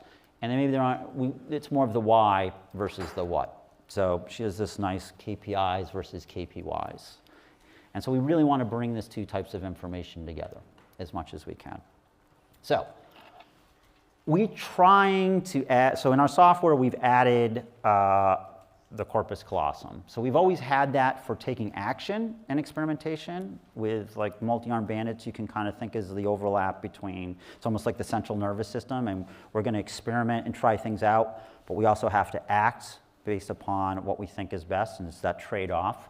But here, survey in a way is kind of like listening to our customers, and experimentation has historically been about observing, and we want to connect these two. And so one way to connect it, and a fairly simple way, and there's you can do this now with other, there's technology, or you could just wire it together yourself, and all this stuff you can wire together yourself if you'd like, is to pass information about an A/B test over to the survey. So you just pass the treatment. So you just add it as another field to the survey design, okay? So like in our software, you would just link an A/B test to a survey, and it would pass. If you built a survey in our software, it would pass over the treatment, okay? So the data is essentially survey, and we're going to append treatment data to it. And it looks something like this. I have all my nice survey data over here. Maybe I was allowed to ask questions, direct response questions. This can be quite useful for the storytelling. So when you run your A/B tests, and it is effective with respect to how people are responding, you can actually add quotes and whatnot to the results. So it's just not like treatment effect and the significance level. And then you can like segment it based upon what treatment they got. So that's seems like a good thing to do, and it is kind of a good thing to do. But is that enough? What's a possible problem with that? Just doing that? Well, I'll give you some money. There's a missing data problem, and this is a real problem, potentially real problem, and it's kind of related to sort of confounding and sample ratio mismatch. And so we'll talk confounding. I'm glad came up in the last talk. We'll talk about that a little bit. We don't know when we just match it together. There's a lot of folks who were exposed to the test that may or may not have been offered the survey. And if they were offered, they may not have responded. And what we don't know is if that distribution is different for each one of the treatments. So we could have potentially induced confounding into our results, which is what we were talking about before, which was the bias. Yeah. Why would you not know that the person was shown the survey in that event? You just know that they were shown a survey? Well, if you just depend, we can talk about that later, but if you just depend the data, you can know it, but you just have to capture, it has to be captured properly. But the survey doesn't know it. So if you're just looking at the survey data, it doesn't have information on A, who wasn't offered, and it also doesn't have information on who was offered and who didn't respond. You have to have a mechanism to append it, which is what we're talking about right here. So there's multiple ways to do it. But the main thing is that you need to have this, you should probably have this information. So one way to think about it is that the issue is that we have potential confounding. Okay? So it's possible that someone who has got treatment B thought the experience was terrible, and so they just left, and so they didn't have time to be offered the survey. So your survey results are going to have this responder bias in it. One, there's going to be an offer bias, and two, potentially there's also that responder bias. Who's responded? Okay, so quickly we're going to cover confounding. This is the reason why we do A/B testing. So we have a treatment and outcome. That's what we care about. We want to see this relationship. But there's this third thing, this confounder, which maybe is affecting who gets the treatment and also the outcome. So for example, a classic example is education and the marginal effects of additional education. And the confounder is ability. So it could very well be that people who are more able get more earnings and also are more likely to get more education. So you don't really know if it's the effect of education or if it's really just ability. So you don't know what the marginal effect of education is. Or it's hard to find it out. Or for example, you want to implement a modern tech stack. It's quite complicated. But you're told, oh, you're going to make a lot of money from it. But it could be confounded with ability. Maybe you have there's an organization that's doing it quite well, but they were going to do quite well anyway because they're all super smart and they all have their act together. And the people who have their act together are probably the ones who are going to put together a modern data stack. And if you don't have your act together, you're probably going to have a problem putting together the modern data stack. So confounding is important. And so the point of running the A/B test is to block confounding. And in a way, it blocks this bias. So now we know, well, the confounder had no role in its treatment. The treatment was random. So there's no information that can flow from confounder to the outcome. And so this relationship holds. Now, it's true that the confounder still goes into the outcome. And that really what we're doing is we're pushing bias into the type 1 error, really, is what's happening. We're kind of pushing the effect of the confounder into the noise, unless we model for it specifically. Okay, so it's like, but here that we're running an A/B test, and then when they hit the server and they respond, it's like there is no blockage. It's just people get into the A/B test, and so the fact that the A/B test itself could be affecting who's getting the survey and who's responding to the survey. And so we want to do some back-end analysis. It's kind of like sample ratio mismatch. you can think of it as analogous. So we're going to call it survey ratio mismatch. So we want to pass information for the survey, we want to report back to the A/B test. So here I have a survey that I've set up, and it's like how willing you to recommend. And then we just specify that we want this to be treated as NPS score. So it'll do the promoters and detractors and create the score automatically. And then if we tell it to treat it as a conversion event, then it just becomes like a goal for an A/B test. So any A/B test can listen in onto this response and add it as one of its objectives. Along with its behavioral goals, this information will flow to the A/B test. So here we have this list of goals. We have our normal goal, which is just the behavioral, so did someone click or not? And so that's been assigned to our message test.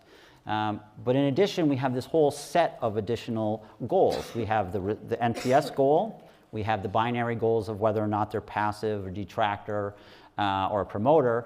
But then we have these sort of like magic goals, or these SRM goals, which is a binary goal of whether they converted with the survey, did they submit, and were they offered. So we can have this information. And then we can check. And so then we can see whether or not the ratios are correct. Like, is it the case that people who got the research and integration method were offered at the same rate? And of those that offered, did they submit at the same rate? And so we can even run an A/B test on that, just like you would sample ratio mismatch. And you can see, oh, okay, it looks like people who got A and B were offered at the same rate, so we don't have to really worry about confounding with the offering of the survey. Let's check to see whether or not it's the case that the submit rate was confounded. And you can check, no, okay, fortunately in this case it looks like people responded at the same rate. Those who were offered responded at the same rate. So it's less likely that we're going to have response bias in our results. And then you can analyze your experiments based upon both the standard behavioral goals, so it's like what's the conversion rate, but then you can also get some idea how it's affecting the experience. How are they feeling about it? And you can see whether or not it's affecting their NPS score, or it could be their CS score, or whatever metric you have that you've been asking your customers. And then when you respond, the results, this helps with communication within the organization. It's like, oh yeah, okay, so there wasn't enough evidence maybe to conclude that we improved the conversion rate, but actually it looks like we improved the NPS score, their willingness to recommend, and that might be suggestive of the fact that they might have had a better experience and they might be loyal for the long term. But that's just a suggestion, that doesn't guarantee that. And then you can also append some of the customer quotes with it to maybe make it a more compelling argument, or not. Just trying to bring this stuff together. And then acting on it, you want to have the capacity to also act in real time on some of this information. The customer, maybe you want to respond since they've informed you of it. And so in a way, we also want to have this overlap between survey and targeting and customization. It's almost like, again, like the central nervous system. So we've just learned something. It's kind of like what Astrid was talking about. They've just told us something. Maybe we want to be responsive to them about it. So maybe take some sort of action. I won't go through this, but you can set up targeting rules based upon how they've responded. And then if you go in, you can have it such that content will change depending upon how they've responded. And so there's this idea, this is how I've been thinking about it, is this sort of this overlap. There's this emergent capability when we couple together, and it's again, it's not about our technology, it's just thinking about it this way, and however you have the stack, is that you get these emergent behaviors in the overlap. So we have experimentation. We also need to have a capacity for taking action based upon data, so we can think of it as targeting or customization or personalization. And then we have some mechanism for listening to our customer survey. The overlap between experimentation and targeting is the contextual bandit. It's like the multi-arm bandit problem. It's where we're both exploring and also we're targeting experiences based upon the information adaptively. So that we've all been kind of familiar with. But the overlap with survey and experimentation is where you can get both sort of the what and the why. You can start being able to answer a little bit better what are the short-term transactional effects of our changes in our product or the marketing, but also maybe some insights on whether it is adversely or positively affecting their their feeling for us or their loyalty, long-term loyalty. And then conversely, acting in real time and not ignoring the data. You know, when someone responds in a survey, you might be more appropriate to respond relative to how they've answered. So maybe they're saying, I'm really unhappy. Maybe just saying, thanks for the survey. You might want to answer, we're really disappointed that we didn't meet your needs. Please do X, Y, or Z for mitigation. Or conversely, if they're quite pleased with the experience, please recommend us to your friends or what have you. So this is not, again, this isn't magic. This isn't going to solve everything, but I think it's just a different way of thinking about it and just adding, I think it can be quite powerful to add to our toolkit more direct feedback information as opposed to just observing events, short-term transactional events by our customer. So, summary, know and serve your customer, try to better understand how they're thinking about things, be intentional and have empathy, think from their perspective, and it's not going to be perfect or easy, but I think it's potentially worthwhile to think about it that way. That's me. That's the crowd song.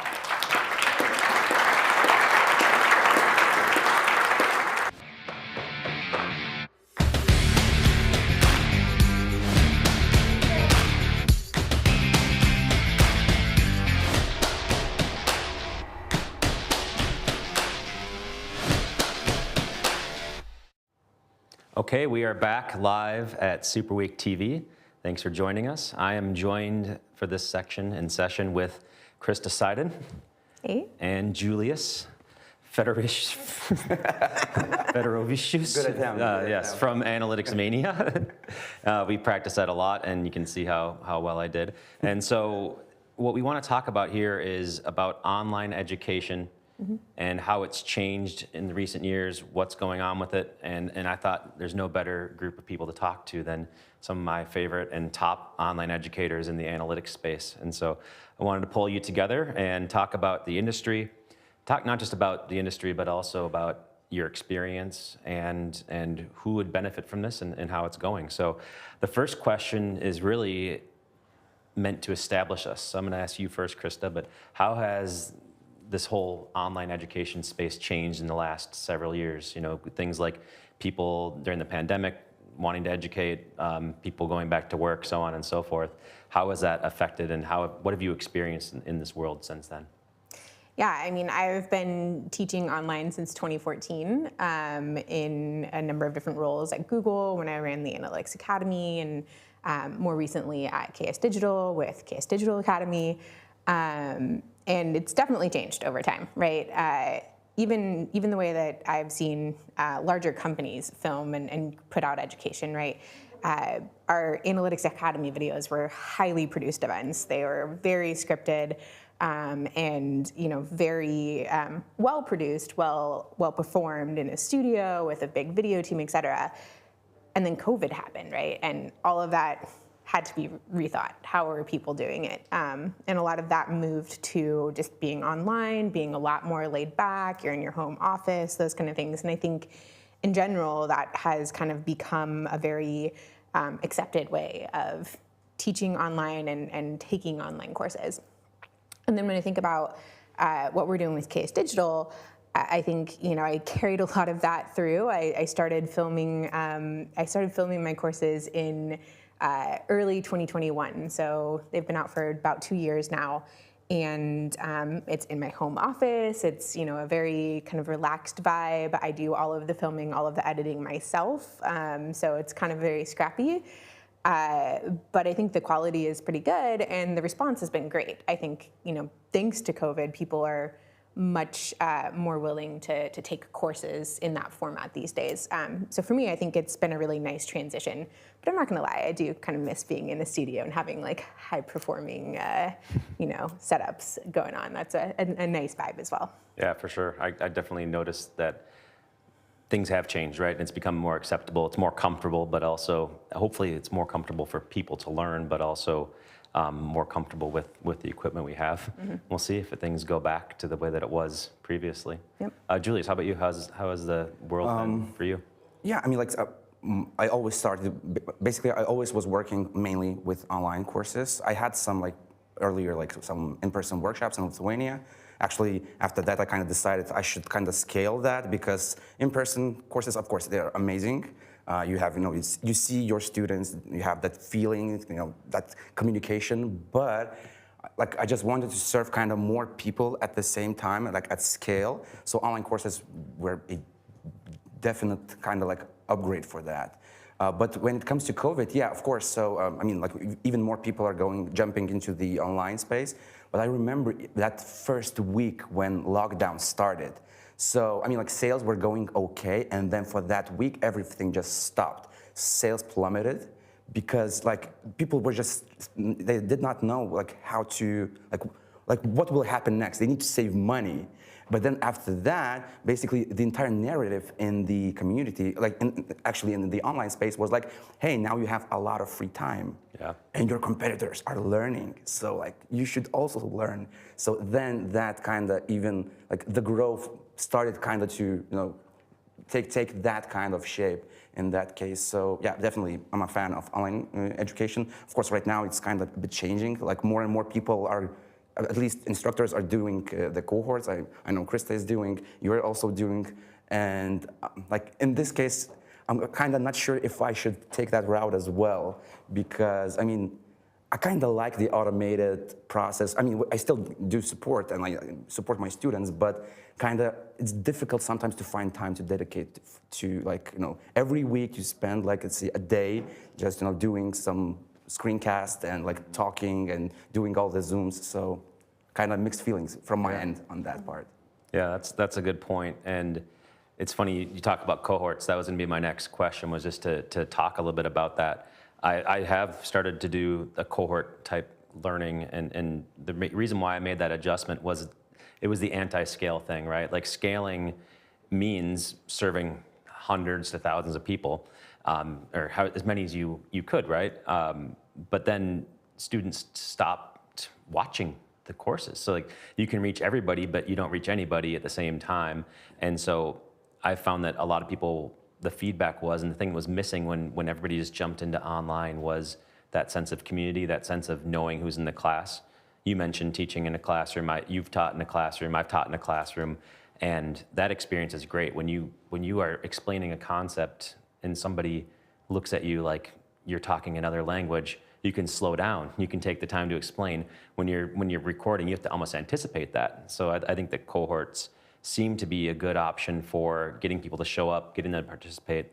But yeah, so you said that you were thinking about it. I know you have run them, but is cohort all that it's cracked up to be? Do you think so? I'll start with you, Krista, because you're running courses.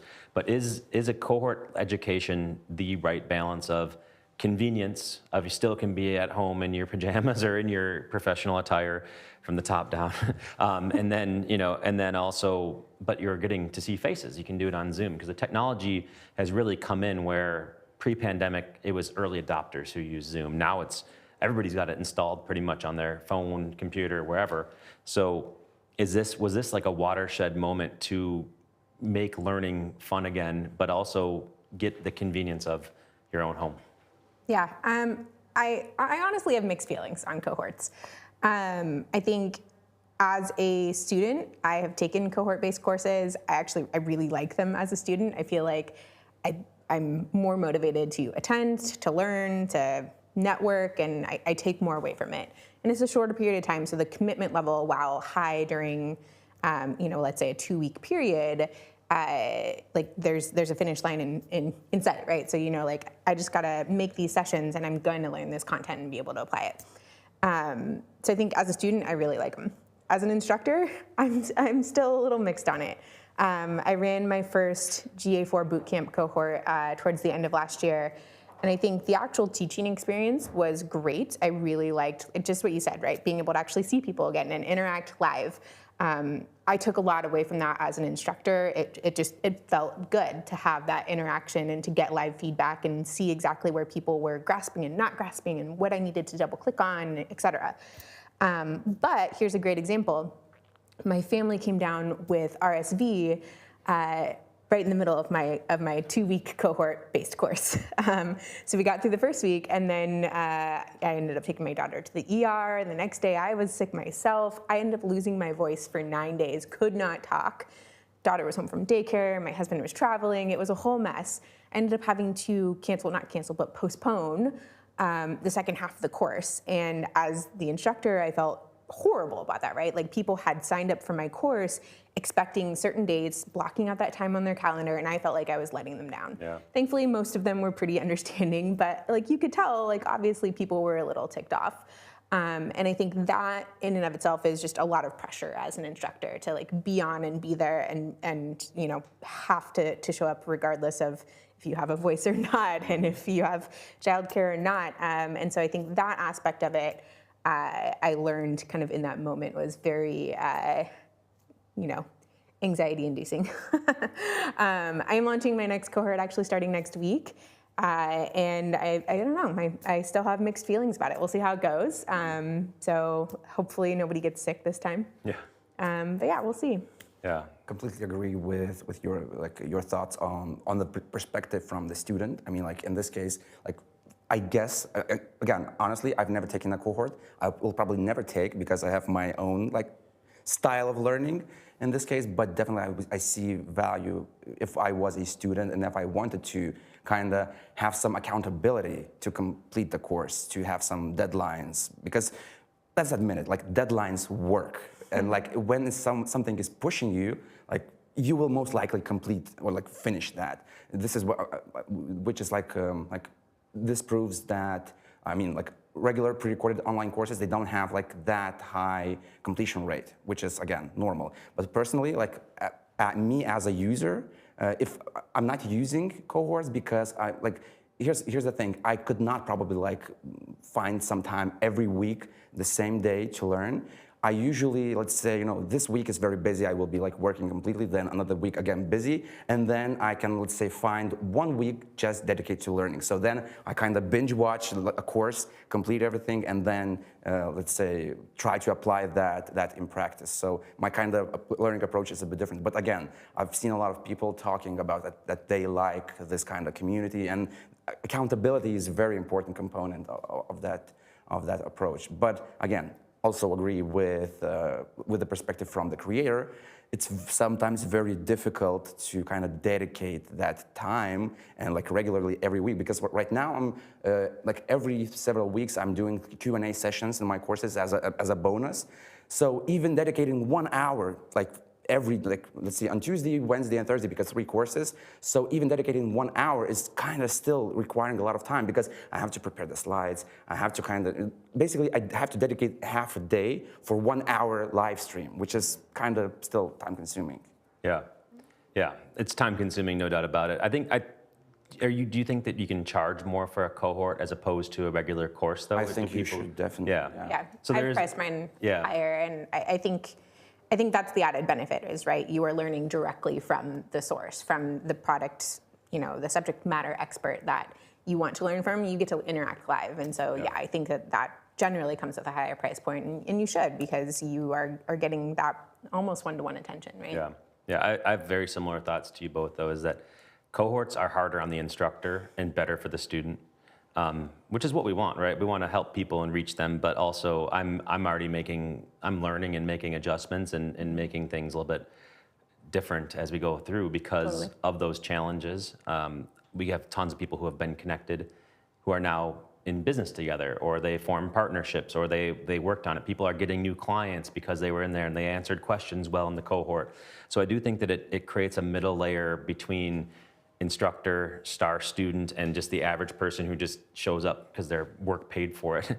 And so I think that there is a lot of good that comes out of it. But when I'm done with a live training, exhausted, right? I have to go and be detoxed because it's so hard, you know, from technology, because it's difficult. There was one day in my first cohort where I didn't really think this through, and I like taught a 2-hour block cohort lesson. And then I had another live training with a client like right after, and I was like, what did I do to myself? I like was just wrecked after. Yeah, it's really hard. Well, not, you know, but it's also, it's good because it scales to a certain extent, and that's the important part. One thing that I think is interesting about online courses is that scale is a question and a concept, right? So we all teach relatively similar things. It's like a similar product or versions of a product, right? We all have different ways of doing it. We all have different insights, different experiences, and that is brought to the table. So somebody could take the course from each of us and they would learn something different because of what we come into the table, right? So there's not like one perfect way to do it. And a lot of times it's what instruction style do you like? But I'm just curious as to this idea of amount of time put in as an instructor, keeping things up to date and so on. Do you try to focus on, when you train, more on the platforms you train on, the concepts that it's trying to teach, or to the student? Like what's the right way to do it and what's the right balance? I'll start with you, Julius. Okay, yeah. It depends, classic.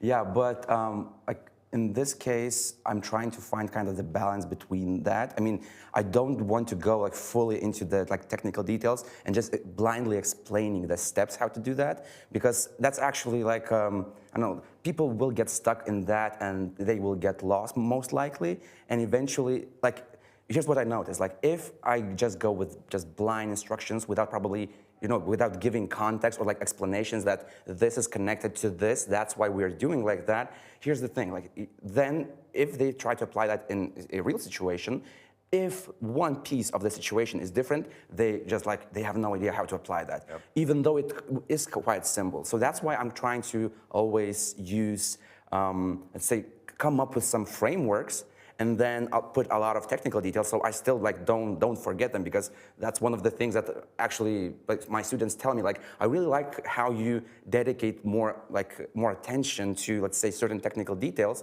but I'm always trying to help them connect the dots. Yeah. So and of course, let's say in GE course, in the beginning and in the end, I kind of zone out like from the technical, like, you know, here are the steps, but actually, like, you know, working more on, let's say, on soft skills in this case, like how to plan, how to think this through. Then at the end of the course, I'm showing like, hey, here's how you should ask questions, and then here's how can you use GA4 or well, GA in general to answer those questions. Because usually I get, again, I used to get a lot of questions like, hey, I watched your tutorials, I implemented this, and this, thank you very much.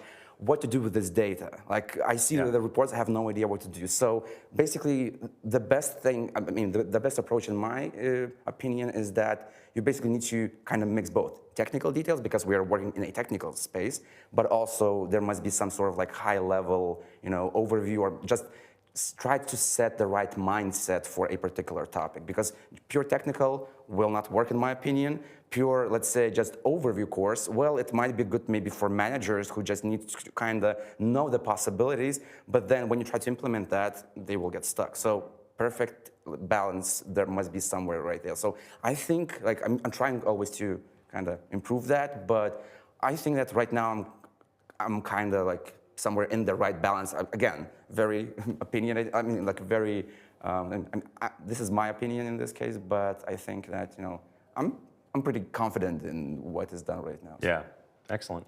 Yeah, I mean, I agree. I think it depends. It's a balance. You really need to address both. When I was at Google and doing the Analytics Academy courses, I actually wrote all of the content for all of the courses that I taught. And then a instructional designer would come over the top and kind of reformat some of it and say, like, the format of how we would teach each lesson.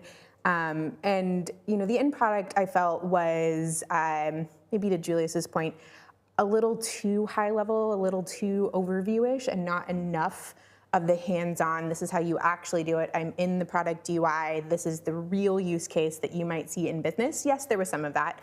But I think when I started to create my own courses, that was something I really took away, was that, yes, you need that overview. You need to provide the context so that people really understand the concepts and how to apply them. But I also highly focus on actual hands-on demos, like, this is the scenario of what you're trying to solve, and now this is how you actually do it in the UI, and walking through not just, you know, every feature, every, you know, little product addition, but also, you know, multiple ways potentially of doing different things. And, you know, you might do it this way for this reason, and you might do it this way for this other reason, type of thing. And then one other thing I think you kind of touched on with the question is just like, content in general, like how do you keep that fresh? How do you continually make sure that it's answering questions? I think GA4, which we all teach on, like we know this is an ever-evolving product, right? Like there's new releases all the time. And so I do find myself adding new content to my courses constantly with, this new feature launched, let me show you how to use it type of thing. But I'm also in the middle of an entire content refresh right now. So the last few weeks I've been re-recording and editing all of my course content for my GA4 courses, which is a heavy lift, right? Yeah. And I think it's an unfortunate side effect of working on a SaaS product, and especially one like GA4 that is changing all the time, is that you don't want your content to be outdated because you don't want your students to be confused because something moved in the interface, right? Mm-hmm. Yeah. So it's definitely a balance, though. I think you don't want to update for every little change, but you got to figure out what the right cadence of those updates is. Yeah, because I think a lot of what teaching is it's not always facts. I mean, facts are so easy to look up. Like if you're a resourceful person, you can look up the facts. Mm-hmm. It's the concepts, it's the strategy, it's the roadmap, it's the map of the world, and that's a big part of it. And so that part is relatively timeless. Like the maps may change over the years, but the idea here of measuring a website is pretty timeless. It's how we do it and the mechanics of it that really change. So I think that's definitely a good way to look at it. You touched on something, Julius, that I wanted to bring up, and that is, you mentioned like, do you do a beginner course for executives, or like, do you is there like a GA4 for a manager, just to learn in 2 hours what they need to know? Have you guys ever put the foray into doing these sub or niche type courses, or is it more everybody one size fits all gets to learn that? I personally, again, was thinking, not doing. So in this case, I prefer, again, it's better to go probably into a more like narrow niche in this case. So I could probably record a course, let's say GA4 for Shopify, which would be like very narrow in this case. It could still like serve, let's say, hopefully like hundreds of thousands of potential students. But in this case, I'm kind of forced. Like having many different like narrow courses will mean that you will have to maintain like a lot of inventory. So that's why I've chosen the path of trying to serve more people at the same time. So there are like good things about this and bad things. So one of the bad things probably is like it's not tailored like maybe to your certain situation, because I have to apply that lesson not only to, let's say, analysts, but also to marketers. There are some students that in my course who are just, let's say, maybe managers, maybe someone who just needs to know the theoretical capabilities, and then someone else on their team will implement that. But also I have several developers. My courses are not technical. Not that technical, so that it would be like very valuable for developers.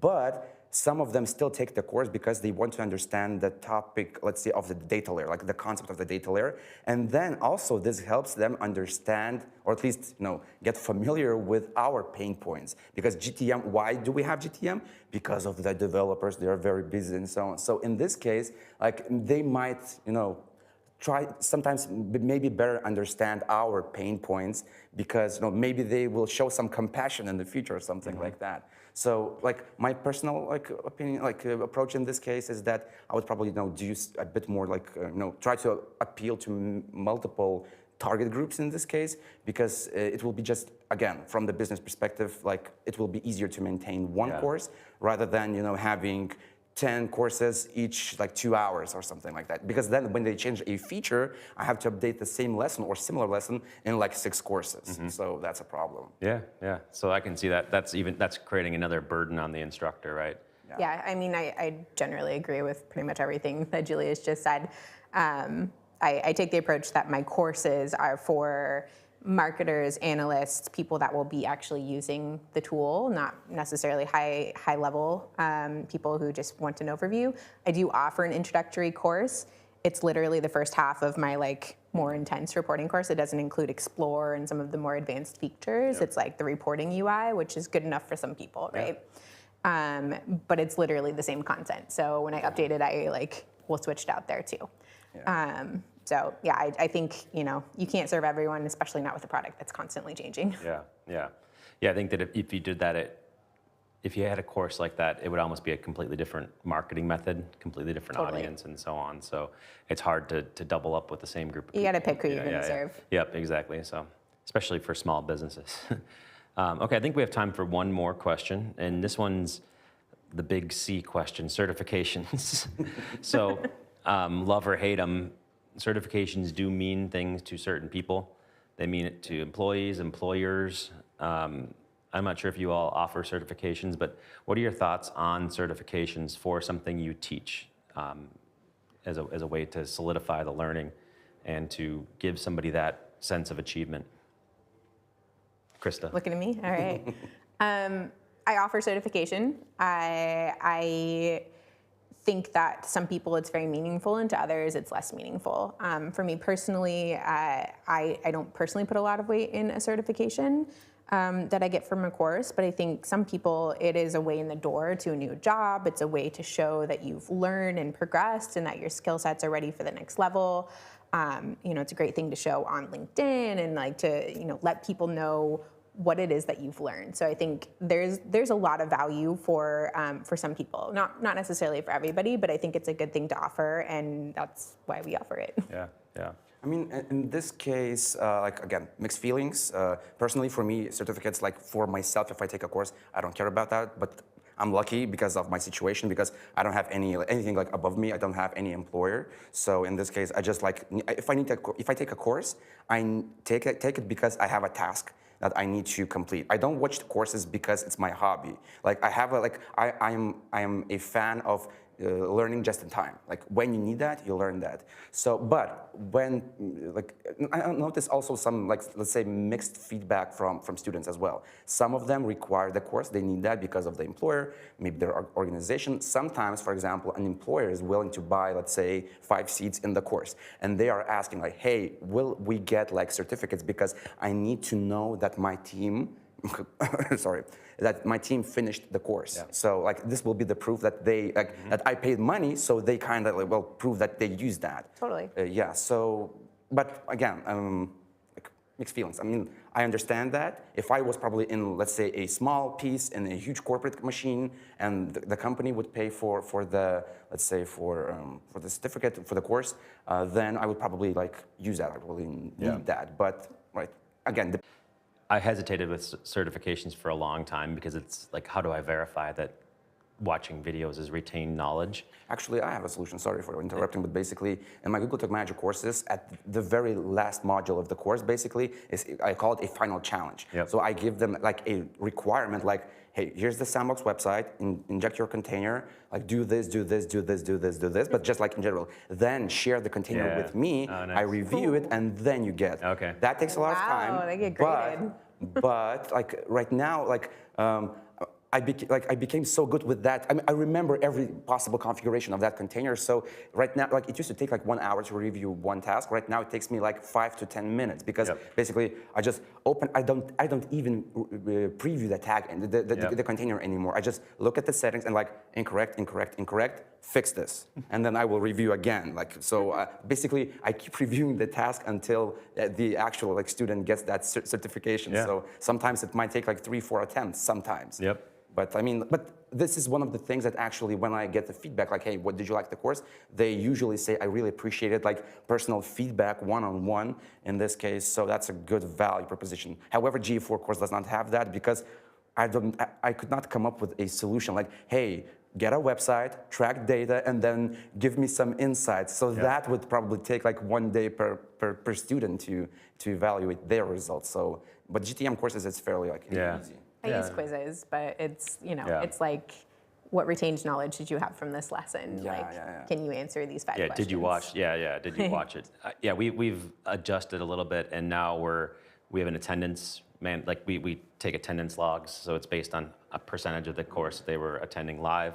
Nice. We have quizzes, we have assignments. We're really getting pretty heavy because I don't want to certify somebody who didn't do the work. And so it does take more. It's another thing that doesn't scale very well, but I think that in general, that's what people remember the most, is that they had to do some work to apply it right away, and that just makes the learning more solid. So Yeah, a lot of different ways to approach it, especially like what's the commitment, right? If somebody's watching videos, what is your commitment to them? But I think that it seems like we've all learned that we're actually giving more of a commitment to the people that we educate in order to help them retain it better and to service them better. And that's been a big thing that's come out of the last few years compared to the early days when it was just throw some videos on a website and call it a day. So, all right. Well, thank you very much for tuning into this segment on education in the analytics sector. Hopefully you got some insights, and hopefully you all take a look at the offerings that all of us have. And if you're ever in the market for it, or if somebody in your team needs to get trained, be sure to check us out, and be sure to check this channel, because I'm going to be coming back a little bit later with another interview session. So thank you very much.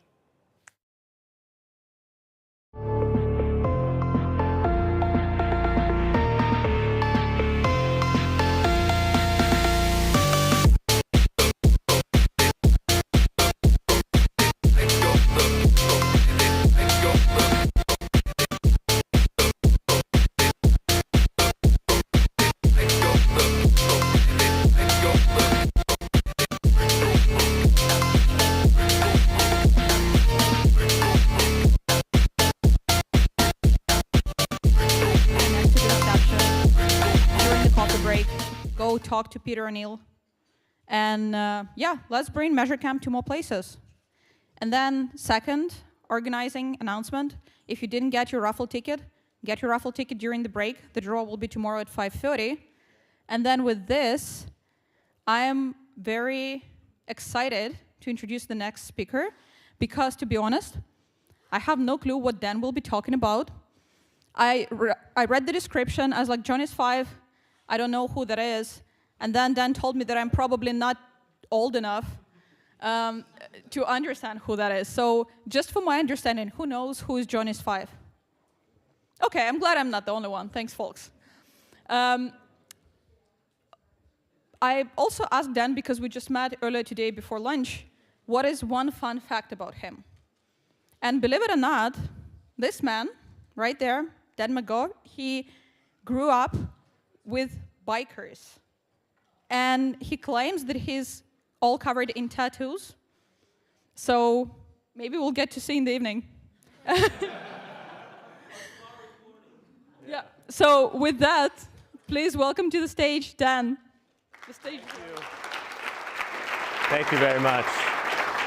That is the only time I think I've ever gone to a conference and they've actually admitted that I was in a biker gang as a kid. But yes, I was raised with my godfather being Guppy, Nevada, Fly, Ziggy. Those were my role models as a kid. And yes, I am really covered with tattoos all the way here. So it is true. But like we said, who knows who Johnny 5 is, right? Like 10 of you, right? Like almost nobody, which was kind of surprising. This is like the obvious dumb American that's like, of course everybody's going to know the cult classic from 1986. And was interviewing everybody last night trying to figure out like who knew who Johnny 5 was. And unfortunately, I come to find out nobody in Europe really saw this movie. And then Mr. Greco thought he'd be kind enough to remind me, he's like, you're a little bit older than everybody else in the room too, so maybe they just weren't alive then.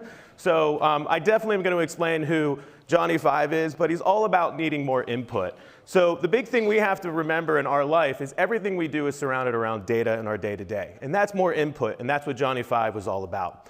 Now, I'll come back to that in just a second. I saw a lot of people taking pictures earlier of slides. To prevent you from having to take pictures, if you want to pull out your phone, just get the slides right now. You'll be able to get all the input you need. That way you don't have to worry about it later. You can focus on the presentation, not focus on taking pictures. I'll leave that up there for about another 10 seconds. However, my name is Dan. Yes, I am grown up by a bunch of biker gang people, which is a lot of cool, but I'm a lot more professional now.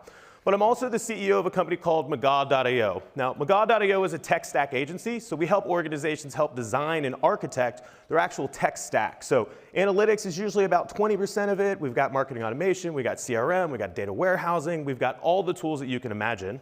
I'm also the CEO of UTM.io, which is a data governance tool for UTMs. So if you use UTMs, definitely check out UTM.io. It's free, you'll definitely enjoy it. But I've been around for a long time, and some of you might remember me from when I was the head of marketing at Kissmetrics. So now I'm fortunate enough to consult some amazing companies, but previously I worked actually in the business, and I've worked with a lot of other cool people in the space. Now, my job every single day is to help my customers figure out their customer journey. This is one of two primary problems that we work on. Now this is a view of Amplitude, one of my favorite products, but our job is to help everybody understand where did that customer come from, where did they go, how did they go through the process, what song did they listen to an R&B song, did they listen to a hip hop song? Okay, if they listened to hip hop, which direction did their path then change? Now, knowing the customer journey is really, really difficult because as you all understand, when you look in analytics, we're only seeing one lens of the world. Now, when you open that lens up to now having the path inside of a CRM, a marketing automation tool, inside of the data warehouse, or even from a billboard, it changes your perspective in the way you see that customer journey. And yes, you can track all those things inside of Amplitude. Now, on top of that, I also am responsible for making sure that our customers can engage those people through that customer journey. So this is a quick snapshot of a product called Segment. So we can see that we have Nicole up here. And then we have all the information about Nicole, and then all the ways that we are going to engage Nicole, whether that is SMS, email, direct mail, pop-ups on their phone, anything like that. So those are the two spectrums that I live most of my life focusing on. And the thing that I'm highly dependent upon is data. I need more data, I need more data, I need more data. Who here works with a marketing person on their team who's constantly asking them for more data? Wow, I'm surprised. You don't work with a lot of marketers? You guys don't need more data?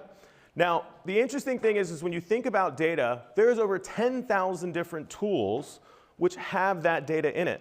And a big problem that we have to realize is that we only see a small view of that customer journey in Google Analytics. Now, when you think about that customer as they go online and offline, there's POS systems, there's CRM systems, there's customer support system. That customer has many interactions with you. And that's very, very hard to track. And our job is to make sure that you get all of the input from all of those tools into your analytics tools so that way you can actually engage on it. Now, let's get a little bit back to Johnny 5, right?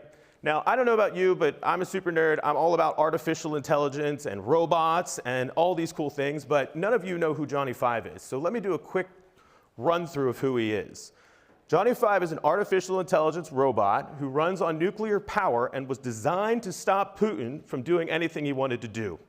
Now, what we'll see here is the beginning of the movie where they basically have a War Games episode where they're actually having Johnny 5, at that time known as Number 5, actually take down the tanks and be able to actually stop it. So unfortunately, Johnny was a pretty good robot who was able to stop the tanks. Now this is him when he was a little mean and wasn't exactly friendly, but he was able to stop the tanks and basically blow everything up with his nuclear laser. So super, super helpful if you're in war games. Now, the interesting thing is that's how the movie started. When they left that War Games, they then had to go take him to get charged. This is where the movie Short Circuit comes into play. Now, all of a sudden, lightning strikes the power facility, and it then electrifies Number 5 and makes him come alive. Now, all of a sudden, out of nowhere, Johnny 5 is created from not just having a robot, but now he's actually trying to be like a human. Now that he's been electrified, he wants to come alive. And to do that, he needs input. He needs to know what it's like to be a human. ChatGPT, who has used it? I think everybody. It is using you as its input right now, so that way it can take some of our jobs in the next few years. Remember, you are the input, and it needs input. Just like Johnny 5 needs input here. Ooh, input. Hound of the Baskervilles. I think the chauffeur did it. He did.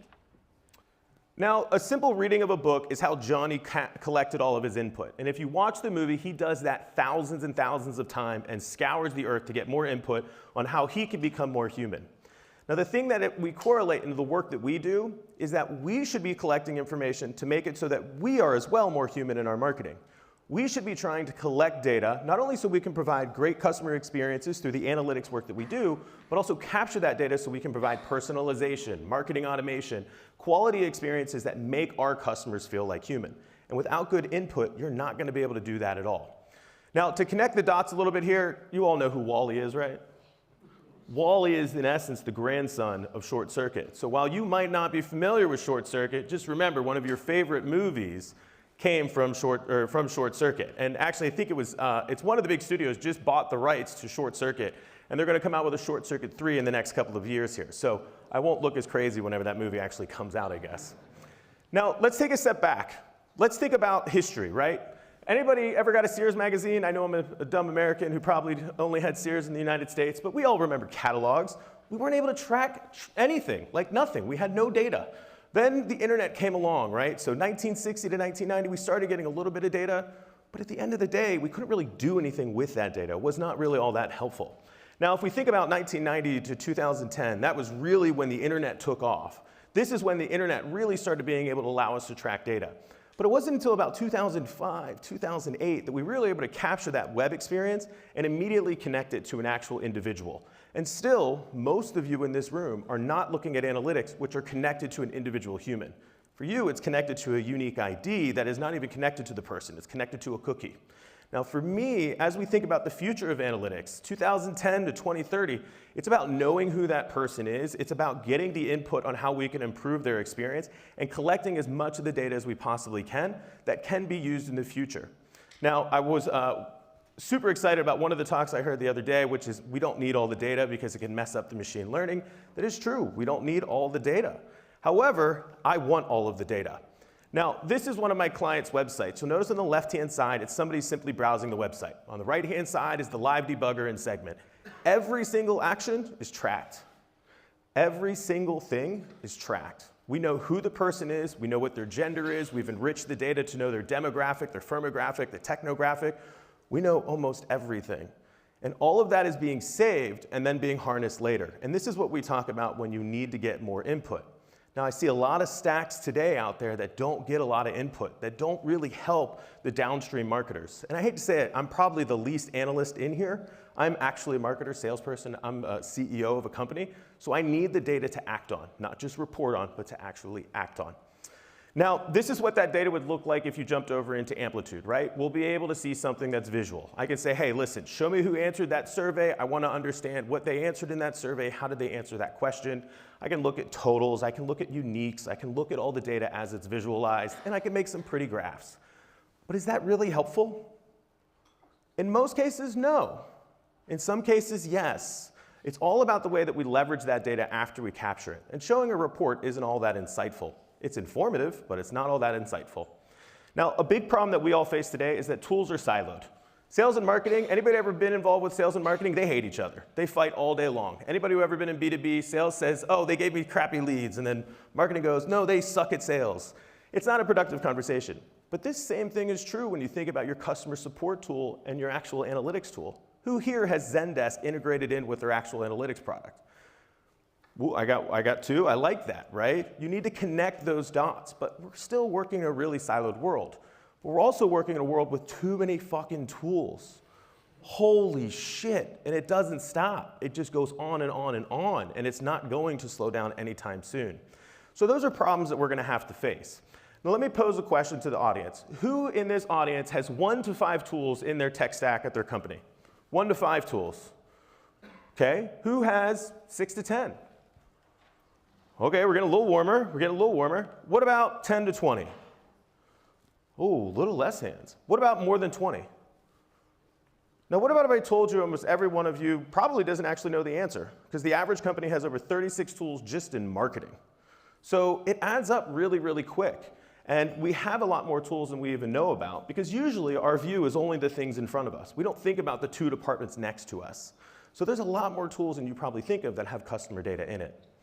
Now, I've been in marketing for way too long. I got started in '98 before there was even mass email. And the only way that we could do anything in marketing was basically by exporting it out of a tool over here. We would export tools in CSV. We would then have to go through our traditional data pipeline to actually get that data processed. We'd have to filter it.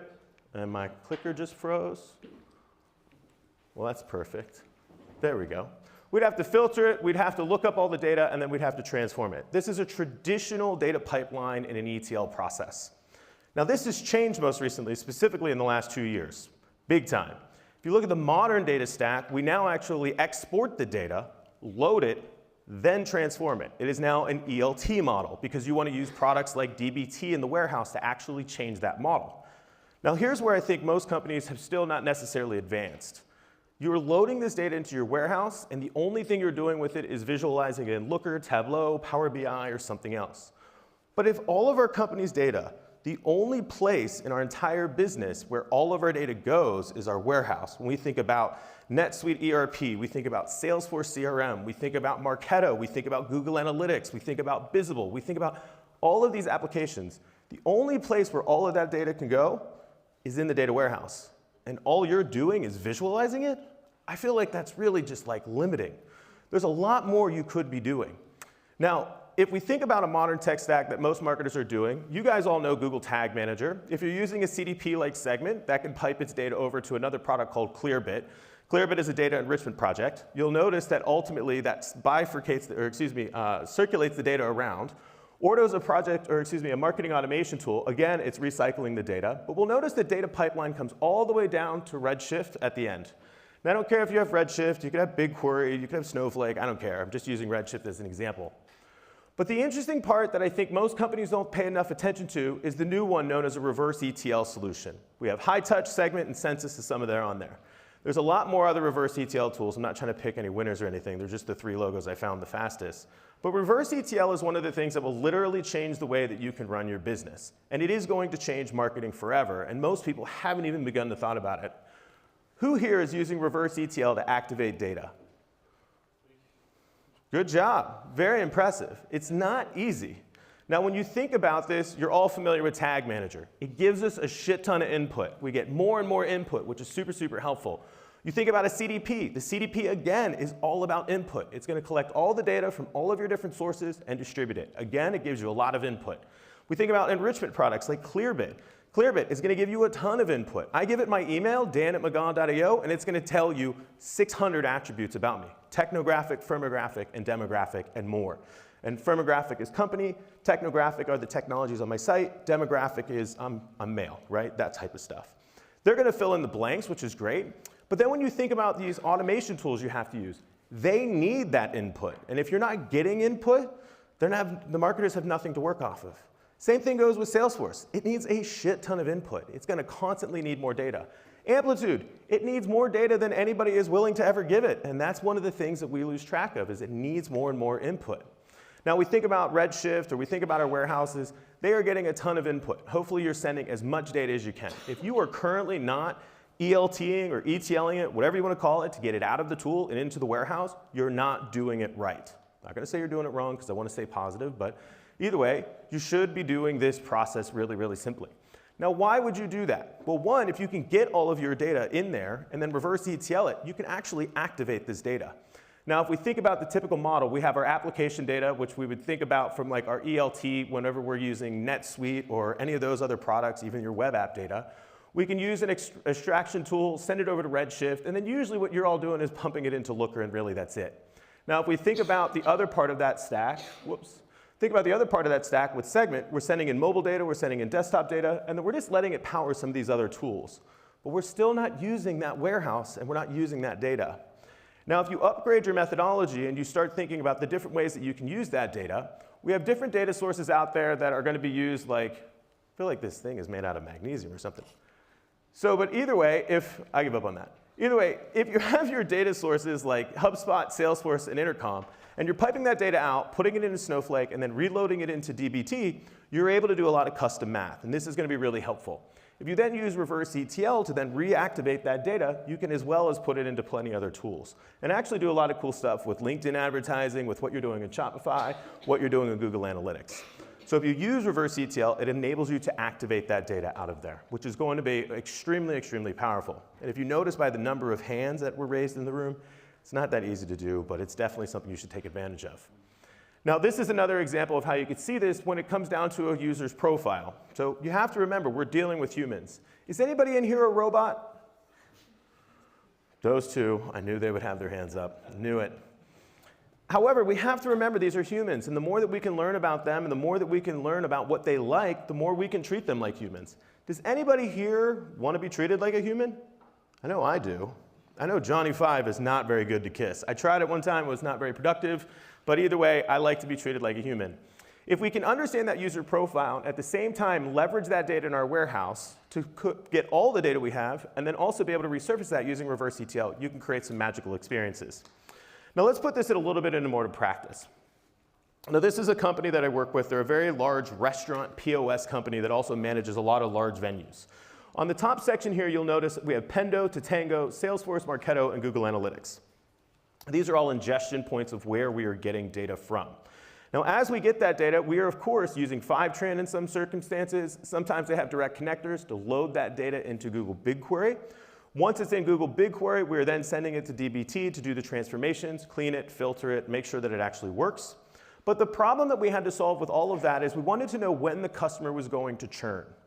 Now, Tatango is a customer success tool. Pendo is a product analytics and product measurement tool. Salesforce is sales. Marketo is, of course, marketing automation. And then you all know what Google Analytics is. Now, when we get all of that information, we can run a lot of sophisticated and custom math on what that customer is doing. Are they using the product? How many reservations are happening? How many attendees are coming in? What is the check size of that restaurant? What is the check size at that bar? And we can take hundreds of different metrics, and we can actually calculate them using Python in a Jupyter notebook. We ran a random forest model on it to predict what the health score was of each customer. Now, you don't have the ability to run Python in Jupyter Notebook in Marketo.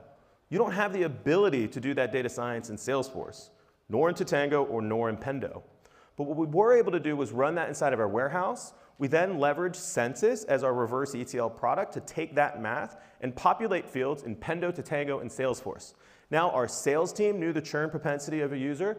Now our customer success team would know it in Tatango. And now inside the product, when somebody was a high likelihood to churn because they had a low health score, we could actually engage them and get them to use the feature which they were missing out on. This is why reverse ETL is going to change the way that you can do marketing. It's also the way that you can change the way that you do business. So if you're not using reverse ETL today, I would definitely recommend just giving a little bit of a check out. Well, I appreciate y'all. Mr. Five, tell us how you feel. How do I feel? I feel alive! If you use reverse ETL, you're going to feel alive too.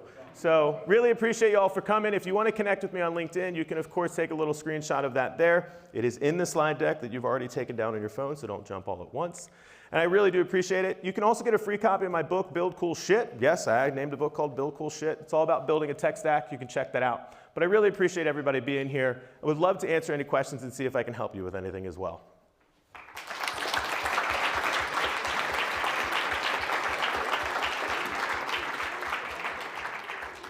It got warm, so I'm going to This was great. the sleeves. Yeah. You know, bring your true self Bring to the my stage. true self out. Yeah. I see how this works.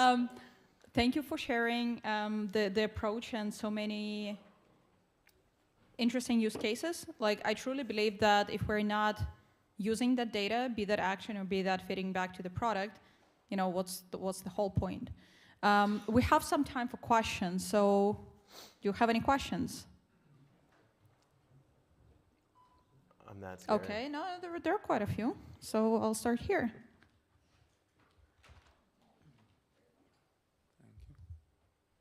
Hi. Well, I don't know if it's a question, but and I get it's not the main point of the entire presentation, but I'm hesitant to believe that we need all that to be treated as humans. Most people here don't know that much about me, but I'm feeling pretty human treated so far. Yeah, I could see that. But I don't know, it's, I don't know. It's just that, like, I have that idea in the back of. I can't blame you at all, right? Like, I think there's the biggest thing that I have to take into consideration, right, is that, like, where I'm at in Florida, anybody ever heard of Florida Man, right? Like, nobody? No? A couple people? Yeah, we all know Florida Man. When we think about data and we think about helping our customers, we think about we need to be able to understand who they are. And we're going to get that through zero party, and we're going to get that through first party, and sometimes we get that through third party.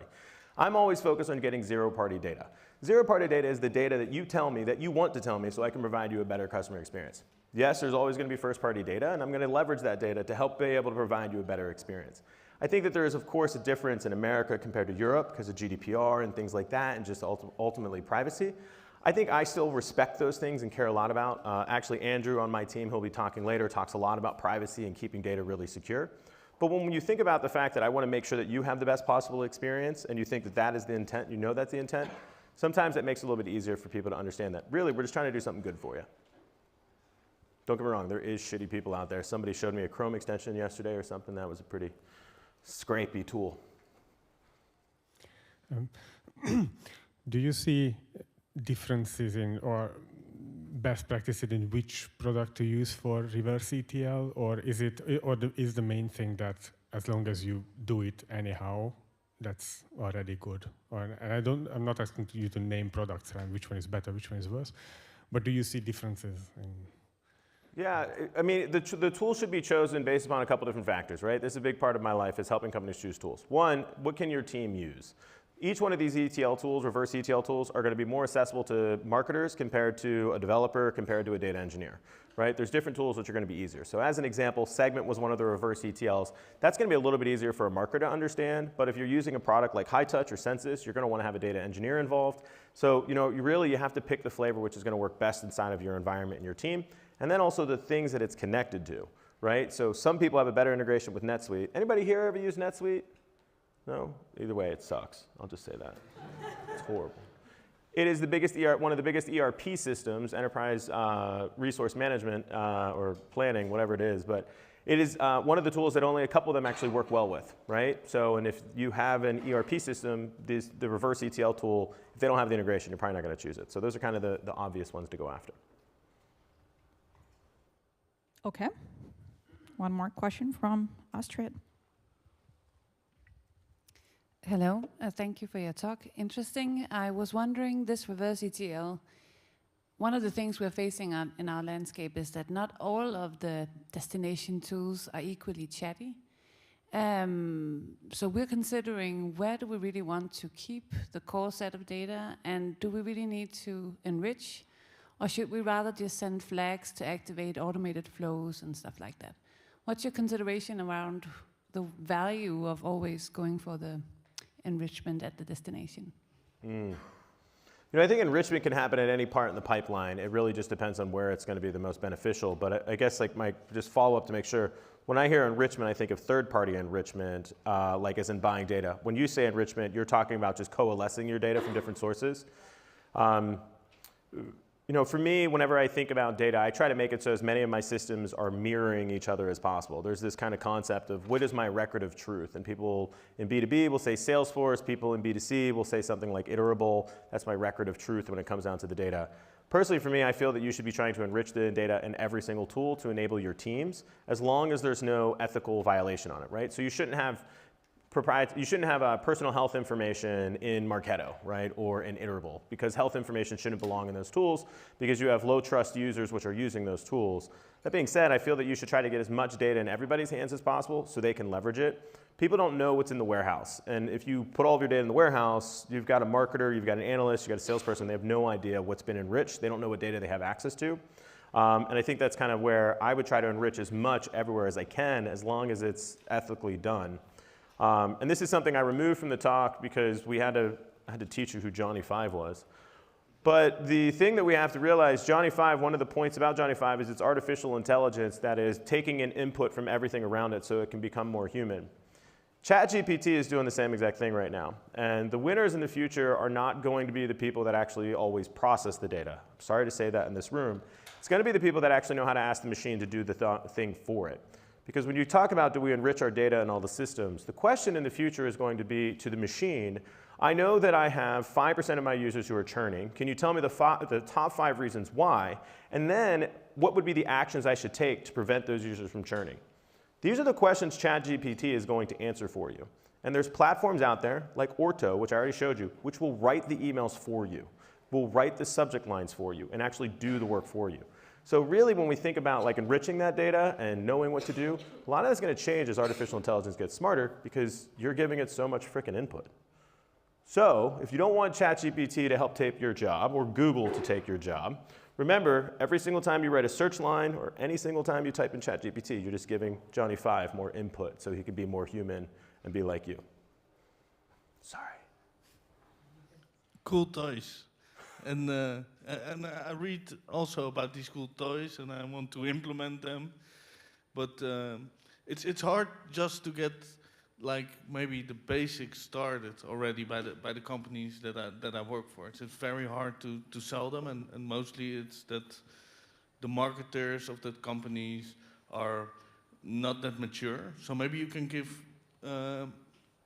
some ideas about scaling it up also. Can you do this with like 2 marketeers, or do you need a team of 20 marketeers to get there? Or give a little bit sense about that, because I cannot get to use these cool toys because the companies don't have the resources to use it or govern it. Yeah, and that's definitely difficult. So the stack that I showed with reverse ETL is definitely difficult, right? So because it's definitely going to require data engineering, data analysts, marketers, and things like that. It's going to require some know-how, and don't get me wrong, you can mess around and break things, which is what I always tell people to do. But there's also shortcuts to that. So as an example, when all those diagrams, I showed the reverse ETL tool that brought data up.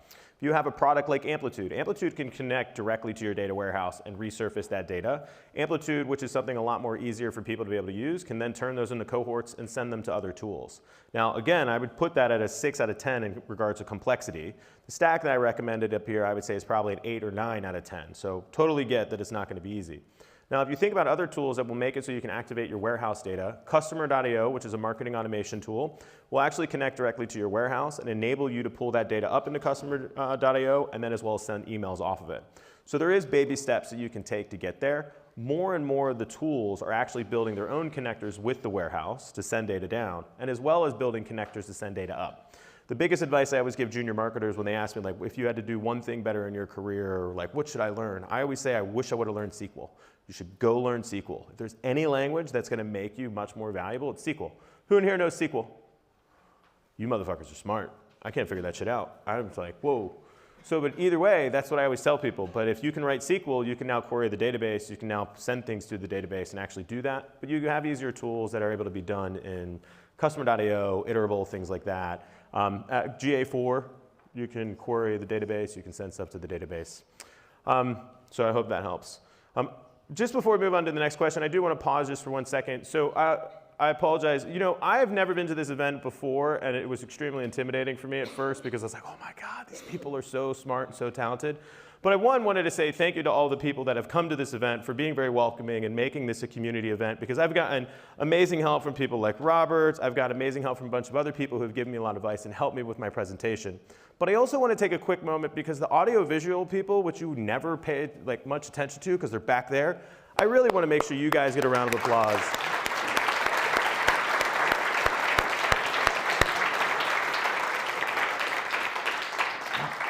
We're mic'd up, I'm sweaty, they're gonna come take this thing off of me. Like, these guys are doing amazing work and helping me out. Balaj, thank you so much earlier, and the organizers as well. Thanks for making this a great event, because I attend dozens of events a year, and this is a really, really high-powered event. So I'm happy to take that question, but thank you so much, everybody.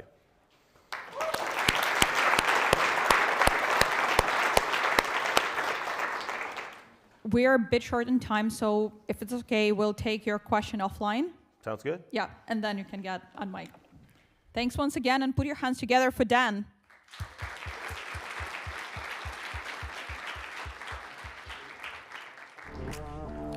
If you are really sweaty, you could take it off yourself. You don't have to make Balaj do it.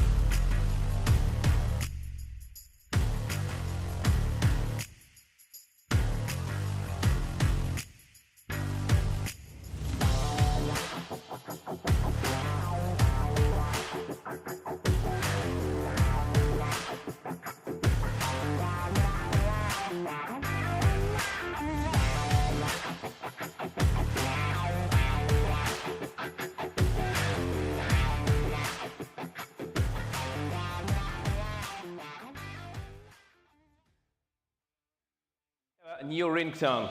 Well, hi everyone. Thanks for having me today. My name is Vlad, and I'm owner of, and founder of Oleksii. At Oleksii, thanks. At Oleksii, we simplify multiple data source reporting, and this story started a while ago. For instance, there are three things under construction here. So the first one is Oleksii on the left side. The second one is Family Financial Analytics Report on the right side, is under construction as well. And the last but not least is Parents' Country House behind us. Well, today we proud to be ranked as a global leader in marketing analytics and e-commerce analytics by GT Crowd. I'm in person believe that every decision maker has to deal with data freely. And we faced a lot of cases that I would like to share a few of them, while cases like any decision maker, not especially the business one, fail with data. I hope you find them funny because they are not about you, right? It's about someone else. And well, let's check them out. So let's start with short story. The only skill that makes human unique, compared to other animals, is the ability to transfer knowledge from generation to generation. So really, we are not as fastest animal, right? That are not as strongest, and our lifespan is not the longest compared to others. However, somehow they manage to collect, process, and transfer data through generation to generation. It led us to invent, phones, buildings, rockets, and all this stuff. However, there is no development without fails, right? So I would like to walk you through this evolution and highlight some issues in the process to pass gained knowledge from generation to generation and share some prediction what it could lead to. For instance, a while ago, we started by scribes, right? We invented first printing press. I am due to say we, right? Finally, we got internet. So it led us to significantly decrease the share of labor force employed in agriculture. So as you can see, most of the people were able to benefit of economic progress and do not cultivate land all day long. So most of the people, I believe most of you, know that it's super easy to decide whatever you want to do, whatever not. A few hundreds of years ago, you hadn't choice like this. And development never happens by itself. It's based on our decisions and our resources. Well, let's jump to the first case about power of something. So here's the two groups that have been tested to measure efficiency of painkiller. And those groups, they're presented by painkiller pills. And in one group, 85% of subjects experienced reduction of pain after taking a placebo. In other group, 61% said the pain was less. Guess what was the difference between those groups? Age. Age. Good guess. No. Not a gender. Guess what? So the only one difference. So this difference was a price.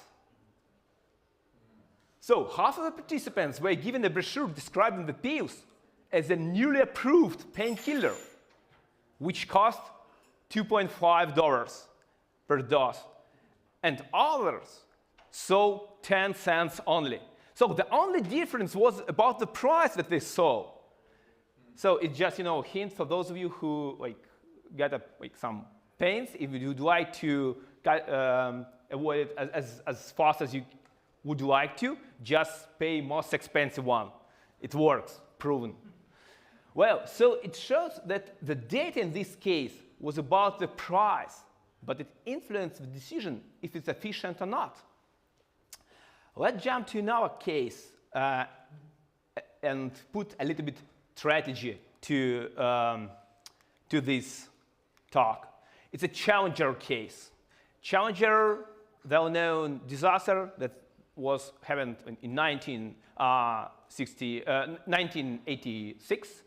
And at the moment that decision had been made, a group of engineers and managers had to make a decision if they can give a green light to make a launch. And at this moment, start has been postponed for a few times, if I'm not mistaken, for 5 or 4 times. And the one of the data that had been used to get approval is a data about the relationship between distress of O-rings on the engines and relationship with the temperature. It was a risk that because the launch is going to be the low temperature, distressed rings can influence to the explosion. And this data was presented to the manager as a request, hey, is there any relationship between temperature and number of distressed O-rings? The problem was that the data not from all the flights were included to this analysis. So this data, so that one related to the launch, the distress of O-rings were observed. And that one for all others. And now it's clear that the less temperature is, the more likely O-rings will be distressed. And managers compare as a function of temperature the flights of which thermal distress has been observed. And it's one of the cases then missing part of the data leads to the death and tragedy. In fact, if you place a higher temperature, distress almost never happened. It's about dark data. It's one of my favorite books ever. I'll put all the references and all the sources to the book that I'm happy to recommend, one of the last slides.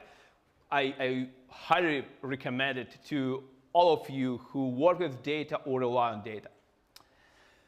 So, last but not the least, this is my favorite one. Check it out. So, this test was about the test efficiency of hand cream against the rash. And the group of people that was given by data, so the data was provided to some set of people, and the question was, could skin cream elevate a rash? And subject, they're given the data and ask whatever they thought it's limited, effective or not. May I ask you to raise a hand, those of you who has at least one hand? Thank you. Could you please keep it raised in case if you believe that cream is more likely efficient? Well, do it another way. Please raise your hand if you need that it is inefficient. Okay, now we can measure unknown, right? Well, so you get the trick here, right? So the point is that we need to look to the ratio, right? Not to the absolute numbers. And it's not all about this case. So as you can see, we can find out that in the control group, the ratio of participants that faced with a rush improvement was higher in the control group. So it means that cream is non-efficient. However, the cool part and cool thing about this test was that once organizers find out the ones who managed this test, so they sophisticated enough to do their math, to calculate math probability, math expectation, right? Not to compare just the absolute numbers. They gave them another question related to their politics. For instance, if they believe that access for citizens to handgun could decrease criminal in some area, and those groups were splitting based on their political beliefs, Democrats and Republicans. And it turns out that those smart people that managed to calculate data based on a cream will fail once the data that were given contradicts their personal belief. Let's make it clear. So the data was faked, right? So, but it proved someone that contradicts their beliefs. And it led us to really like hard truth that politics risks ability to do math, even for analytical skilled people. So I'm not going to ask you who of you considering yourself as analytical skilled, right? But ask yourself, if in all of your cases you make rational decisions, if you're influenced by your beliefs, some statements that are out of your control. So actually this experiment answers to the question, why isn't smart people in smart countries that can do math, can do physics, they can invent smartphones, they can do whatever they want, they fail once the question challenge their beliefs? Well, I believe that those cases lead us to some kind of model and prediction that I would like to share to you as well. So for those of you who are familiar with SaaS economy, you know that as soon as some business has churn below, has a net retention revenue below 100%, it's a matter of time then this business hit the ceiling, right? Hit the ceiling in terms of the revenue, the red line. So there is no way to grow for the business, SaaS business, with net retention revenue below 100%. And just imagine a second, when we put the same model to the civilization, not to the revenue and SaaS. So let's read it on this way. If civilization has knowledge transferring less than 100% from generation to generation, it's a matter of time then this generation hit the ceiling and stop developing. Well, who would like to be a part of that end branch of evolution? You're the one, I am not. So the point is that if we fail to transfer pure knowledge that have been collected during the previous centuries through the generations, it's a matter of time that we face with stagnation. Well, in order to give you the links to great books that are way smarter and more detailed than my speech, I put it on this slide. I document every page from those. It's a dark data that I mentioned before. The Rational Ape by David Roberts. It's awesome. Predictable irrationality case about the pills and painkillers. The Signal and Noise. It's a complicated one, but I'll recommend it as well. And Think Fast Think Fast and Slowly by Daniel Kahneman. There are two books that I would like to recommend you as well. Those books are a friend of mine, Becoming a Privacy-Centric Marketing Organization, that was recently published and become world bestseller in business intelligence category. And please keep in mind that we as data analysts, we're in charge not about data only, but about conclusions that are made based on data provided by ours. Like in case that I shared before with Challenger disaster, if we provide not just the data, those engineers and data analysts provide not just the data about, hey, you asked me how like often those O-rings distressed. Okay, here's the data, but the conclusion is wrong, and it costs a lot, right? Well, that's all, and thank you very much.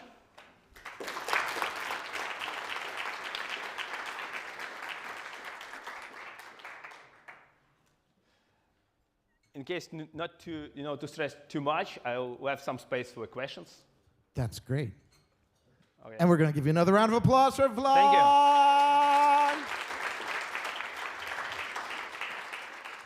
you. Okay.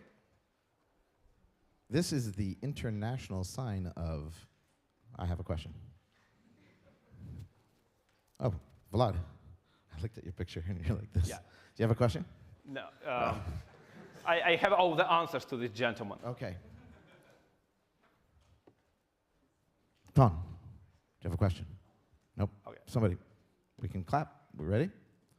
You do? I know. You ready to clap? Okay. A round of applause for Vlad Flaks.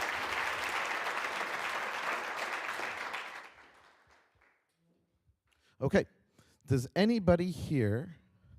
Not yet, not yet. Not yet, not yet. Anybody here know how to whistle?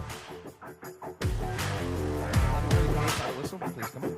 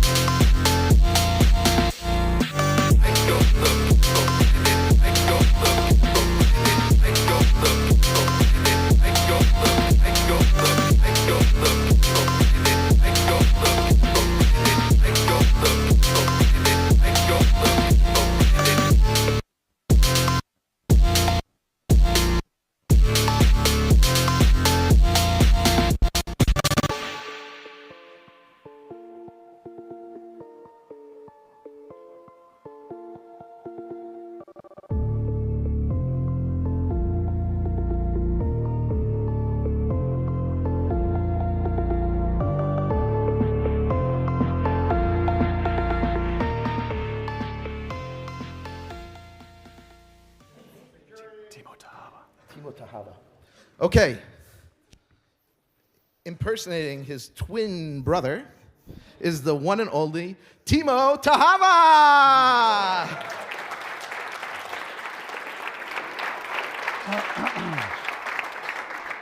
Thank you very much. Apologies to the whistlers. That was my idea of the song. I did not know that you would be put through that. Neither did I. I know. These things just happen. Yeah, thank you. Yes. Thank you very much. Yes, that was a very uplifting intro to a somewhat depressing talk. I'm sorry that I only just arrived today, so I've missed most of the presentations by now, and I'm pretty sure that other speakers have reflected on this, and it's getting almost a cliche to say how weird the last 3 years have been, but things just seem to be getting worse. And the last year has been an absolute a cooking pot of horrors and terrors right at our doorstep, and it's caused me to have this a lot of self-reflection as a father as well about what I'm doing with my life and how I'm contributing positively to society. And I've realized that the only place where I can actually fix these things is making use of a public platform that I now have, no matter what size of the audience is. And so I've had a much of a change of heart in the types of talks I want to give these days, and moving away from the technical nitty-gritty of analytics, even though it's still very inspiring and interesting, I started thinking about what are the things that make us the types of people we are. So it's a very ambitious topic to talk about. And one of the things that I always fall back to, one of the things that I think many people here can identify with, especially if you've been to this event more than once, is about communities and how we build communities, how we interact in communities, how we bring the best parts of ourselves into communities, how we take the best parts of the communities that we are in into our relationships, into our own self-reflection, and maybe even to the society around us. So I'm trying to do nothing less, nothing more than try to unravel this thing. What can we do to contribute positively to these types of communities that we frequent in? And are there some kind of skills and actions and tactics we can use to improve the conditions that we interact in when we are in these communities? It will all make sense in the end. Don't worry, this is a new talk. I'm trying it out on you. And if you've never been to my talk, you'll know that I'll spend the first 30 minutes on the first slide just coming off the stuff, and then somebody reels me in and I'll start flying through the rest of the slides, and nobody will be any wiser at the end. I do want to say one other thing. Tonight, after dinner, we have now a tradition, because it's the second time, the annual fireside simulation, which is a no cameras allowed, personal space, private discussion between friends and peers about all topics analytics, and we're going to and community, and we're going to be talking about these things there as well. So I hope to see as many of you there as possible. But don't leave now, because now my talk is actually going to start. Before we enter this idea of finding these things that constitute a community, I want to share with you my core beliefs. I think I don't do this quite often enough. And when I share you my core beliefs, maybe you will then understand what I'm talking about. I'm not underestimating you. I'm overestimating myself as an orator here. My core beliefs start with a very simple thesis, is by when you help others, you help yourself. Helping is often seen as an altruistic action, a selfless action, especially when offered, not when requested, but when offered. And it is that in many cases, but many times when we help others, we are unearthing things about ourselves. We are building our own didactic capabilities. We are becoming better teachers. We're becoming better at structuring the things we want to help with. And if you've ever had trouble justifying to yourself, why should I offer my time? Why should I volunteer my help? Why should I go into the forums and teach others how GA works or whatever? Spin it around so that when you are helping others, you are actually helping yourself. You are building yourself, you might even be building yourself a reputation as someone who is always helpful. But this is my number one core belief, and this is why I spend so much time doing this. There's going to be a lot of humble bragging in this presentation. Please don't take it as such. I am talking with the experience of 10 years of activity in these types of communities. So helping others, you help yourself. That's a personal thing. That's how you justify it to yourself. But how do we find the right communities? There are many different types of communities. In some communities, it's very easy to interact with others, to give assistance, to receive assistance. In others, the communities are so tunnel vision towards a certain goal, it might be very difficult. But the one thing that in my mind unites all the communities that I've had most success in and that I've loved the most and I still continue to love is that the communities are built of people who actually want that community to be successful. Superweek is so successful because most of the people here are actually rooting for this conference. We love it here because we want this conference to succeed. There are many conferences where we go to and we don't really care about the conference itself. We care about the talks, we care about the networking. We don't care about the conference itself. We don't care if that is happening again next year. I think many people who love it here come here because they know it's going to happen next year and they're very happy about it.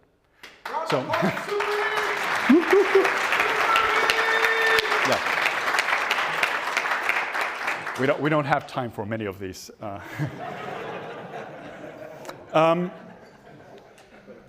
Yeah, and actually, I twisted my beliefs around. So let's turn this was the one that I was just talking about.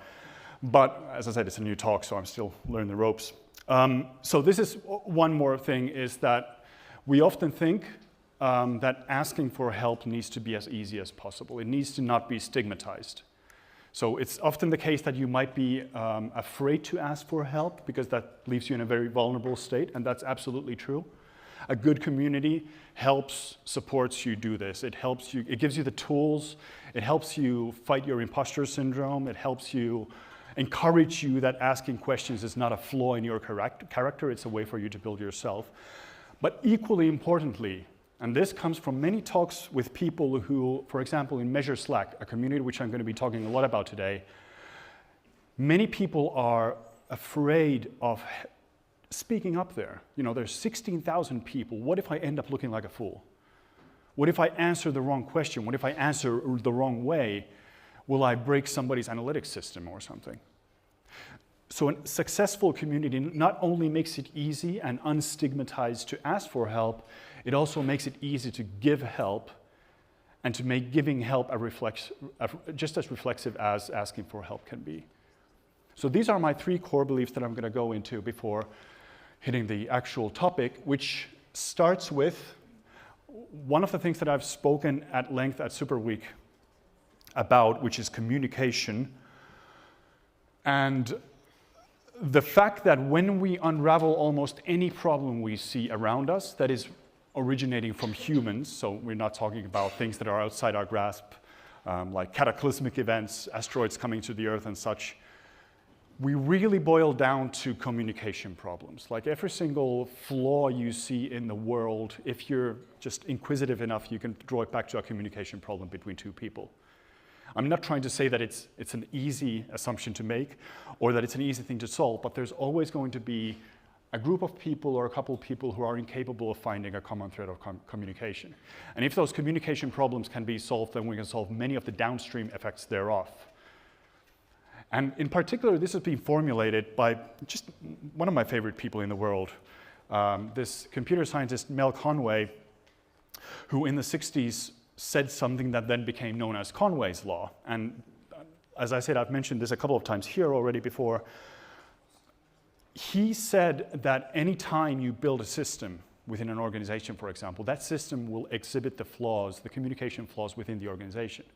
And what he meant is that if you have a department here, and then you have a department here, and they need to build a system where the data flows between the departments, for example, or where some computation happens between the 2 departments, if the people within the department fail to communicate with each other, those systems will fail to communicate with each other as well.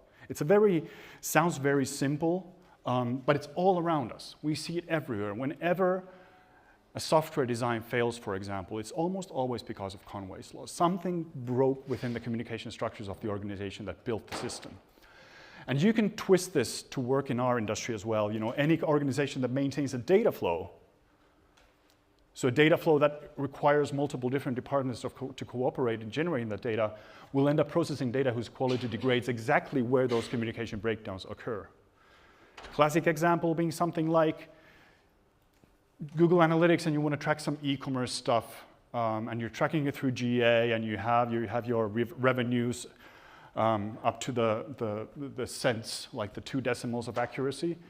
And then you want to join that with some other e-commerce data, but that comes from a department that decided that revenue should be measured in integers, so just skip the decimals entirely. So you have like data mismatches, normalization problems that you then fix with an ETL or something, but it's because of a communication problem. There wasn't a communication between those 2 departments when they were normalizing that data to begin with, which could have solved a lot of problems, and you might not need those patches in the process. Or when you build a marketing campaign, if you design a marketing campaign, you'll design a campaign that is just as disconnected as the silos that contributed to it. Conway's law is everywhere, and when we start talking about communities and how we communicate in communities, how we build things in communities, we start seeing that if we can prevent those Conway law stuff from coming up, we can help those communities thrive as well. And the best way to overcome Conway's law is to build a culture of communication from the get-go. So reduce the friction between departments, reduce the friction between community groups, reduce the friction between new individuals, experts, old-timers, whatever you want to call them. But then you come into the problem that communication is more than just talking to each other. Typical way that organizations fight Conway's law is to introduce agile processes, and agile is all about talking to each other. You have all these different meetings, daily stand-ups, backlog groomings, scrums. It's all about more talk, more talk, more talk, but that doesn't always apply when we're talking about a community like Superweek or like Measure Slack. So how do we solve those problems?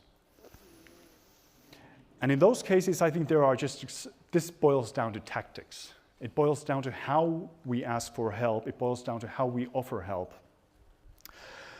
And I firmly believe that there are no wrong questions. I think it's a good way to approach life, in that asking questions itself is never a bad thing. The act of asking a question should never be stigmatized unless you know there's some weird stuff going there. But there are certain ways of asking questions that can be more contributed to a successful community. And now I don't want to, again, I don't want to be a gatekeeper here. I don't want to say that this is the way that you should ask questions when you interact with me. That's not a healthy way to approach things. I am very much looking in the mirror when I am sharing the rest of the slides, because these are all from my own life. This is how I behave, and I know that I'm very flawed in this way. So I'm also using you as a very cheap therapeutic crowd in helping me solve these inflection points. But let's start with some of my pet peeves, which I do want to share, with the hopes that maybe we can build a better way of asking questions together. And I'd love to hear some contributions from the audience as well at some point. But the classic example of a question that is very, very difficult to find the motivation to answer is one that doesn't really explain what the problem is.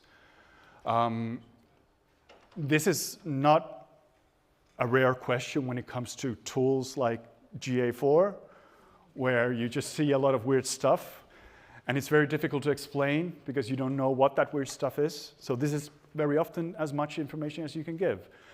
But there are certain things that would make it more reliable to get answers and to get the community to contribute. Starting with just adding information to the question. When you demand from the person who might want to help you, when you demand from them to put a lot of effort into just understanding what the question is, it's already a very difficult route ahead of you. So just learning the inflection point of how much extra information you should be giving. What dimension, what time frame compared to what, why is this a problem for you, what does not set represent for you. But I think the most important thing that people often gloss and just skip entirely is, what have you done thus far? What steps have you taken to try to understand this problem? This is one way of asking a question which I think for me personally would save hours and hours of work.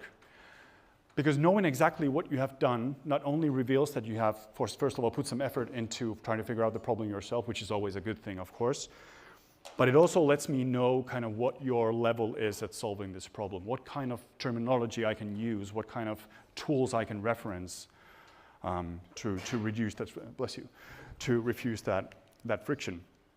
So just as a kind of an overview of what are useful ways of asking for help in the types of product forums, for example, is screenshots universally useful, being able to show someone what happened, reproduction steps, do this, do this, do this, and then you'll see what I'm talking about. Details always important, but you might not want to write a novel because that was going to alienate people.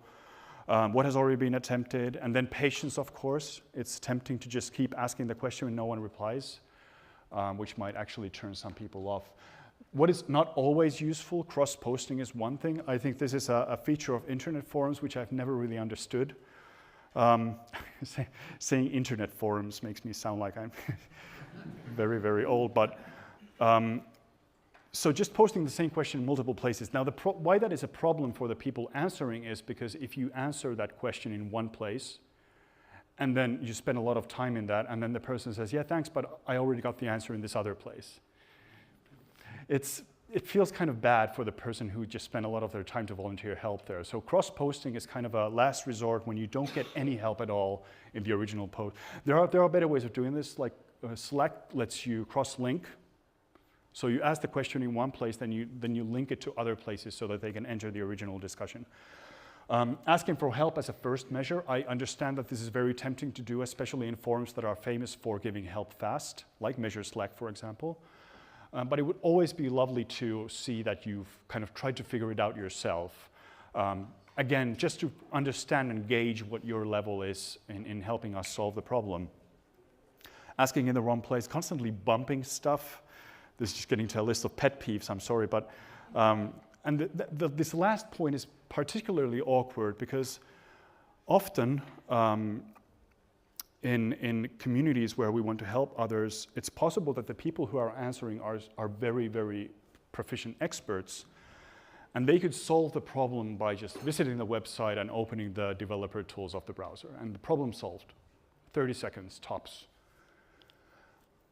But it's very common to get the response that I'm not permitted to share the URL, or it's private, or it's classified, which I completely understand. But then you have to kind of weigh in, is it being classified and us spending the next 45 minutes going back and forth between different things you can test, versus me just going there and fixing it right now? Maybe it's worth the declassification of the stuff. And if you're, if you have a classified, like really like government classified stuff, you maybe shouldn't be asking for help in Measure Slack. I'm sure you have agencies in your government that can solve these problems. So that was just that was looking at things from the person asking the question. I think those are pretty obvious, and like I said, I do not want to stigmatize asking for help any more than it already is. I think it's wonderful to ask for help. But there are just certain things that I've learned over the years that might make it easier to get an answer quickly. So that was all those previous slides were about. But then the tricky thing of helping others, answering questions, and this is where the community starts to kind of rear its head. This is where it becomes more essential that you've found the right community for you. Because these are the types of questions that might be going around in your head. What if I'm not expert enough to answer this question? I know the answer, but what if I'm not expert enough? It's a contradiction in so many ways, but this is what goes on in my head often. What if I don't have the chops to answer this question about cloud engineering because I've only just started entering the field? What if I don't have the chops to answer this question about GA4 because I don't really use the tool? What if I don't have the chops to answer this question about amplitude because I've only built a template for it? I don't use the tool that much, right? What if I'm not expert enough? But the fact is, I know the answer. That's the thing. I know the answer. I can help them right now. What if I'm not expert enough to do it anyway? What if I get the answer wrong? Shit. I have spectacularly given a wrong answer one time, helping someone in our Simmer community with their DNS settings, which is always a bad idea. And instructing them to change their master records instead of the subdomain records for the tracking domain, which ended up in their main domain just bowing out of competition for a while, which taught me a lot. It scared me, and now it scares me even more. What if I get the answer wrong? But at the same time, and I'm sorry for the person who I did this to, I learned a lot. I learned not to make sloppy mistakes when we're talking about like super critical things. I now have a list of priorities in my head where I will spend more time answering specific types of questions, particularly DNS records. But this is a very normal thing.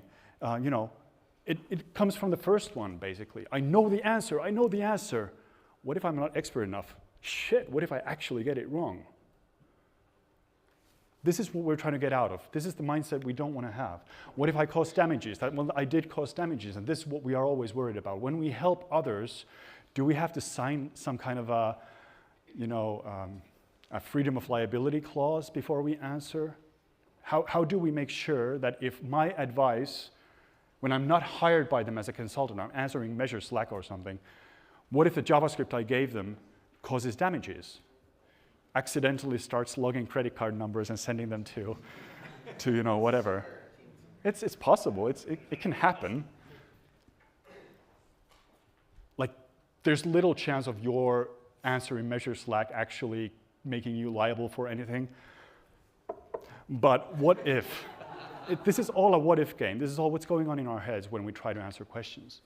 What if I step on someone else's toes? Again, Measure Slack has 16,000 people. It has one of the biggest active user bases as well, measuring in hundreds, I think.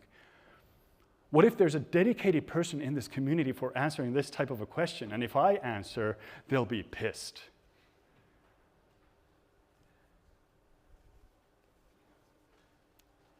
Again, something that goes on in your head. When you read it right there, it looks funny, but it's what goes in your mind when you think about answering a question. What if I misunderstood the question, end up looking like a fool? And this, which I have kind of related to the stepping on someone else's toes, but what if there's an unspoken rule that I'm not allowed to answer a question? What if this particular channel requires you to go through some rite of passage before you're allowed to answer questions? These are all things that go on in our minds. They might be completely unjustified from the point of view that these make no sense. Like, just answer the question. My next slide has stop it. Stop thinking about these things. I know that it comes from the heart. I know that it comes from the mind. I know that it comes from people might have decades of history of being misunderstood, even mentally abused for things like this. They might be worried about. I completely empathize with that, but you need to get over that hump and just. It should never be wrong to answer a question and to give help. People get these things wrong, they apologize, they learn from it, and they move on. If the community, if any of the questions from the previous slides has a basis in reality, so someone is actually angry at you for answering, or someone is actually, you know, threatening to sue you for answering a question, you're either in the wrong community or that community has spectacularly failed its moderation principles. It should never be a problem to help. If you can help, please do. And in any community, if you feel unappreciated just for the simple act of giving help, then it absolutely needs to be raised with the moderators if you don't want to raise it with the people who are being so insulting to you. But helping others, as well, now we get to the gatekeeping stuff as well. There are certain ways of helping others as well. And while it's lovely to answer a question quickly, unfortunately, there are certain things that people do which might not be that helpful. I did not read the question or the thread answer where you just skim through some keywords in the question and then you answer it. And for example, in this case, and these are all, I am taking full responsibility for having done every one of these multiple times, asking a question that was clearly stated in the opening thread. Most of the traffic is from the Safari desktop browser, so of course I ask which browser is the not set traffic from. You know, once you read 1,000 messages a day, these things happen. There's an edit button, luckily, and a delete button, which is always useful. The root, this I am very ashamed of, and I do this all the time, and this is, again, I would love your help to kind of slap me around when I do this, but root for personal clout. It's very easy to drop in these little parentheticals like, duh, or, you know, surely you know, blah, blah, blah, or you do know this. These little things that you think mean nothing, it's just your way of how you would, you know, maybe berate a good friend of yours. It can feel extremely insulting to the person asking the question. Like, was I so stupid that you have to be so demeaning to me? They interpret these little cursive words in italics. They can interpret them with a world of interpretation. None of them good. And all you're doing them is so that you can score some personal points for showing that you're the classic IT troll, from the IT crowd. You know how that TV series works. But these are completely unnecessary. Like, they're literary embellishment only for the benefit of the person asking. They do absolutely nothing to contribute to the answer. My pet peeve, answering a question that was never asked in the first place. If somebody asks about a technical problem, they probably know that there are other tools as well that don't have this problem, but they are asking specifically about this tool. This kind of ties to the previous one. This is always about personal clout as well. You're trying to assert dominance in a discussion. You're trying to tell the other that they are wrong. They've made the wrong life choices because they are asking this question, and you know better. Very, very unhelpful. I got ChatGPT here. I heard that every presentation needs to mention it. So you see there's a lot in LinkedIn now, but these answers that are just explaining it, and it's obvious that they've been generated automatically. So, someone asks about, please help me with my problem, and they say, well, your problem is probably a result of this algorithm. It just, you see these a lot, and I'm excited about the opportunities that are being created for detecting AI-generated content, because that's a good way to moderate these out. Link with no context. Just going through a list of pet peeves here, just stay with me for a minute. But if you share a link that has the answer, that's great. But if you could just add a little ingress and not force people to click your links, that would be awesome. Not everybody wants to click links. I've heard that. So if you can kind of provide some context around the link, that would be just swell. Self-promotional art, you see this quite a bit with certain vendors. I don't know if any of them are in this room. But it's great to hear about tools that solve problems. But, oh, Matt's there. Yeah, tools don't always solve all the problems. I'm not sure why I called you out. I don't know. But yeah, you see this a lot in communities that are populated by vendors who feel like it's necessary to pitch their wares in every turn. Sometimes it's very useful to get a vendor-related answer, especially if the tool does have. But we are, again, maybe trying to figure out a reason why not theft traffic happens so that others can benefit from fixing it. And learning about a tool or a free plan might not be that helpful. Respecting the medium of the question. If the question is asked in private, it's usually okay to answer in private, or it's expected that you answer in private. If the question is asked in public, it would be great if the answer is in public as well. These communities that I talk about, Measure, Slack, and so on, they benefit from a shared history. Nobody benefits from an answer that happens in the DMs. What you can do, and what often happens when, for example, somebody wants to share a URL, you can ask for the URL in DM, and you can go through the specifics in the DMs. But once you figure out the answer or the solution, then you can ask the person who asked the question, is it okay if I share the answer in the forum? Like, to cap the thread. And you can remove all identifying stuff, like you don't have to mention the company or the website, again, so that it leaves a trail. The solution was found, and this is the solution. But respect the medium of the question. So when helping out with a question or problem, of course, choose encouragement over derision. This is more and more difficult to do the longer you are helping people, because you get kind of blind to the questions and you just start seeing attitudes, and you contribute to them with your own attitude. This is particularly true for people with Finnish heritage. I think it's part of our nature to be a bit abrupt about things. At the same time, being abrupt is sometimes good. So instead of posting a super cool anecdote about your summer camp last summer that somehow ties to the not set problem, it would be great if you just answer the question and leave the stories to another time. And this one I already mentioned, so respect the medium. Assuming happens a lot, especially if the question is vague. I'm assuming you're talking about Google Analytics. Note they didn't mention Google Analytics in the question. I'm assuming you're talking about GA. I'm assuming you're 38 years old, you know, you're follically challenged, you know, I'm assuming things about you. So you can always ask for clarification. I'm 39, thanks. So try to solve the problem at hand. No, I am 38. Shit. Yeah, I'm turning 39. Yeah, sorry, I forgot how old I am. Solve the problem at hand. Don't try to fix the underlying issues. This is a controversial thing. It's always tempting to kind of give them the tools to fix it. And hopefully they will kind of like flourish and never have the problem again.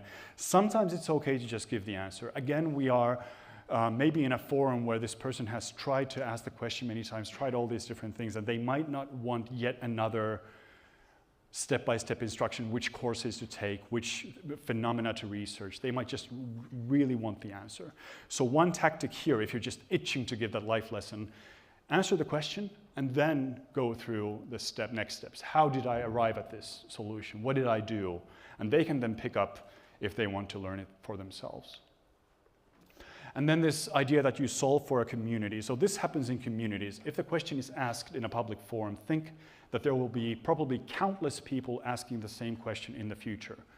Is your answer good enough to help those people from the future as well, or in the future as well?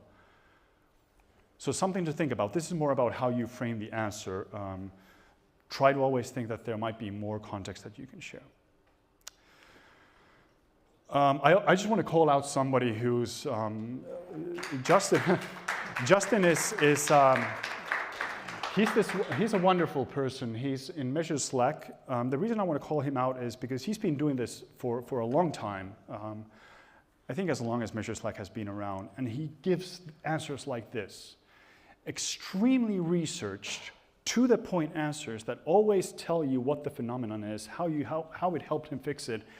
And he's always so cordial. He's always so nice.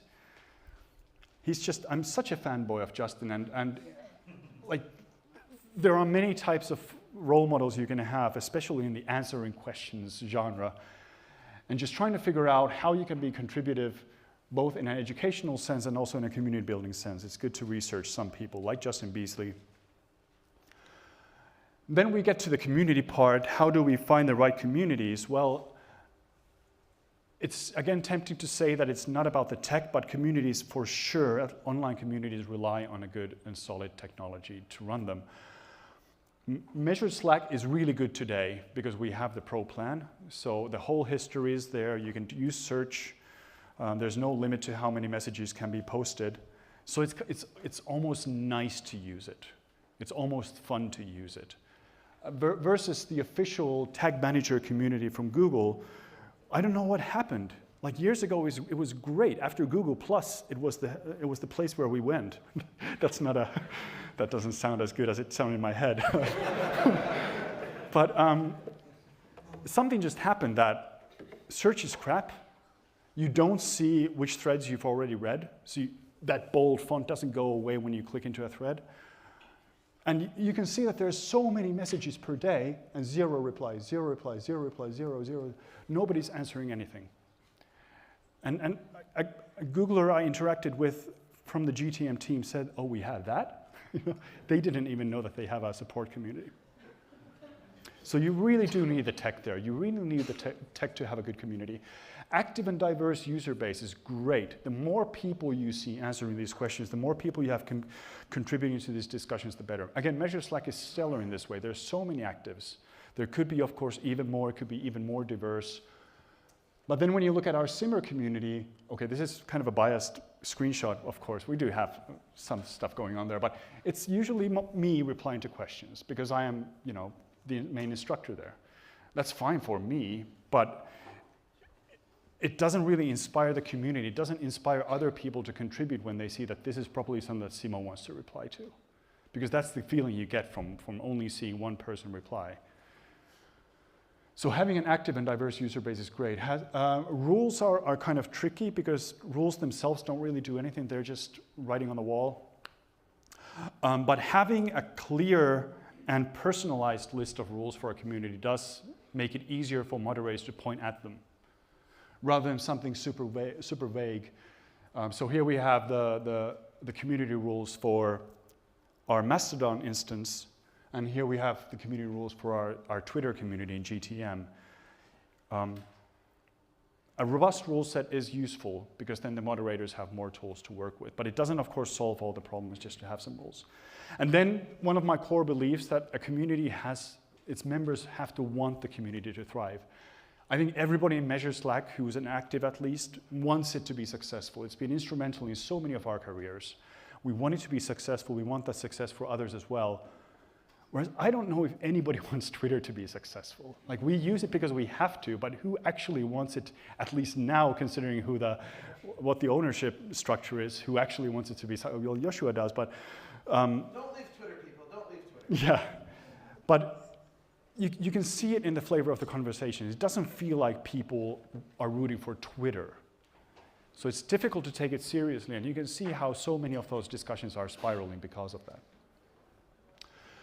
So a community, in the end, is a sum of its constituents. The more diverse and active user base you have, but when you have that magical thing happening in the community, when you go past the critical mass and you have something that's bigger than the sum of its constituents, you get a self-correcting community. Nothing is cooler for a moderator of Measure Slack like myself to see other people kind of moderating, saying, helping people find the right channel, telling them to maybe avoid cross-posting and doing this instead. Doing the kind of things that a moderator typically does, but this is done by non-moderators who don't have an axe in the fight. They just want the community to be better. So there's an emergent sense of ethics, shared ethics that comes from these communities. So anyway, some communities are just great for asking and giving help. Measure Slack is a great example of this. But it doesn't mean that all communities have to be like this. We are particularly concerned about communities where helping others is one of the modes of operation. Just last plug. And then moving from communities to you helping, what you get out of the last 2 points in this presentation will be about what you do. When you are long enough in the industry and answering questions in particular, you end up answering the same question many times. 10 years ago, it was still cool to talk about something called rogue referrals. In 2017, when you answer the same question for the 1,000th time, you might start rolling your eyes, and then in 2023, it might get very exhausting. So you might feel like, why am I answering these same questions over and over again? Why don't people use search or whatever?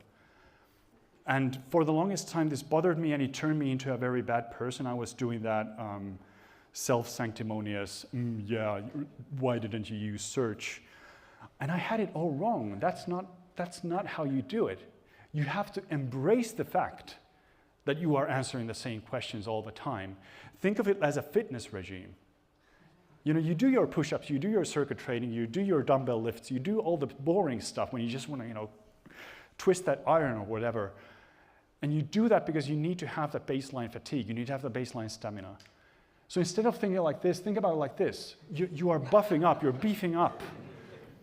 You're becoming this knowledge hunk. And then you grow a beard and you become this wise knowledge hunk.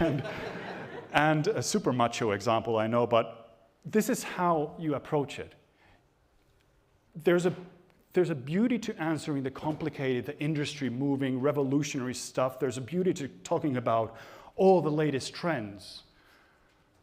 But the real progression happens in you keeping your edge super sharp, honing your claws, respecting the fact by being in the weeds and answering the so-called mundane stuff that you know by heart that you've been answering for the last 10 years. That's how you keep your physique up. So embracing the fact that, yes, I get to answer another one of these questions that I've worked with for the last 10 years. That's great. Especially in the engineering industry, it becomes, it's a very technical thing. You answer A or B, and the answer is one of the two. It might feel like it's boring, but it shouldn't be boring. It should be you just doing your workout. So chasing the shiny stuff, figuring out what the latest trends are, that's great. That helps you keep motivated in a constantly fluctuating industry. But it's embracing the baseline knowledge, your baseline skills, whether it's SQL, JavaScript, statistics, dashboards, content creation, whatever it is that you find is your most core skill, just working on it is such an amazing thing you can do for yourself. And then my last point, which we're going to also discuss in the fireside tonight, is what to do with knowledge sharing itself. So we're not just about proactively answering questions or asking questions, we're about when you figure something out, what you do with that information. There are 3 paths that you see often. First of all, you have an idea and you do nothing about it. That is a waste. That is a terrible waste. You have a cool thing to share and you do nothing about it. I can't tell you, I can't force you to share it if you don't want to, if you don't have a medium for it, but it is a waste. And it's kind of gut-wrenching to hear somebody at the bar tell you that, at Superweek bar, not in a regular bar, tell you that they just came up with this cool thing and I just figured it out like 2 years ago. And did you write about it? Did you blog about it? Did you talk about it? No, I don't have the time to do that. That for me, that's one of the worst things I can hear, which maybe tells more about me than the world around me. But then there's the idea of just gatekeeping the good stuff, so putting it behind a paywall. This is, for course creators, paid content. This is kind of fine, but if that good stuff is universally useful, it does feel like a waste for those who don't pay for that.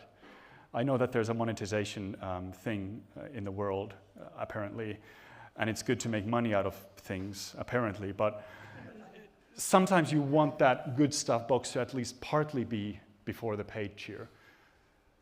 So then you get these mixtures where you get this interesting, super interesting intro and you get almost to the good stuff, but then you're hit with the paywall. And again, I understand that this is how the world works. But sometimes you just want to see this. And this is the good thing about working in a technical industry, is that if somebody figures something out, if somebody figures out a solution to something and keeps it behind a paywall, it's very likely that somebody else will figure it out as well and not put it behind a paywall. Or maybe somebody who reads the stuff that was behind the paywall, takes it, copies it, and then posts it outside the paywall. That happens. I'm not condoning that kind of action at all. But I guess what I'm trying to say is that it should never be a negative to share things for free. Like, it should never be a problem.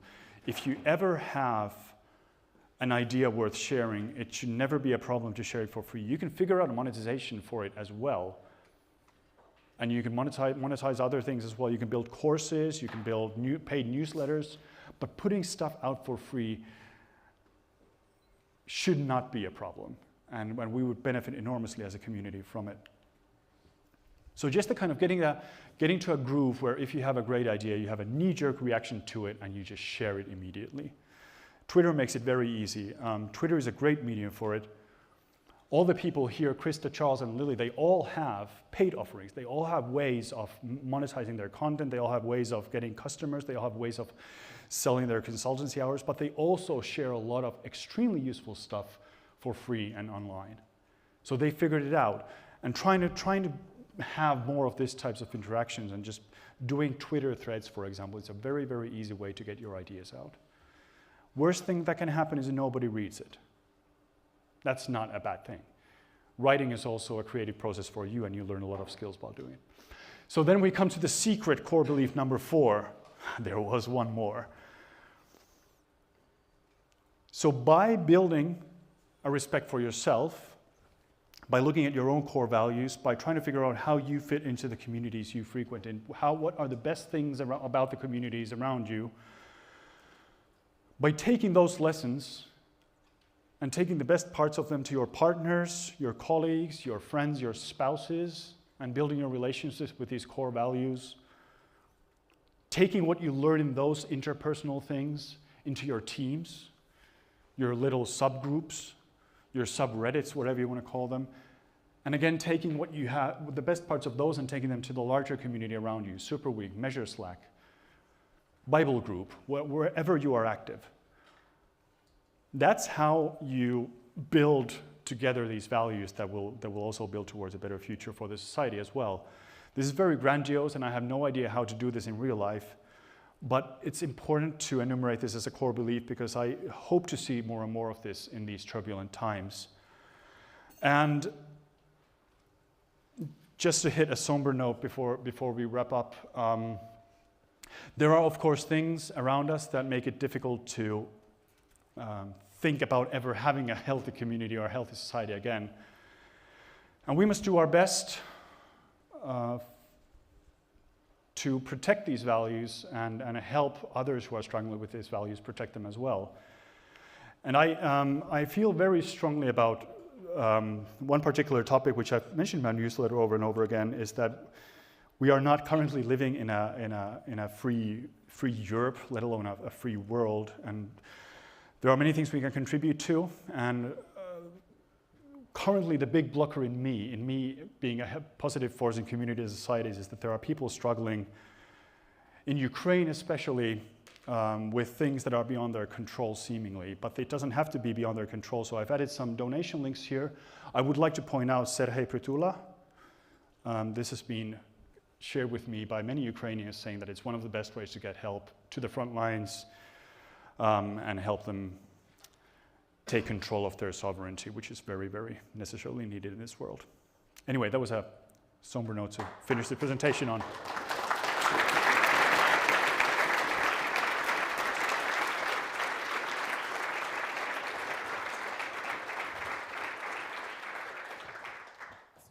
Thank you, Simo. Does anybody have any questions? Get it? Questions?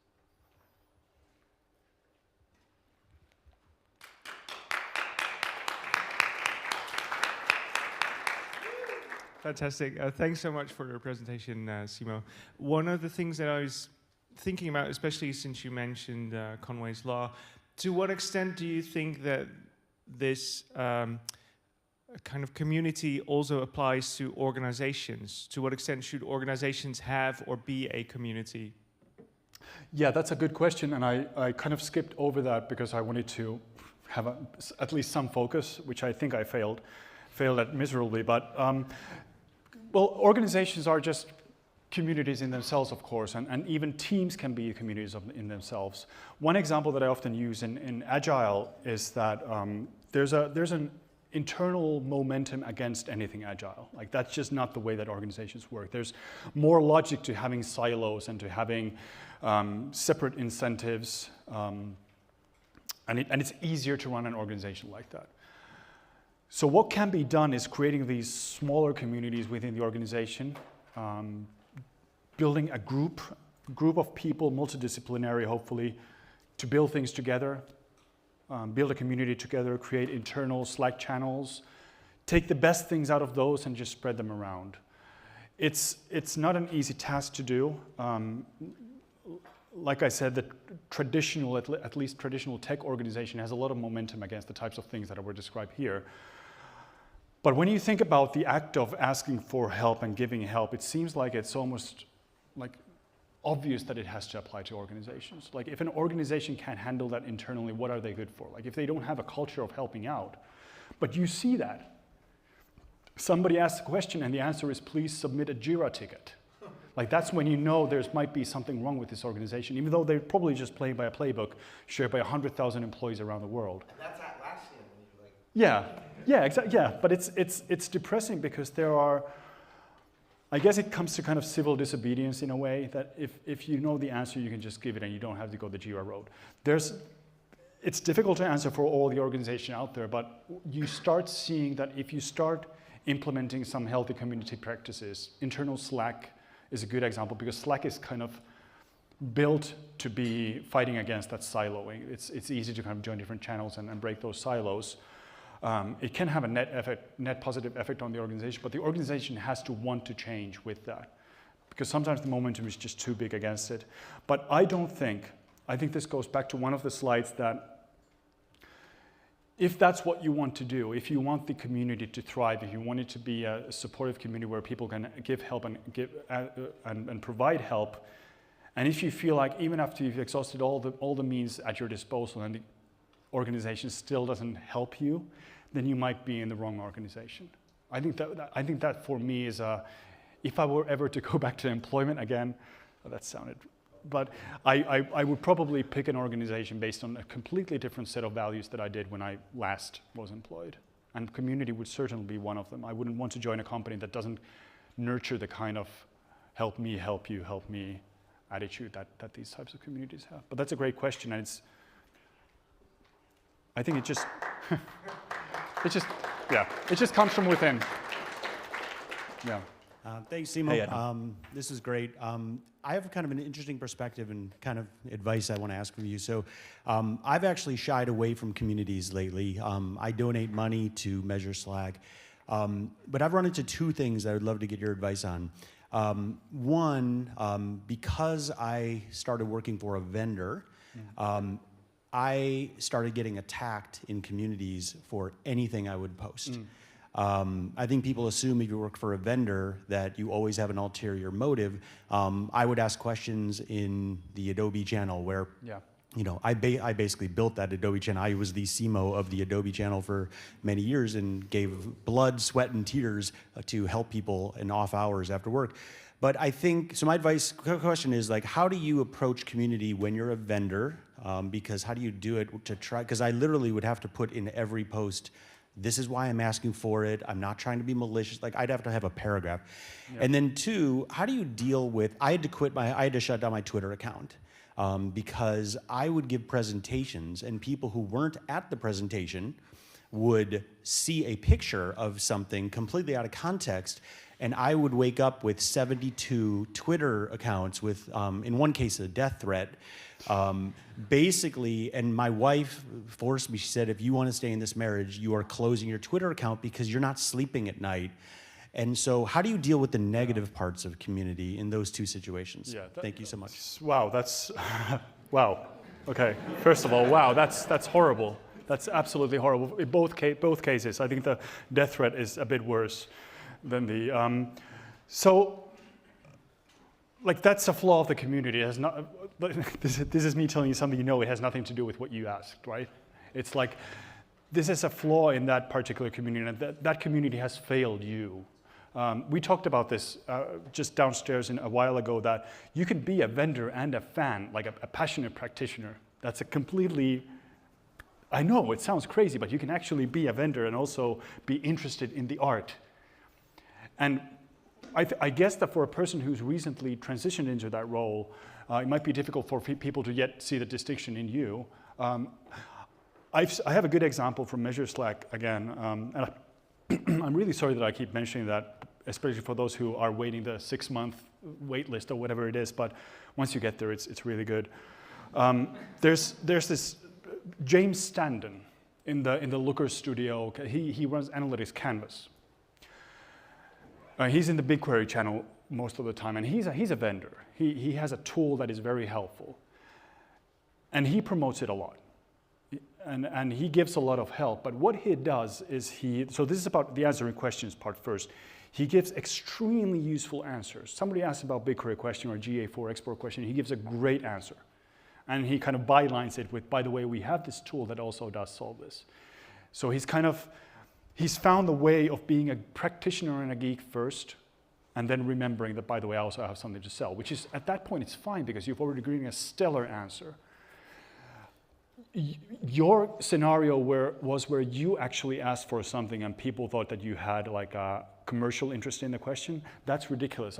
That's a flaw of the people around you. I have no other way to solve that except for the moderators to pipe in. I think that has nothing to do with, that should have nothing to do with you. That's a terrible thing to hear. I'll add that yeah. I found it very helpful, though, when vendors are speaking, that there's like a disclosure.